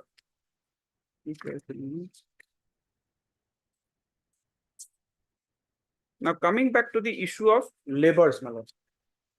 My lord, a submission has been made that the labor rates were enhanced during the execution of the work.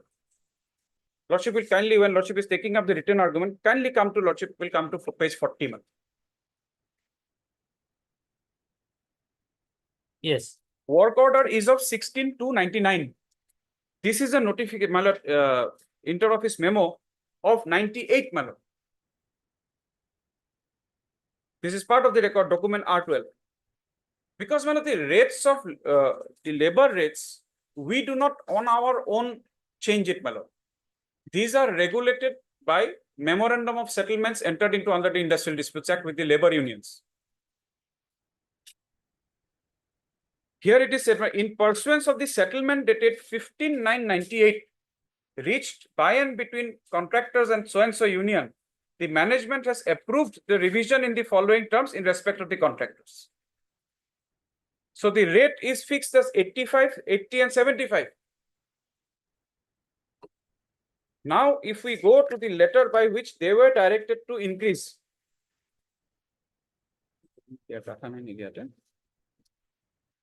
That is not part of the written argument, but it's part of the records. No, that is part of the records.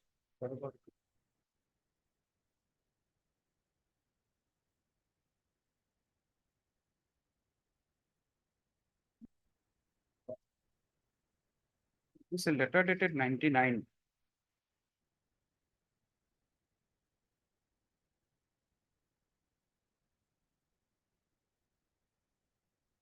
No, it is that I have seen my actually.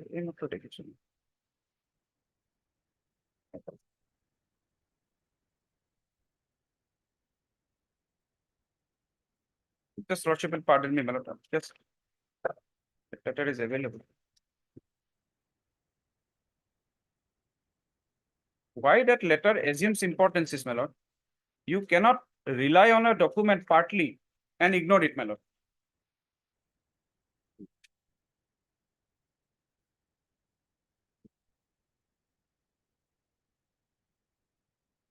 Because in that very letter, they are also directed to produce the wage payment register.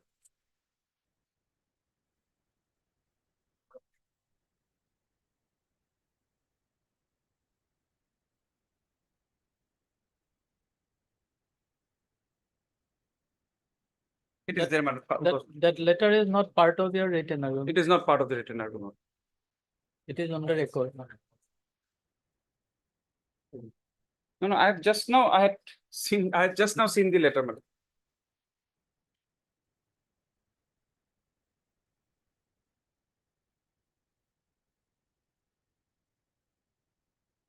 Now let us not, yes, I found it. I found it. It is a letter dated 19/6, my lord. I mean, flag mark put it in. Here it is addressed to the contractor. Last sentence your lordship will read.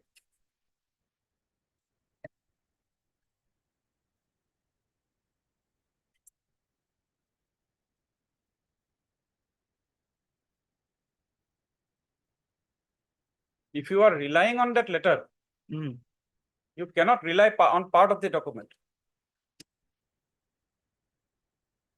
Not only was the claimant contractor asked to produce the, it is there, my lord. Flag mark put it in.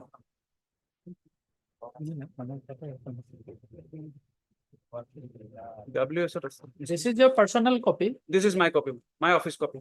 So you can mark it in. I'll mark it. Yes, I have seen it. Now, lordship will take the written argument, page 42. Kindly, my lord.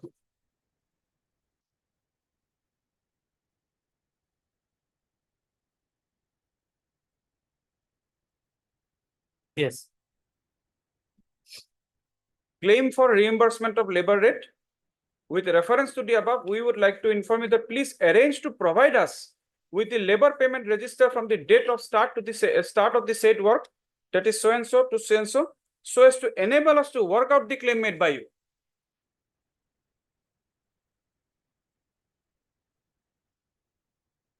Same, my lord. Next page.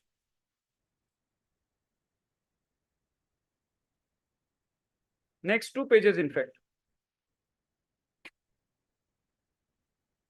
Then page 44, last sentence may be seen, my lord.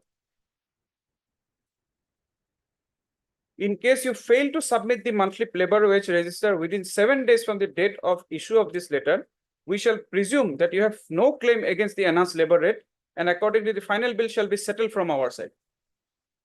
So it is not that he is not put to notice, my lord. This is a letter of 26th April 2001. He is put to notice that you give us the labor payment register, otherwise we'll finalize. We were not against payment of the labor wages. Then, my lord, what is interesting, next page, my lord, page 45, is the labor license. At the bottom, my lord, of page 45, lordship will see the number of workers for which he has labor license, 60. At the bottom, my lord, point number 1. The next page is the labor license, my lord, 60 at the bottom, page 46. Yes, got it.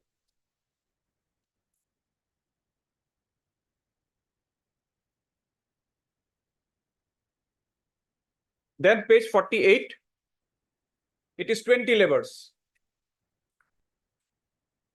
Why I am showing these to your lordships, my lord? 20, my lord. This is another labor license. At the bottom, contract for 20 laborers.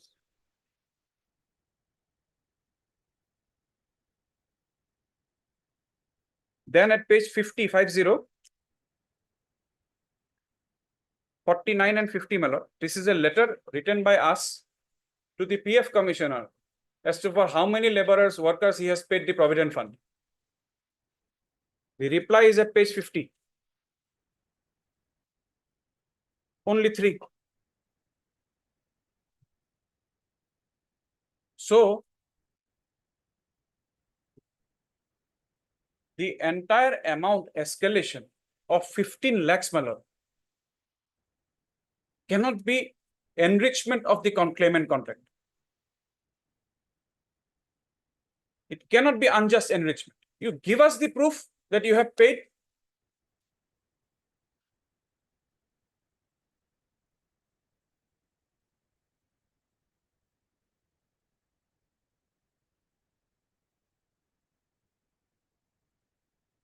Now, why these letters and labor licenses, my lord, will assume significance is the letter dated 19/8/99. My learned senior friend was referring to the findings of the district judge and had made a submission that this is for perverse. We do not know from where he has got it. He has got it from this letter, my lord, at page 51. 51, 52 is the type copy. 51B is the original, my lord. 51B is a little bit dark. This is the last document I'm relying upon.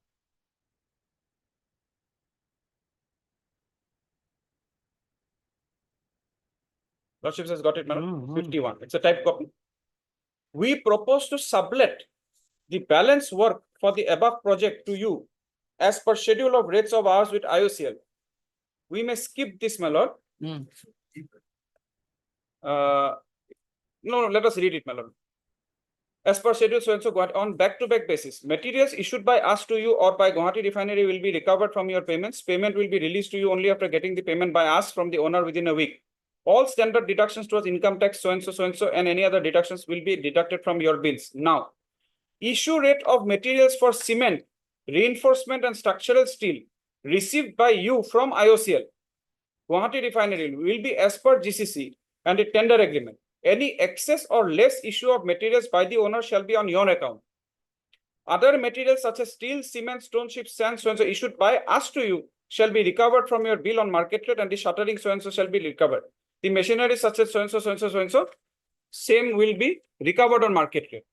The work so far done by us shall be measured and no payment for the same will be given to you. This is most important, my lord. Your rates are firm and no escalation in any case will be given.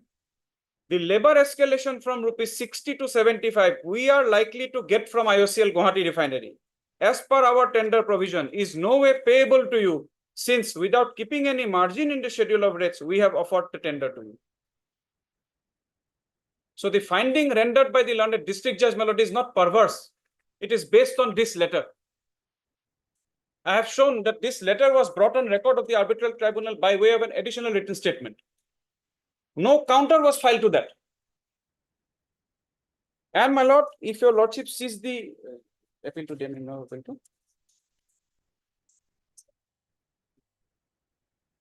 If your lordship sees the judgment of the learned district judge, my lord, the findings start at page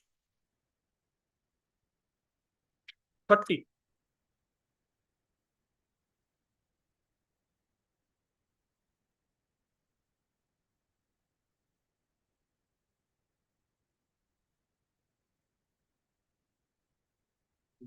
Of the memo of appeal, my lord.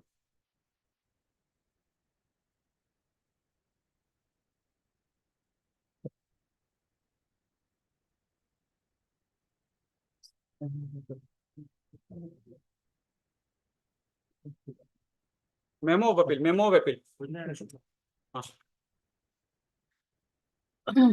Page number 30.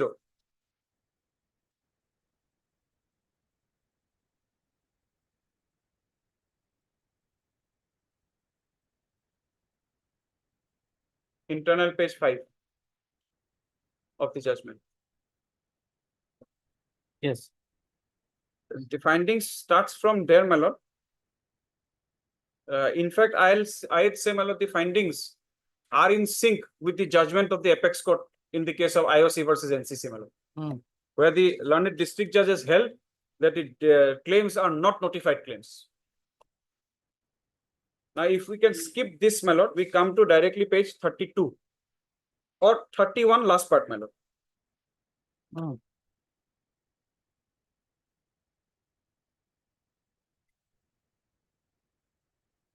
In the instant case, it appears that the respondent contractor failed to complete the jobs within the stipulated period in terms of the contract, and hence on the prayer of the respondent contractor, time was extended by the applicant, respondent, for completion of the job. It also appears from the letter number so and so. This is the disputed letter, my lord, sent by the respondent contractor to the senior manager of ISC so and so, so and so. Now comes the letter of sublet, how the learned district judge has dealt with it, my lord. Even the respondent contractor failed to complete the works due to labor strike and some other grounds, and ultimately the respondent contractor, by his letter number so and so dated 19/8/99, sublet the works to NC Kalita, Guwahati Refinery, contractor Guwahati Refinery, Guwahati, for completion on condition that materials issued to him by Guwahati Refinery will be recovered from the payment of the subcontractor. Payment will be released. This is referring to that letter, my lord, which I have just now read. I'll not trouble your lordships. Then issue rate of materials for so and so, so and so. This is quotation from that letter. Again, the rates are firm and no escalation. This is also quotation from that letter. Everything now, that letter has been quoted, my lord, in its entirety. Now at page 33, my lord.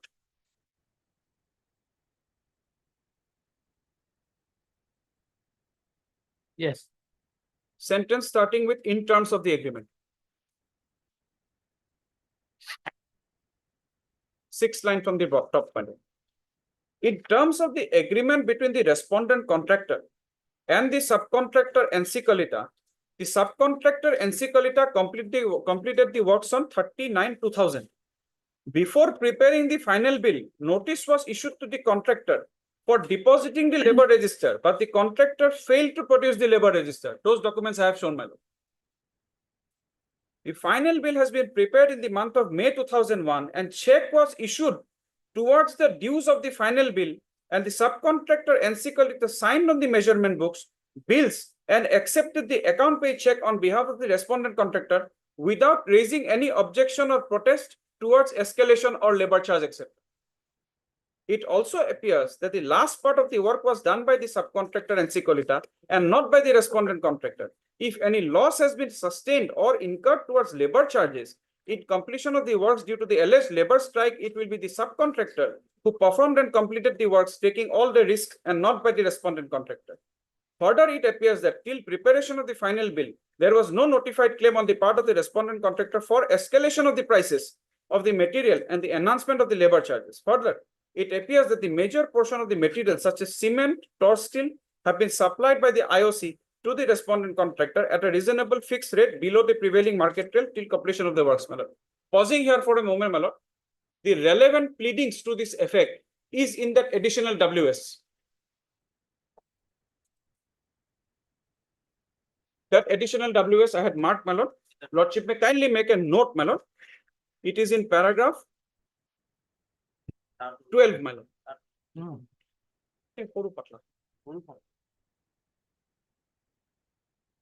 Yes. Para 12, my lord. Yes. Yes. Para 12, Lordship has got it. Yes, yes, that one. Internal page 6, para 12.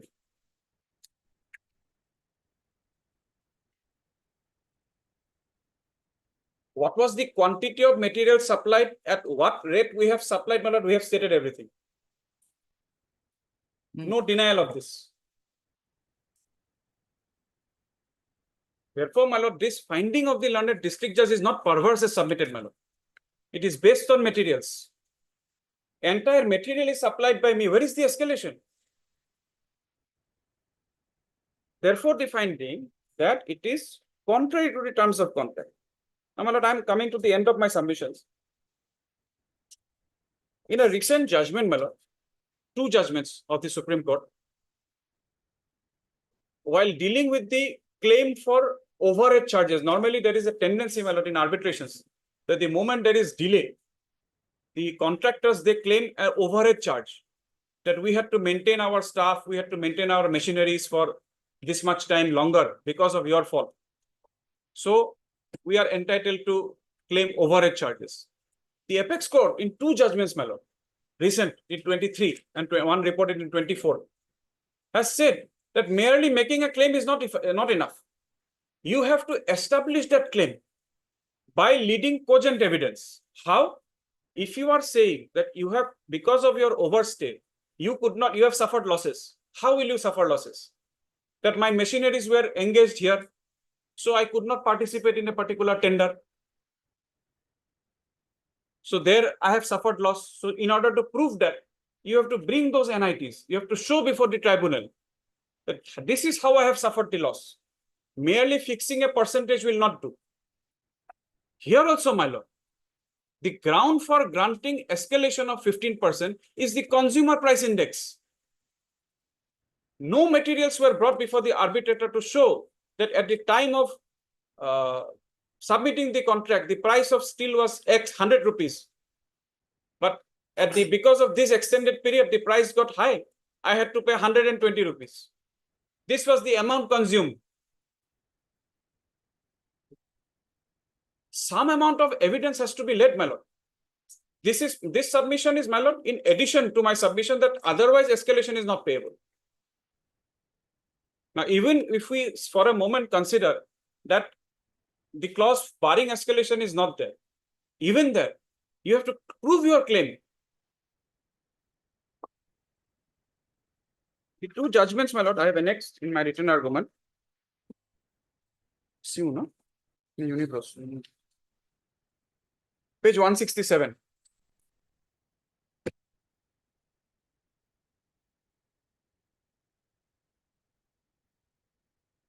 Two 2023, 14 SCR, page 683.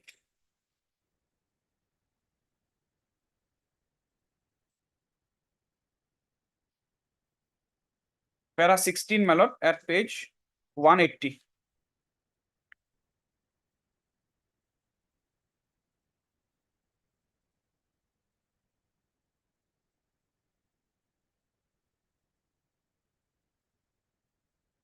Yes. 16. To support a claim for loss of profit arising from a delayed contract or missed opportunities from other available contracts that the appellant could have earned elsewhere by taking up any, it becomes imperative for the claimant to substantiate the presence of a viable opportunity through compelling evidence. This evidence should convincingly demonstrate that had the contract been executed promptly, the contractor could have secured supplementary profits utilizing his existing resources elsewhere. One might ask, what would be the nature and quality of such evidence? In our opinion, it will be contingent upon the facts and circumstances of each case.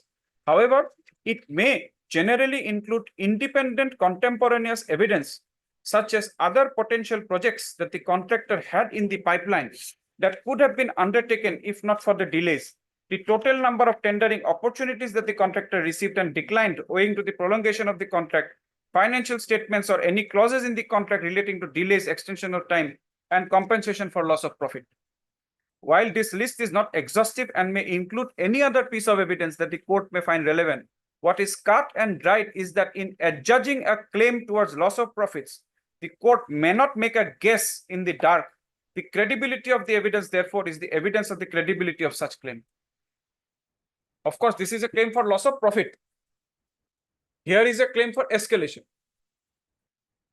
What the apex court has held that whatever be the claim, you have to prove the same. Similarly, my lord, in 2024, 2 SCC page 375, that starts at page 183, para 23 at 207, my lord.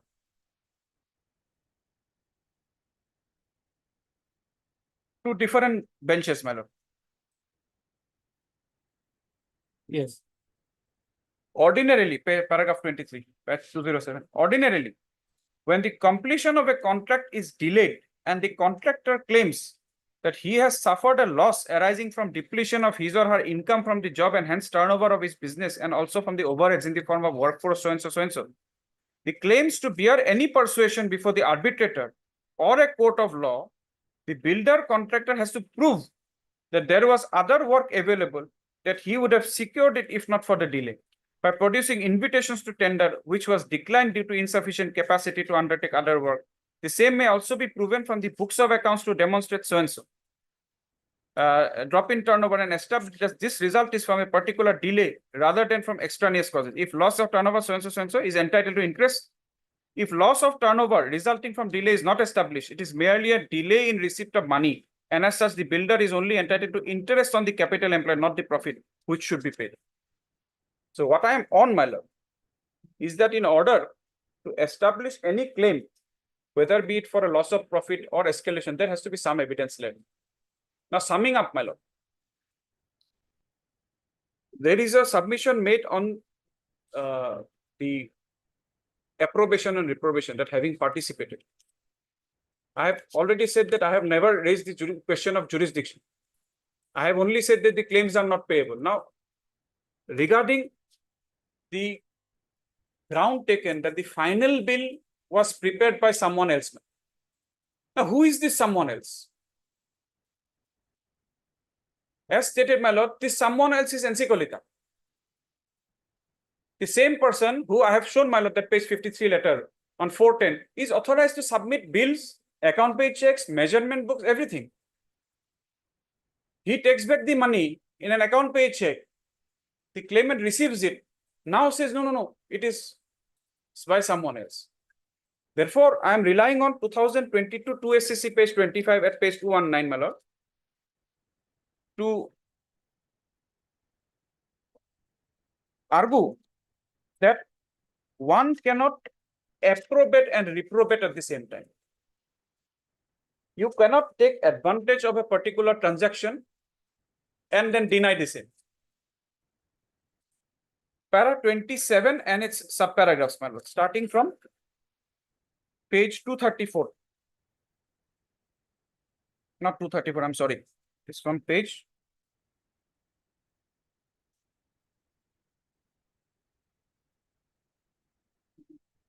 27. Yes, page 233. 56 Nagubai judgment is quoted. I'm not reading everything, my lord. We are running out of time also. At page 234, my lord. Sorry, 235. Earlier judgment is quoted, my lord. Rajasthan State Industrial Development and Investment Corporation. Mr. Tekka, that is a settled proposition. Yes. So, no need to argue on this point. Yes, of course, man. I'm obliged. Then lastly, my lord, the judgment on scope of interference, that is the case of Delhi Development Authority and R.S. Sharma, my lord. 2008, 13 SCC, page 80, 283.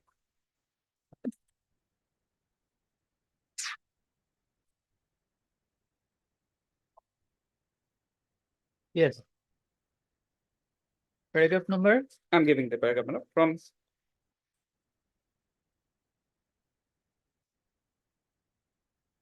21, my lord. 294. Then 27 and 28.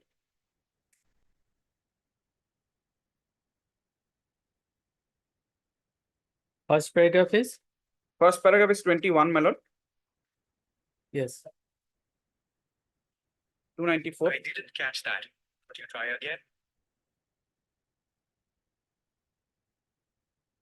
42. Then 27 to 29.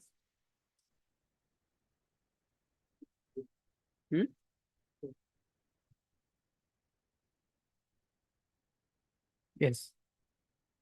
Here also, my lord, escalation was awarded. It was said that the terms and conditions did not permit. So it is a valid ground under 34. You can interfere. Now, my lord, the case has to be decided on the basis of the unamended 34. 34 has been amended in 2015. But this is a case, the award is of 2005 and the judgment is of 2010. So in my respectful submission, the recent judgment, if any, on the basis of the amended provisions of the Arbitration and Conciliation Act 34, that will not apply. So amendment was made in the year 2015. 15. So district judge pronounced the judgment in the year 2010. 10. And the arbitration award was in the year 2005. So there in 2005, the law was that if it is beyond the scope, 21, para 21, it is clear. If it is beyond the, against the terms of the respective contract, it can be interfered with. 294 para 21 is clear. From the above decisions, the following principles emerge. Lordships has got it. An award which is number 3, my lord, against the terms of the respective contract or so and so, that may be set aside. So here the escalation is barred. The escalation under no circumstances could have been granted. Labor wages, we considered that please produce the labor register, we will pay. First, not notified claim, even without going to those aspects, my lord, it could not have been awarded. Even if it is notified, my lord, it could not have been paid. Because the contract barred. That is my respectful submission. The judgment does not require any interference. Rightly held, not perverse as submitted by my learned senior friend. I am obliged.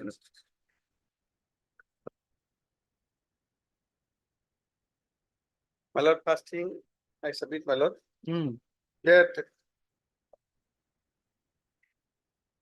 my learned friend has said many things about subcontractor. As they approved subcontractor, as per their contract, my lord, any subcontractor appointed, they have to approve it.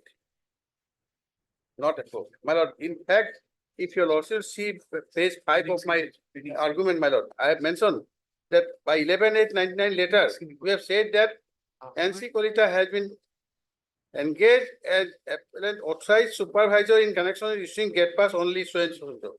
And which he admitted by them in their paragraph 33 of the written statement. My lord may note it. In page 5 of my written argument, I have said myself. So what the learned district judge has said, my lord, this is absolutely perverse, my lord. First thing, until and unless they have approved the appointment of a subcontractor, they cannot do so. Page 5, my lord.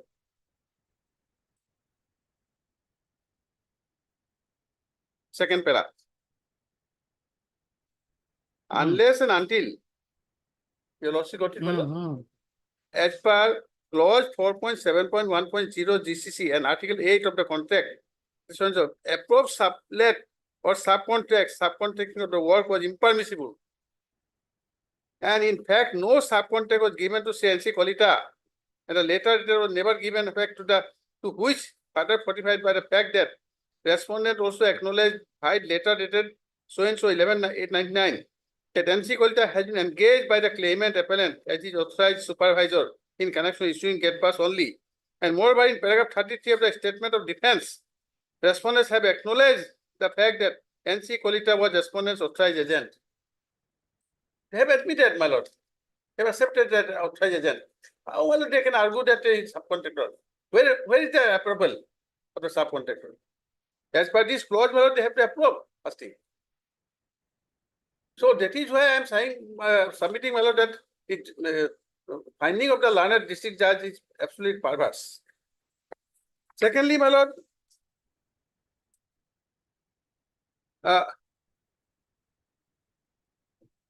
the contract period was only 3 months. It was extended too much due to delay on the part of the owner. And that is a specific finding by the learned arbitrator, which has not been controverted by the learned district judge. That delay was due to the owners, my lord.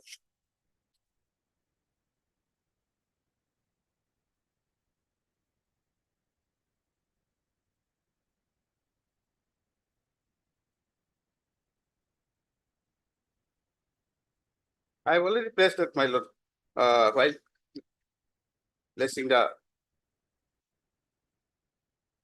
award, my lord. That there is a specific meaning. And their note sheet also says so, my lord, that due to these things, my lord, the work has been delayed and extension has been granted. Because even shutdown could not be done by them. I placed that.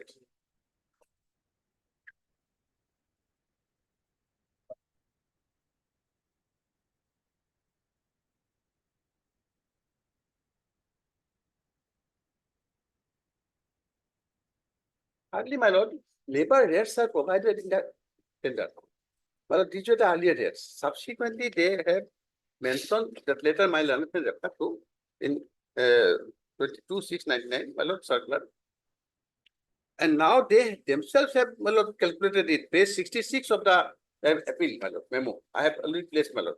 If you will also see, their site engineer has, my lord, Page number? 66.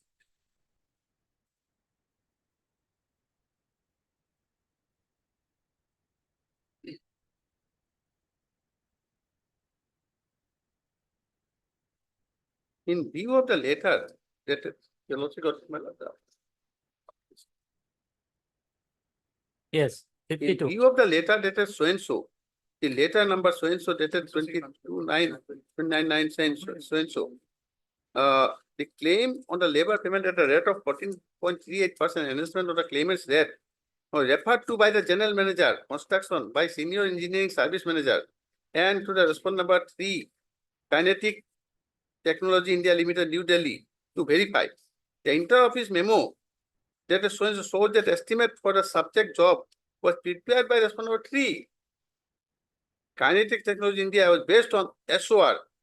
The rate analysis was procured from the response number 3. The claim of 48 based on the claimant document number so and so, prepared by the response number 3, wherein description regarding rate analysis of the civil structural work has been detailed.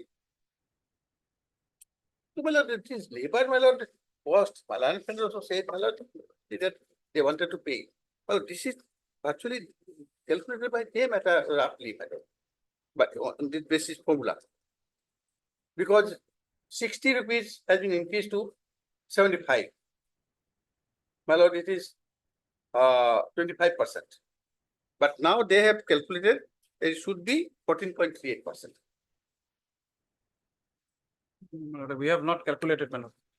That is, sorry to say, my lord, it's a wrong submission, my lord. The letter which the arbitrator has referred to, my lord, it is a simple letter from our end, that to someone unconnected, my lord, I'm not going into that, just asking for the rate analysis. There is no rate analysis made by us 14 point. I can mark that letter, my lord. Lordship will make a note. Okay, let him. Yes. Answer. You will answer. Yes.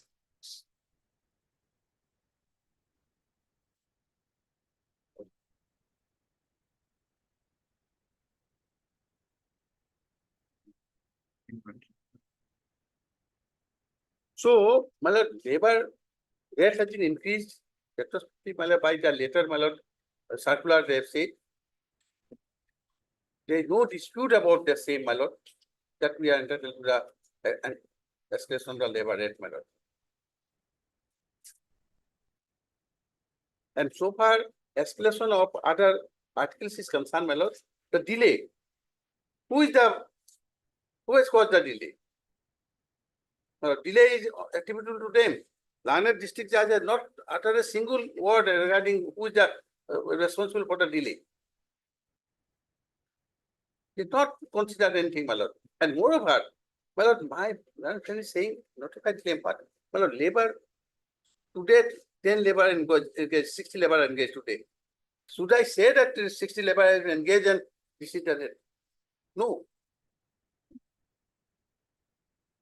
That is why, my lord, it has done. Similarly, my lord, suppose some extra work has been done for which I have to get payment, that I have to intimate immediately. Suppose extra work has been given to me for doing the work. But here, escalation is normal, my lord. When delay is there, my lord, more than 1 year delay is there. And that is, the responsibility is on the, my lord, owner. That is spirit finding, and Lana district judge has not said anything. And so far, subcontractor, I have already said, my lord, no approval is there. And in paragraph 33 of the written statement, they have accepted, my lord, that he is the authorized agent of the. And the respondents have prepared a final bill, which is signed by Principal Jamal. This is not correct, my lord. Where no claim has been forwarded.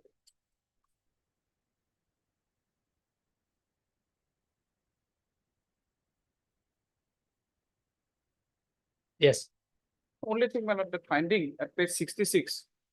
The relevant document is at page 67 of the SOC, my lord. Lordship may kindly make a note. Nothing about rate. There is a simple letter reads, kind attention, so and so, the subject job was awarded to Ranjul Borua. The labor rate underwent enhancement during execution. The agency is claiming additional amount. As such, it is essential for us to know the actual labor component. No analysis has been done by us as held by the tribunal. And the document referred to 27 is the consumer price index. May I just highlight that, mark those documents, madam? That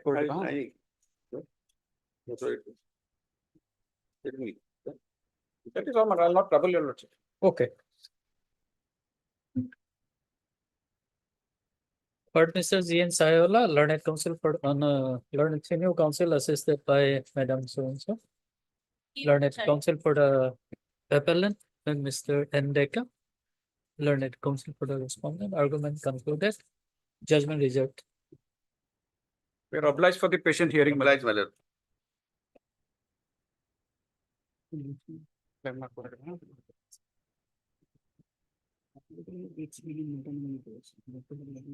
Yes, okay, okay. In remaining matters, So far, item number 5 is concerned, it is a parhat matter. Can it be taken on the 1st of September with the consent of both the parties? yes. Take a date from him. Not. Okay. Development. Thank you.